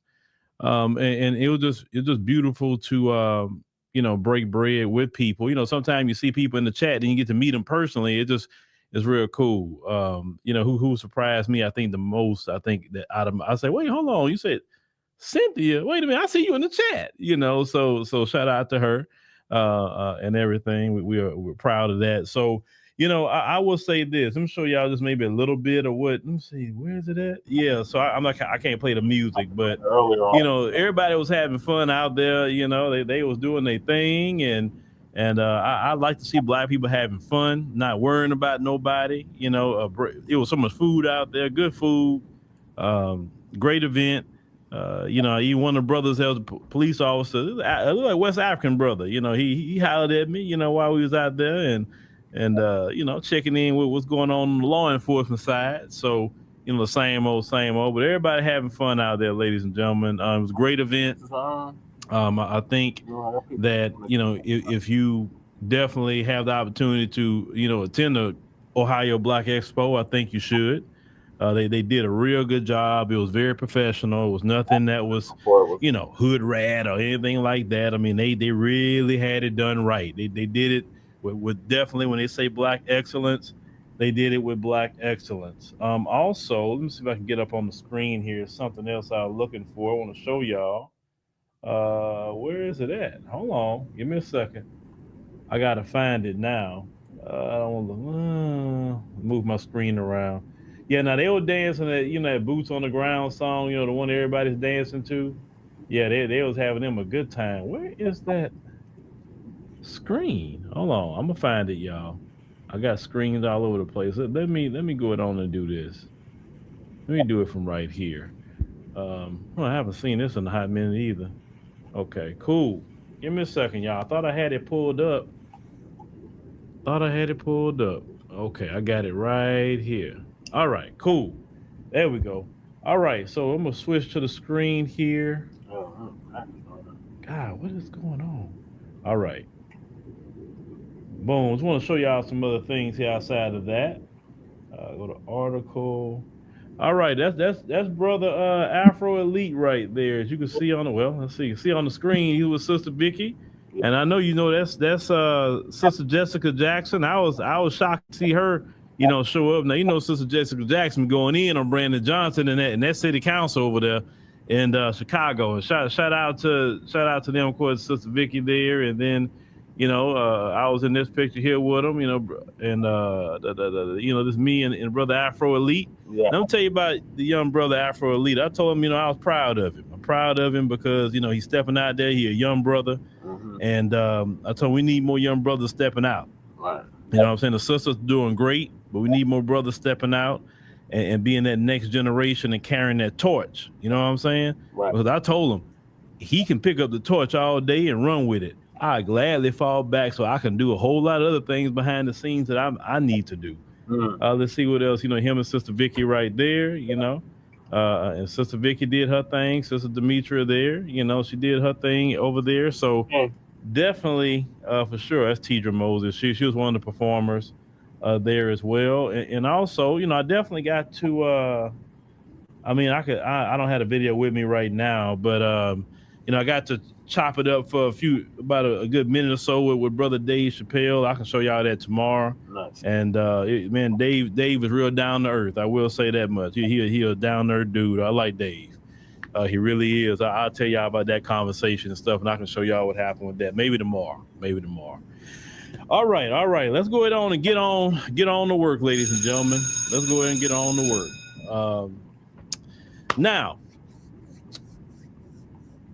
April of 2018, I made a video. Yeah. And back in 2018, I remember there was always, it was just Chicago propaganda, ladies and gentlemen. You remember the Chicago propaganda that was out? And every weekend they were talking about all these shootings in Chicago and all Chicago. And Chicago became a, proxy for all FBAs, this black crime propaganda that they have out there. And I said something back in 2018 that really got the white supremacists upset. And the white supremacists did not like what I was putting together and what I was calling out back even in 2018. So what I'm going to do, I'm going to play a clip, of myself from 2018. And when I look back at that picture, I was like, oh, Lord, Jesus, Lord.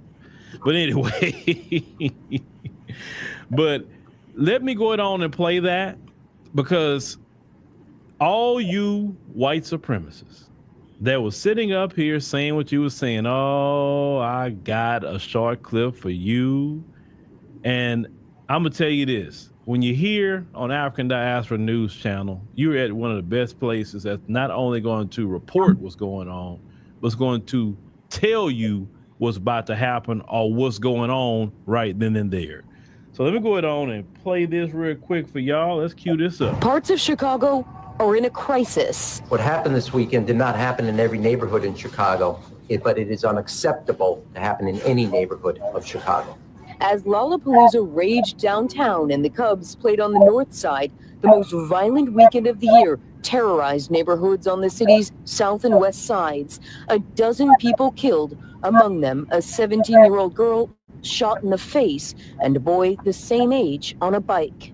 They have the same aspirations, same desires that I do for my children that you do.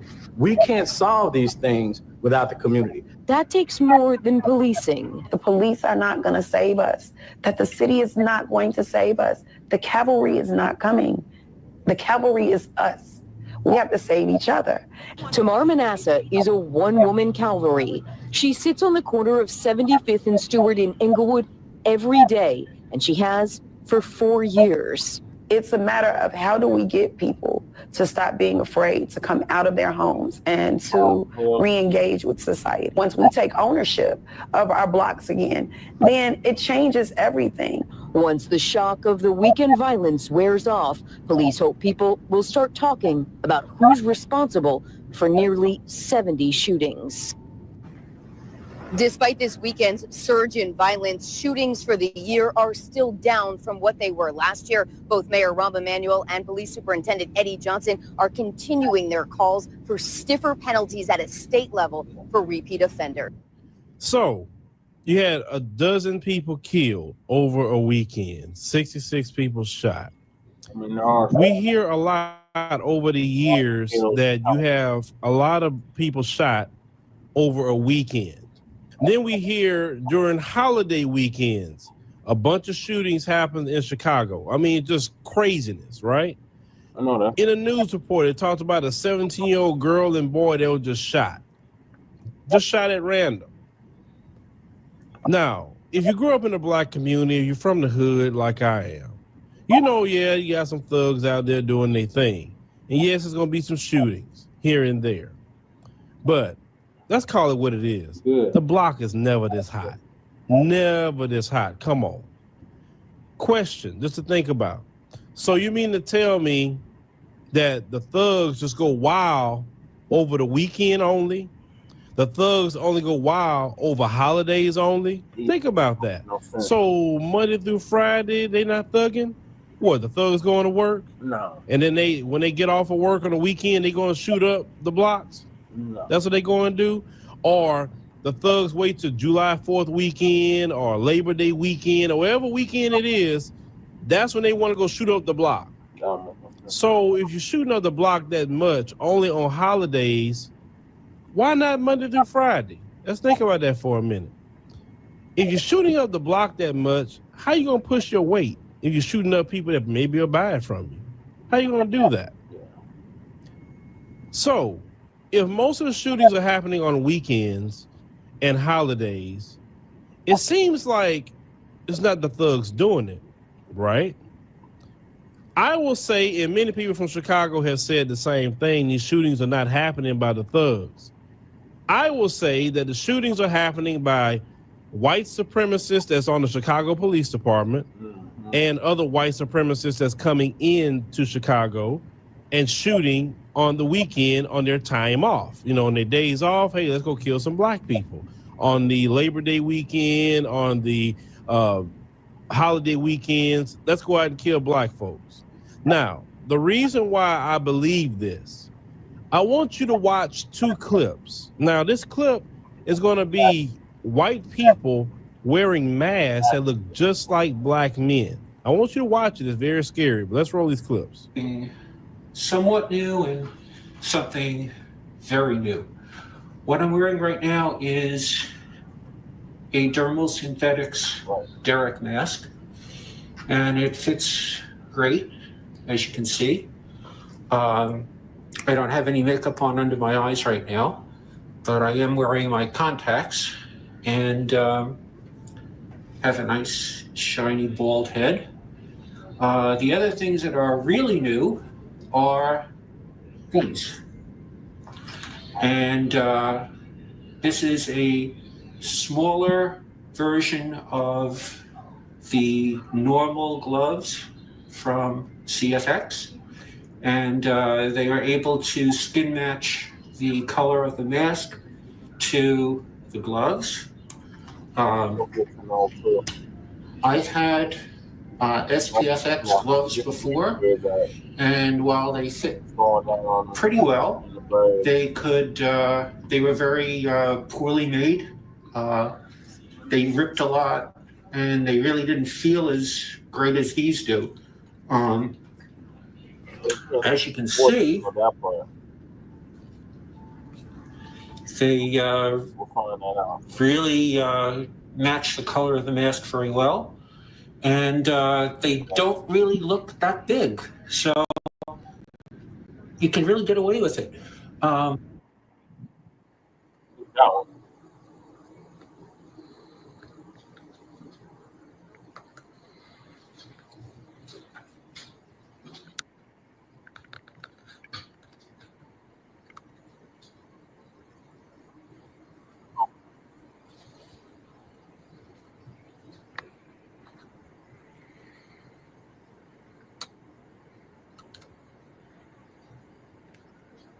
I was saying, look at this one. It's very real life, real looking.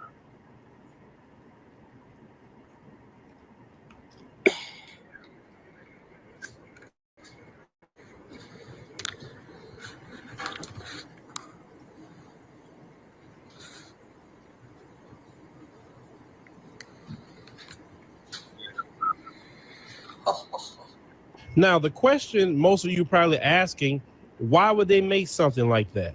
You saw how realistic those masks look. You saw the guy had the gloves that look like black hands. So think about this. The white supremacists go and get these masks and these gloves. They put on hoodies or whatever, get in cars and just roll up on innocent black people and start killing them. And then notice, nobody never know who did the shooting.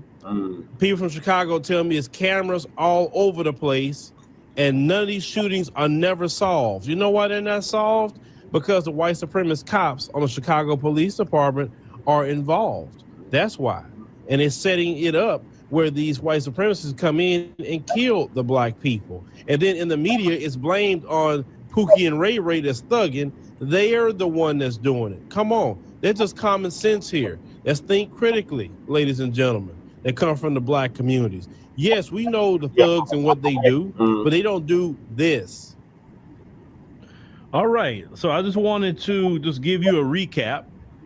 Just give you a recap from 2018, ladies and gentlemen. I saw a comment say, Lisa Parker say, you were way more younger looking in that video. Actually, I feel like I look younger now than back then. I feel I look older back then because I had more weight on me. Lord, I seen that video like, yeah, Lord, I had a lot of weight on me back then. Jesus, right? But now I want to play that, and when I put that video out, them whites, boy, they were so mad at me. They were writing me. Oh boy, they was hot. They was hot about that video. And usually when somebody's that hot with me about something I say, I know it has to be some truth to it, because you didn't say I was lying. You didn't say I put out something that was just fake or whatever the case may be, right? But I want you to see something here. And before we watch this video, make sure that you download the African Diaspora News Channel app on the Google Play and Apple App Store. You definitely could join monthly, quarterly, annual, or lifetime, ladies and gentlemen, and that really will support the show more than anything else, you know. And if you like to give, you say, hey man, I already got membership, but I want to just give to y'all so y'all can keep doing way more. Then hey, we have a Square link on YouTube and definitely on our website. We have a link with Square, and you know, you can do one-time donations, go there if you like to do that, because some people want to, you know, hey, they want to support the show. Now, when we get into this clip, after everything you just seen, now fast forward to 2025. Now, I clocked this back in 2018. Let's go to 2025. Here we go. You know, Mission Impossible is known for, especially when Tom Cruise takes off that mask. Is there any kind of technology that achieves that in the real world of intelligence? Well, the movies have a lot of options that real life does not offer to you. But the idea of a mask that you could quickly put on, quickly take off, was very real, and something that we use with some discretion, but we used it when we needed it and got great results. Did I read that you had a mask that made you look like an African-American man? Is that right? That was probably the first one that I took public. That means within the CIA. I briefed some directors and told great results. Did I read that you had a mask that made you look like an African-American man? Is that right? That was probably the first one that I took public. That means within the CIA. I briefed some directors and told them we had this capability. We were looking to be able to change your gender and your ethnicity, and even perhaps create a twin if we needed that. Hold on. So even perhaps create a twin if we needed that. Now you see that sister's face? You saw her face? And this woman's saying this with a straight face, y'all. Now we go back. Let's go back to what she said back here. Hold on. African-American man, is that right? That was probably the first one that I took public. That means within the CIA. I briefed some directors and told them we had this capability. The first one she took public. Okay. So it's safe to say to you folks that's still lingering around from 2018, it's safe to say that I was right. Yep. Isn't it safe to say? I just want to know. Hold on. I have to let this lady say it again. We were looking to be able to change your gender and your ethnicity and even perhaps create a twin if we needed that. Hold on. So in your Well. So it's safe to say that all this so-called black on black crime that's going on that the black community don't even know nothing about, really. I mean, yes, we got some areas that it is some real crime going on, and we, they never want to address that, right? But it's safe to say that not everything a so-called black person is doing could you put it on a black person, especially if they're not getting caught. And my issue is if they're never getting caught. But listen was also what she said, a twin of you. Why do they need those capabilities to make a twin of you unless they're trying to what? Frame you for something. Yep. Now you see why I celebrate when I see Donald Trump tearing the whole system down. When I'm seeing Donald Trump challenging all these federal judges and mocking that institution and tearing that down and just causing immense chaos in the Western system. Now you see why Donald Trump is a blessing more so than what you think. Sure, Donald Trump got some things that I definitely don't care about and care for. I don't like the anti-black propaganda that's going on and Elon Musk and all that stuff going on. But sometimes it's easier to fight that and watch him destroy their system. Their system is intact. This is what they're doing. This is what they're doing.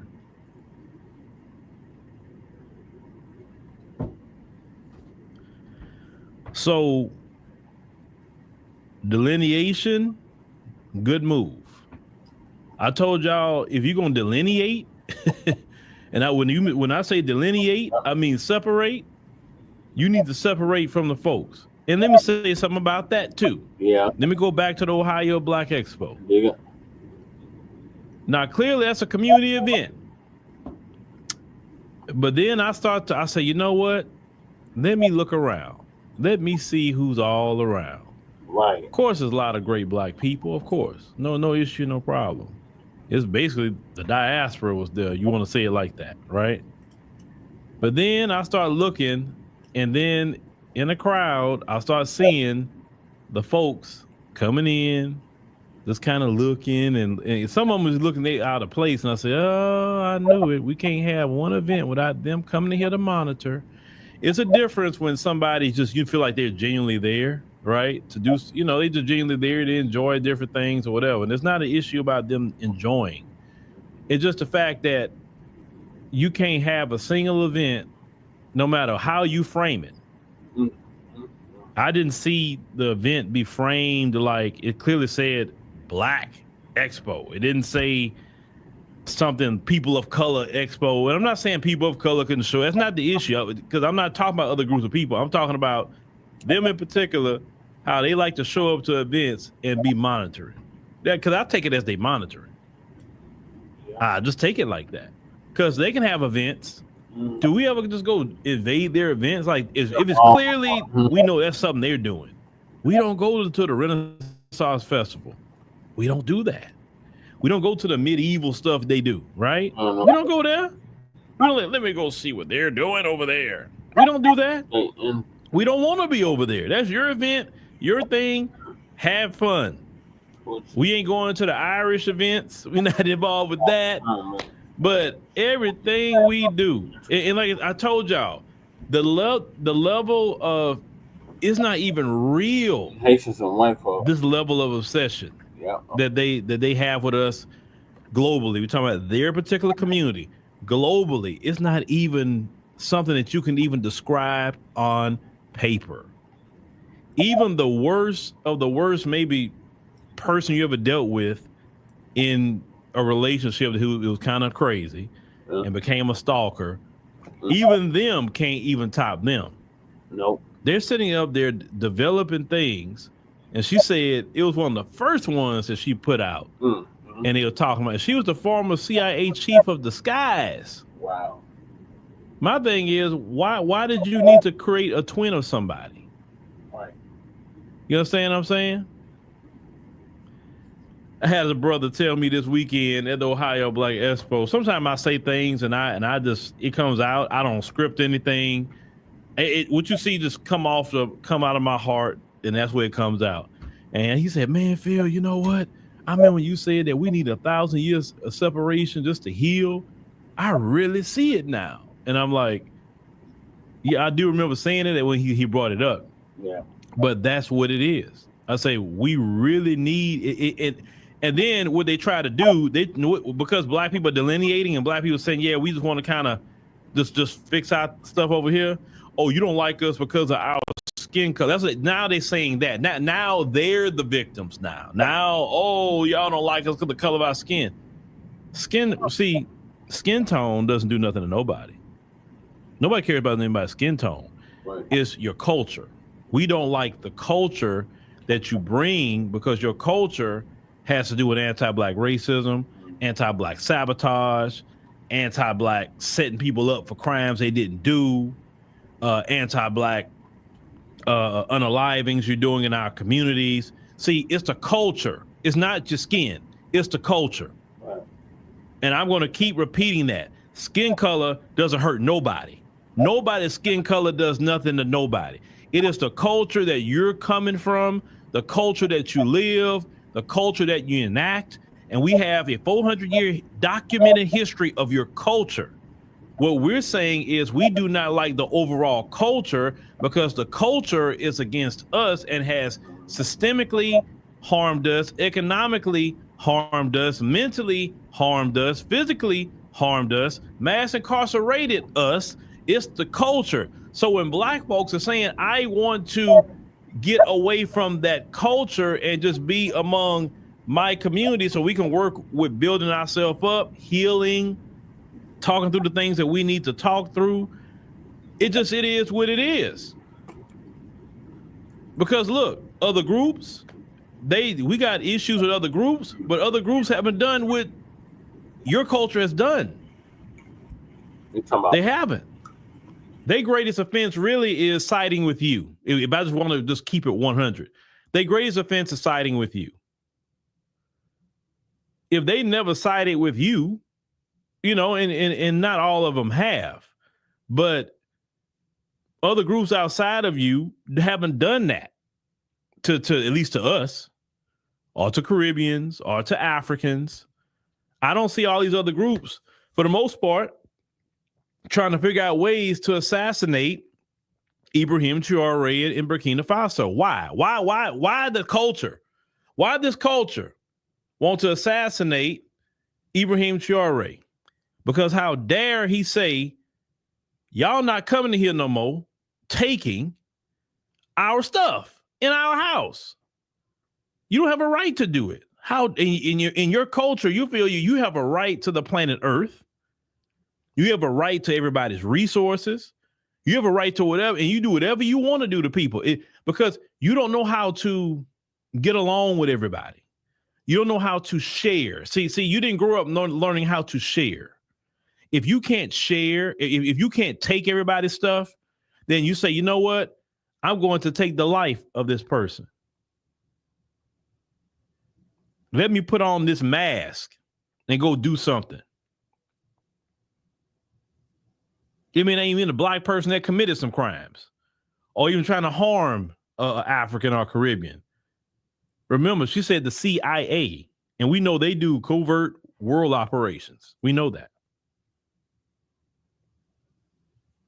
So you may say, oh, oh, these Africans always sell each other out. This African did this. This African did that. Did they catch him? Did they catch him? With evidence. Oh, so he committed a black person committed assassination, but you never found out, never caught him? Are you sure they was really an African? You sure they was really a Caribbean? You sure they were really an FBA? Where are they at?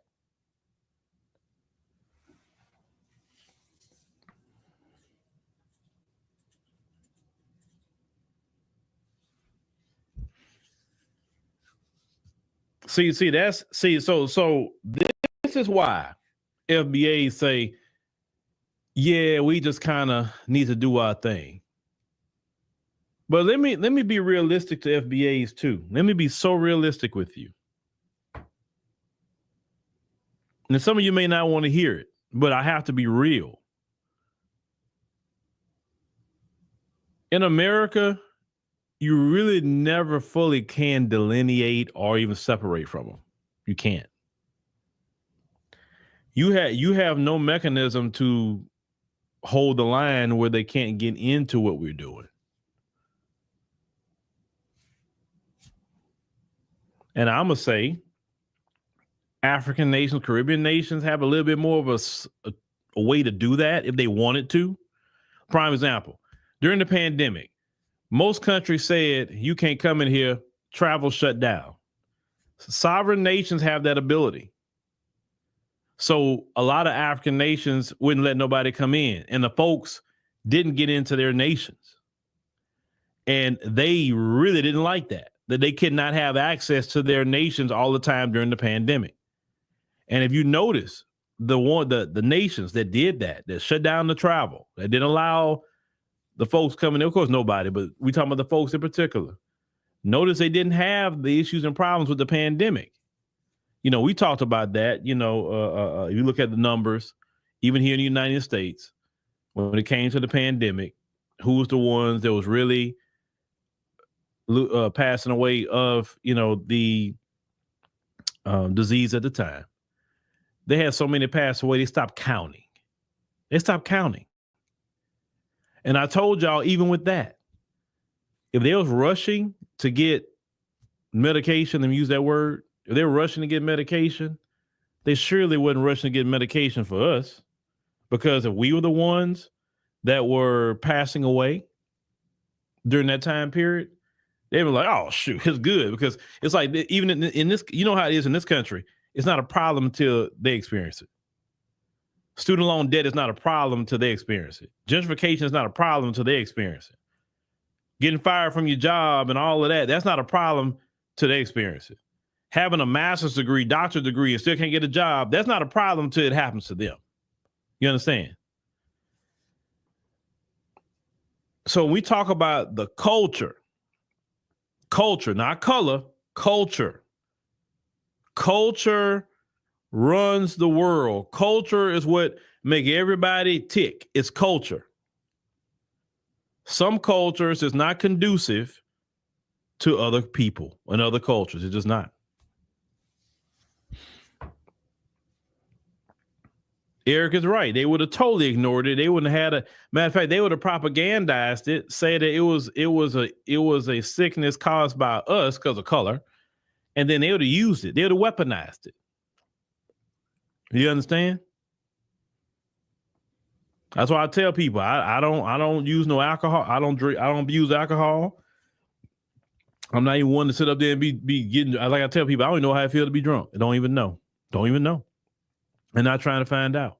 I don't get high. Don't do that either. Because I want my mind sharp at all times so I can remember a whole lot. I don't want to be inebriated.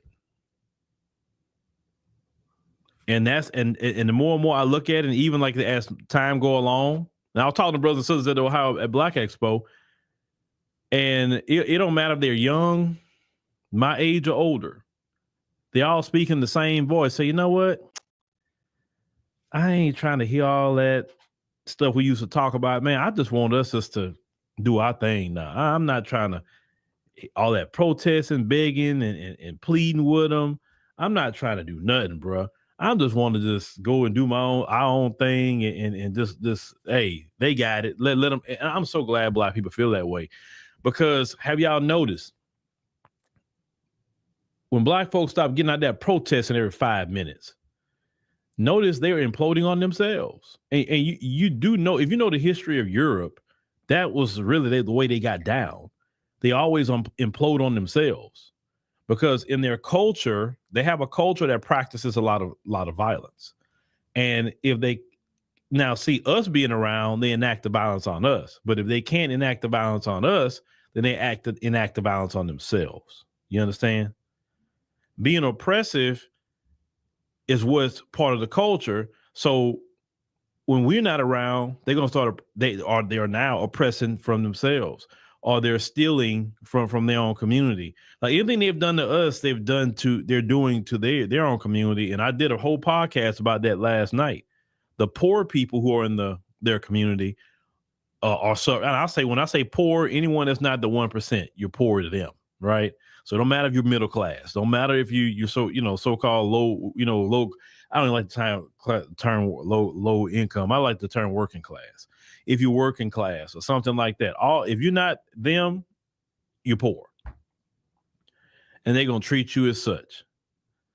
They, in their particular culture, the 1% of them try to act like they're on the same level as the poor, and they use racism.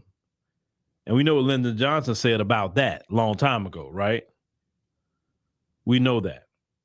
And he called out his community with that long time ago. And it's still like that to this day. If you can make the poorest of them believe they're better than the best of us, what did he say would happen? Ladies and gentlemen, what he said would happen. What did he say if you give them somebody to look down on?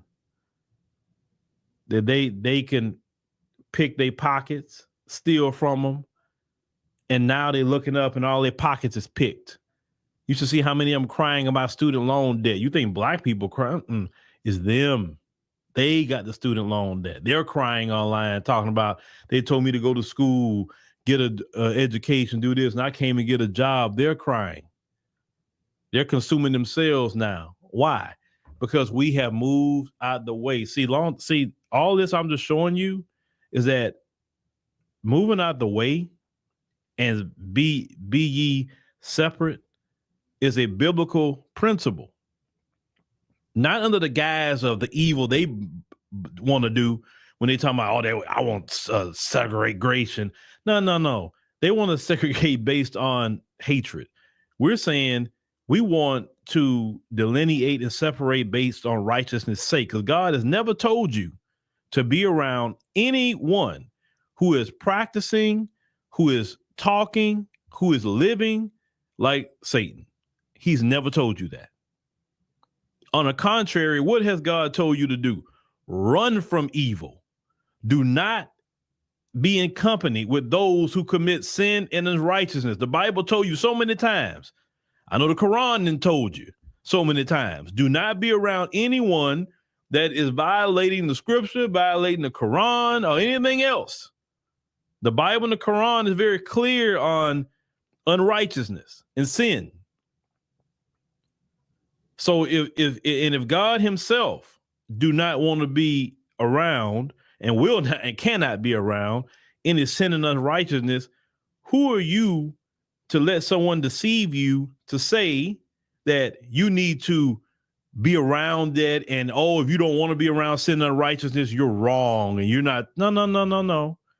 I don't want to be around nobody who believe in oppressing people, lying, stealing, making masks to look like other people so you can do some nefarious things.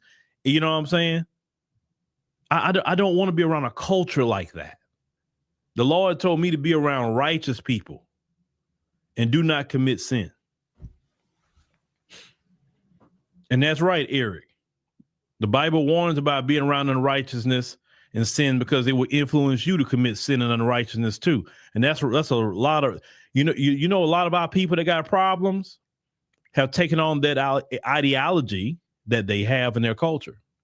And you notice the Black people that took on that ideology, You notice they just not right. You just know they're not right. We hear it when they talk.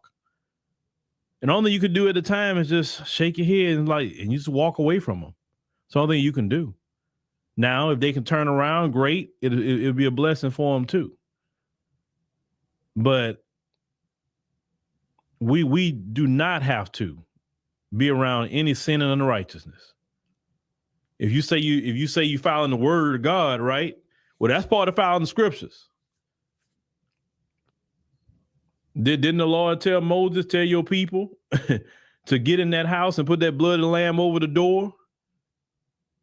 That way, when the death angel come, you see it and walk and go right by and don't touch you. That's called separation. And being righteous because, hey, you God's people. You know what I'm saying? Y'all have to understand this is not just because you got to think about it. This is more spiritual than anything. How come everybody, even people that's boule, say, you know what?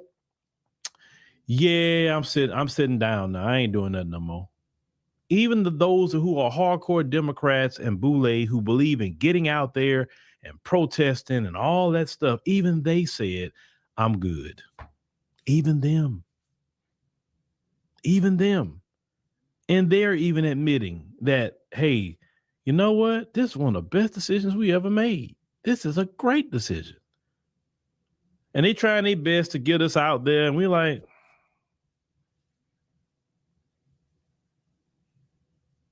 you know?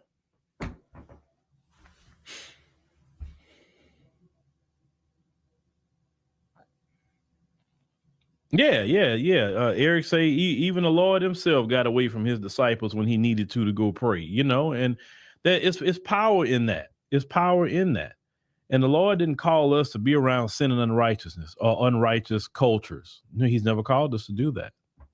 So no, we on the right track. And notice, and y'all notice ever since we done that, more things are getting done. Those of you who have accepted that unrighteous teaching, that's why delineation bother you so much, because it's exposing that unrighteous teaching that you were given about your fellow distant cousin. Before I wrap this up, at the Ohio Black Expo, I had a Somali brother approach me, and he said, "Hey, Phil, I like what you're doing." Say, "Hey, I know, that y'all delineated and all of that. And I know some of us Somalis, because I'm Somali, and I know some of us that kind of, say we don't, want to be around, black people and all that, but I'm not like that. A lot of us not like that." And I say, brother, I said, listen, I say with delineation, only thing we're saying is we're going to be proud of our heritage, proud of who we are, proud of our ancestors. It doesn't mean we have any kind of hatred for the diaspora. I say, come on, if we did, I wouldn't do what I would doing right now, right? I say, so it's nothing to worry about. I say, yes, it is kind of messed up that people come to a country, the people that open the door and say, I don't want to be nothing to do with you. I say, but that's fine. They can do that. And I say, they will have their just due. I said, but hey, those brothers and sisters that's not like that, hey, that's our distant cousins. We rock with them. You rock with us. We rock with. Like I told him, anything that we get, I said, that's why I said brothers like yourself should be supporting reparations and stuff like that. I told him, I said, because if we get reparations, that's going to benefit the Caribbean. That's going to benefit Africa, right? If we get reparations. So anything we fight for, the diaspora should be supporting it. Because historically, anything that we've gotten, it was a ripple effect throughout the world, at least the black world. So that's why I told him, and that's to anybody that's in the diaspora. Just because we are appreciating our heritage doesn't mean we have hatred for anybody. We don't. Now, will we allow disrespect? No. And just like y'all don't allow disrespect, and that's all. That's all. Other than that, it's just a conversation. Because like I tell everybody, the issue isn't the distant cousins for me. The issue is that culture we're talking about. Because the distant cousins isn't making masks to do things. They're not doing it. They're not producing it. So that's why I look at the small little things and then I look at the bigger picture. The bigger picture for me is that culture that's doing things like that. That culture has affected Somalis, has affected Nigerians, has affected Ghanaians, South Africans, and right, definitely South Africa, that culture is affecting them, right? is affecting brothers and sisters in the Caribbean, brothers and sisters in Latin America. That culture has been doing the same thing globally. So for me, that culture is more the issue than our little disagreements within the diaspora. That's how I view it. Because nobody in the diaspora is trying to take the life of Ibrahim Traore. Now, you're talking about Langley. Langley, unfortunately, you know, he is the what you call a black face of white supremacy, unfortunately. And we have those too. But usually those kind of black people, you know, if they do something against black people, they lose their soul. They usually do. They never can really be right.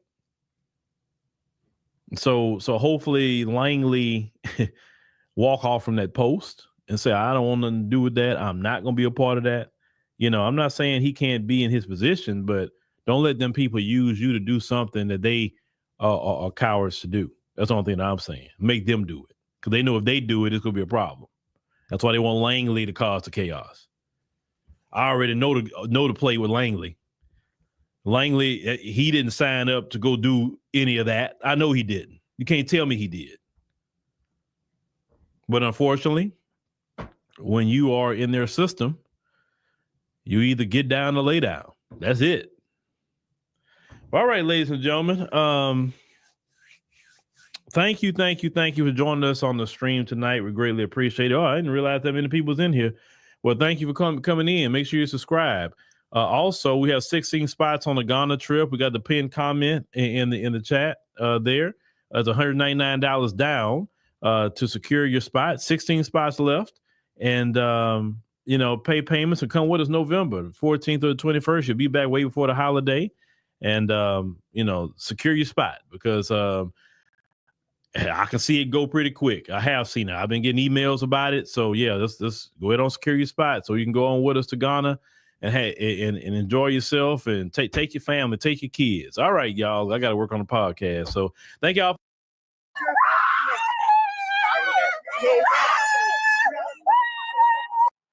This is irritating me so much, all this theater. So once again, that's the woman that's being arrested, and she drops to her knees and she's screaming like a crazy person.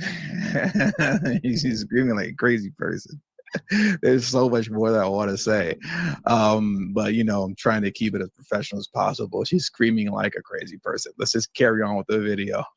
What's going on, everybody? Thank you all for joining me today. If you haven't already, please make sure you hit the like button, subscribe to the channel if you're new to the channel, and most importantly, please make sure that you are following me on Telegram at TD Media Group to help circumvent social media censorship and shadow banning. And with the introduction out of the way, let's get into today's news. And today we have to head on over to Rochester, Massachusetts. Normally when we head to Massachusetts, we're talking about the DNC lunatic who's running Boston, Michelle Wu. But today we have to address a different DNC lunatic, a city councilwoman by the name of Etel Haxhiaj. She is a city councilwoman out of the city of Rochester. Why are we talking about her today? We're talking about her today because this is another example of a DNC lunatic who has put hands on and assaulted, in my opinion, and allegedly federal agents who are attempting to arrest illegal immigrants in this country, particularly those who have committed violent crimes. We all know the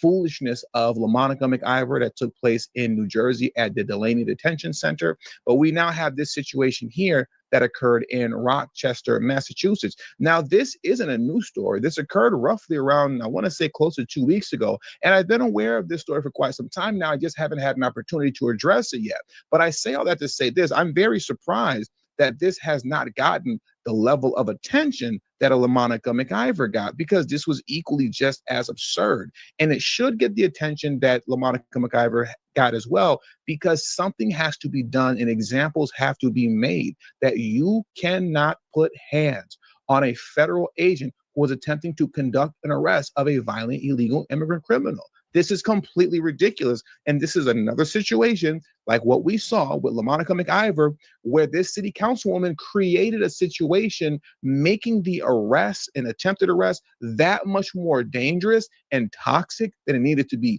in which now everybody's life is potentially being put in danger because you've essentially incited a riot, as we're getting ready to read here. But then we're going to get into the body cam footage next. We have 2 sets of body cam footage that I want to go through very quickly. But first, let's jump into this article right here. As you can see, Etel Haxhiaj assaulted officers and incited chaotic melee over ICE arrest of violent illegal immigrant. Let's get into this article right now.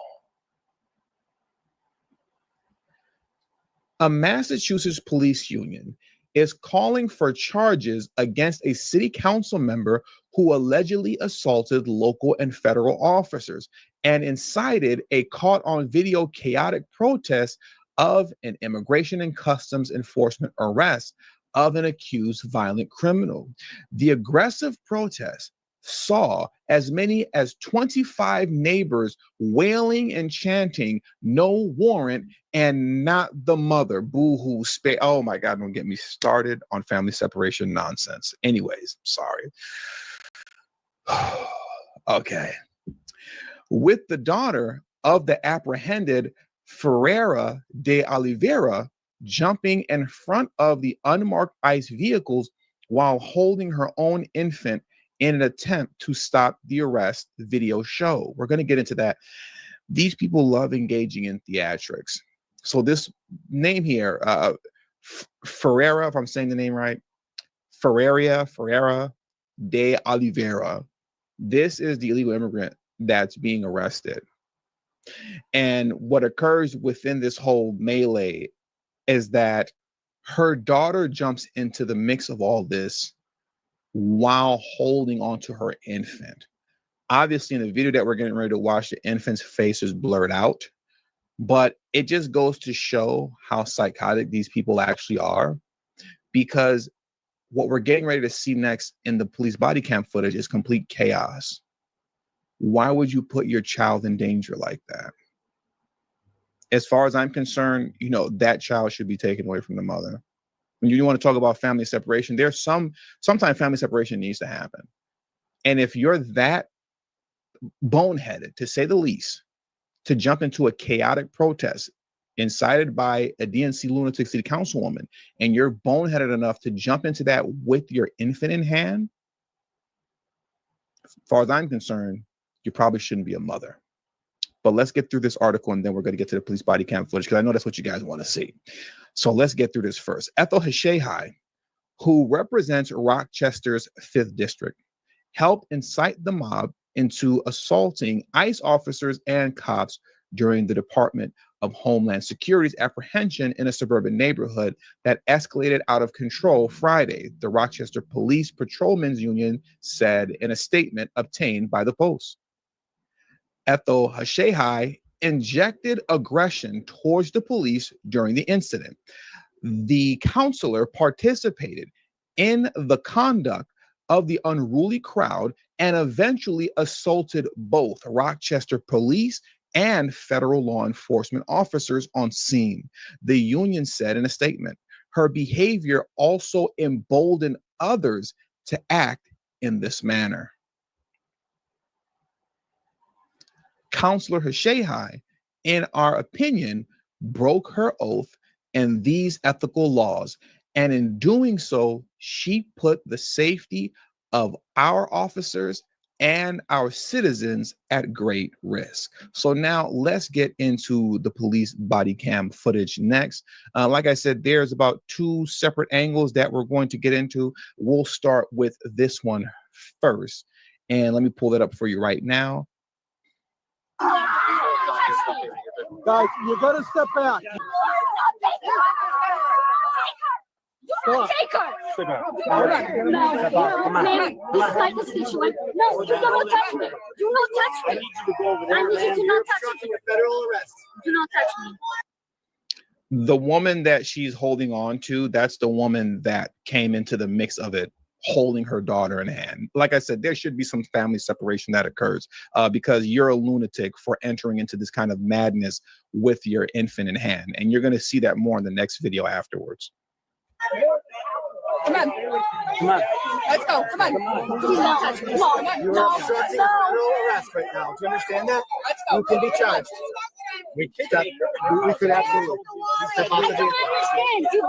No, I'm the district council. How about I tell you?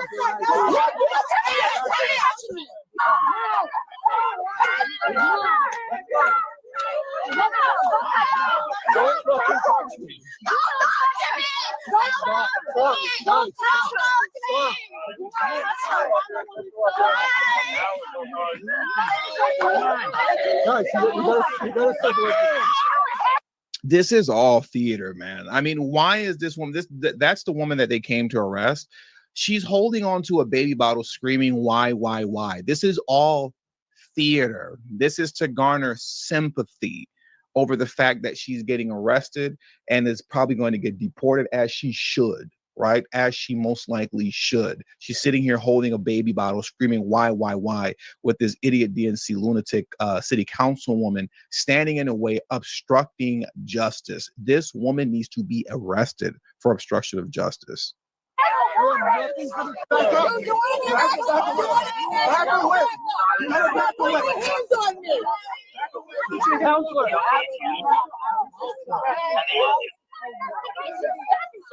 You're hurting her. Would you stop this? Listen, would you stop it? Listen. Back away from the car.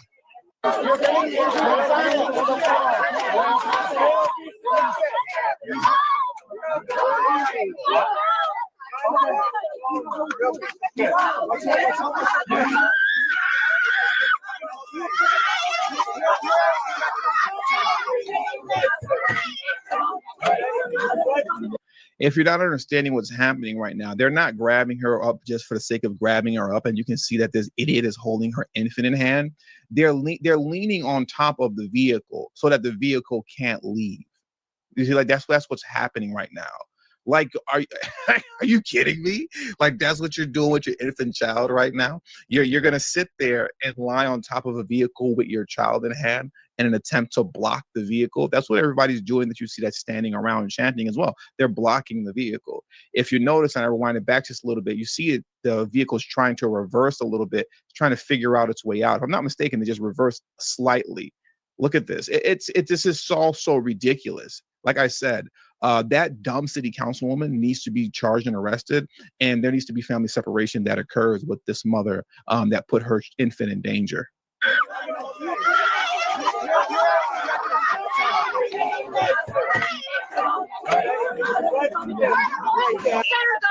She's my constituent. The people who are under arrest are under arrest, She's okay? not. She hasn't done anything. She's under arrest. She's not under arrest. She hasn't done anything. Sean, she hasn't done anything, Please don't Sean. play. Stop. She hasn't done anything. Let her go. Please let her go. Let her go. She hasn't done anything. She's traumatized. She's traumatized. Why are you holding her?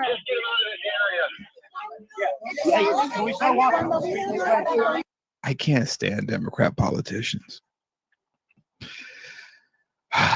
She's traumatized. Why are you holding? You created a traumatic situation that could have led to a lot of people getting hurt. And that this person, this person should be held accountable.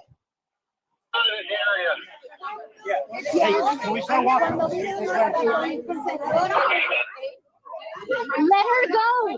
Get her back up, man. Get her back up. You can't be up on us. Please, back up. She's my constituent. She's my Okay, constituent. well, you You're can go to holding the her. station when she gets her bail, okay? She has done nothing. What are you doing? Why are you arresting her? Why are you arresting her? Counsel, you cannot. Get her back up, man. You have to back away. Back away. You gotta back away. Back away. Get your hands off of us. She didn't deserve that many warnings. They're only giving her that many warnings because she's an idiot city council member. And they I'm thinking that those yeah, I did. All right, so I'm gonna end it here. So I'm gonna see y'all later on today for the continuation. So in the meantime, make sure you like and subscribe to all of our platforms, Frontline Black News on YouTube and Facebook, and the Revolutionary Agenda on YouTube and Facebook. All right, so Shane Coleman signing off from the Mile High Income and Illegal Migrant for the City. See y'all Later on. Peace.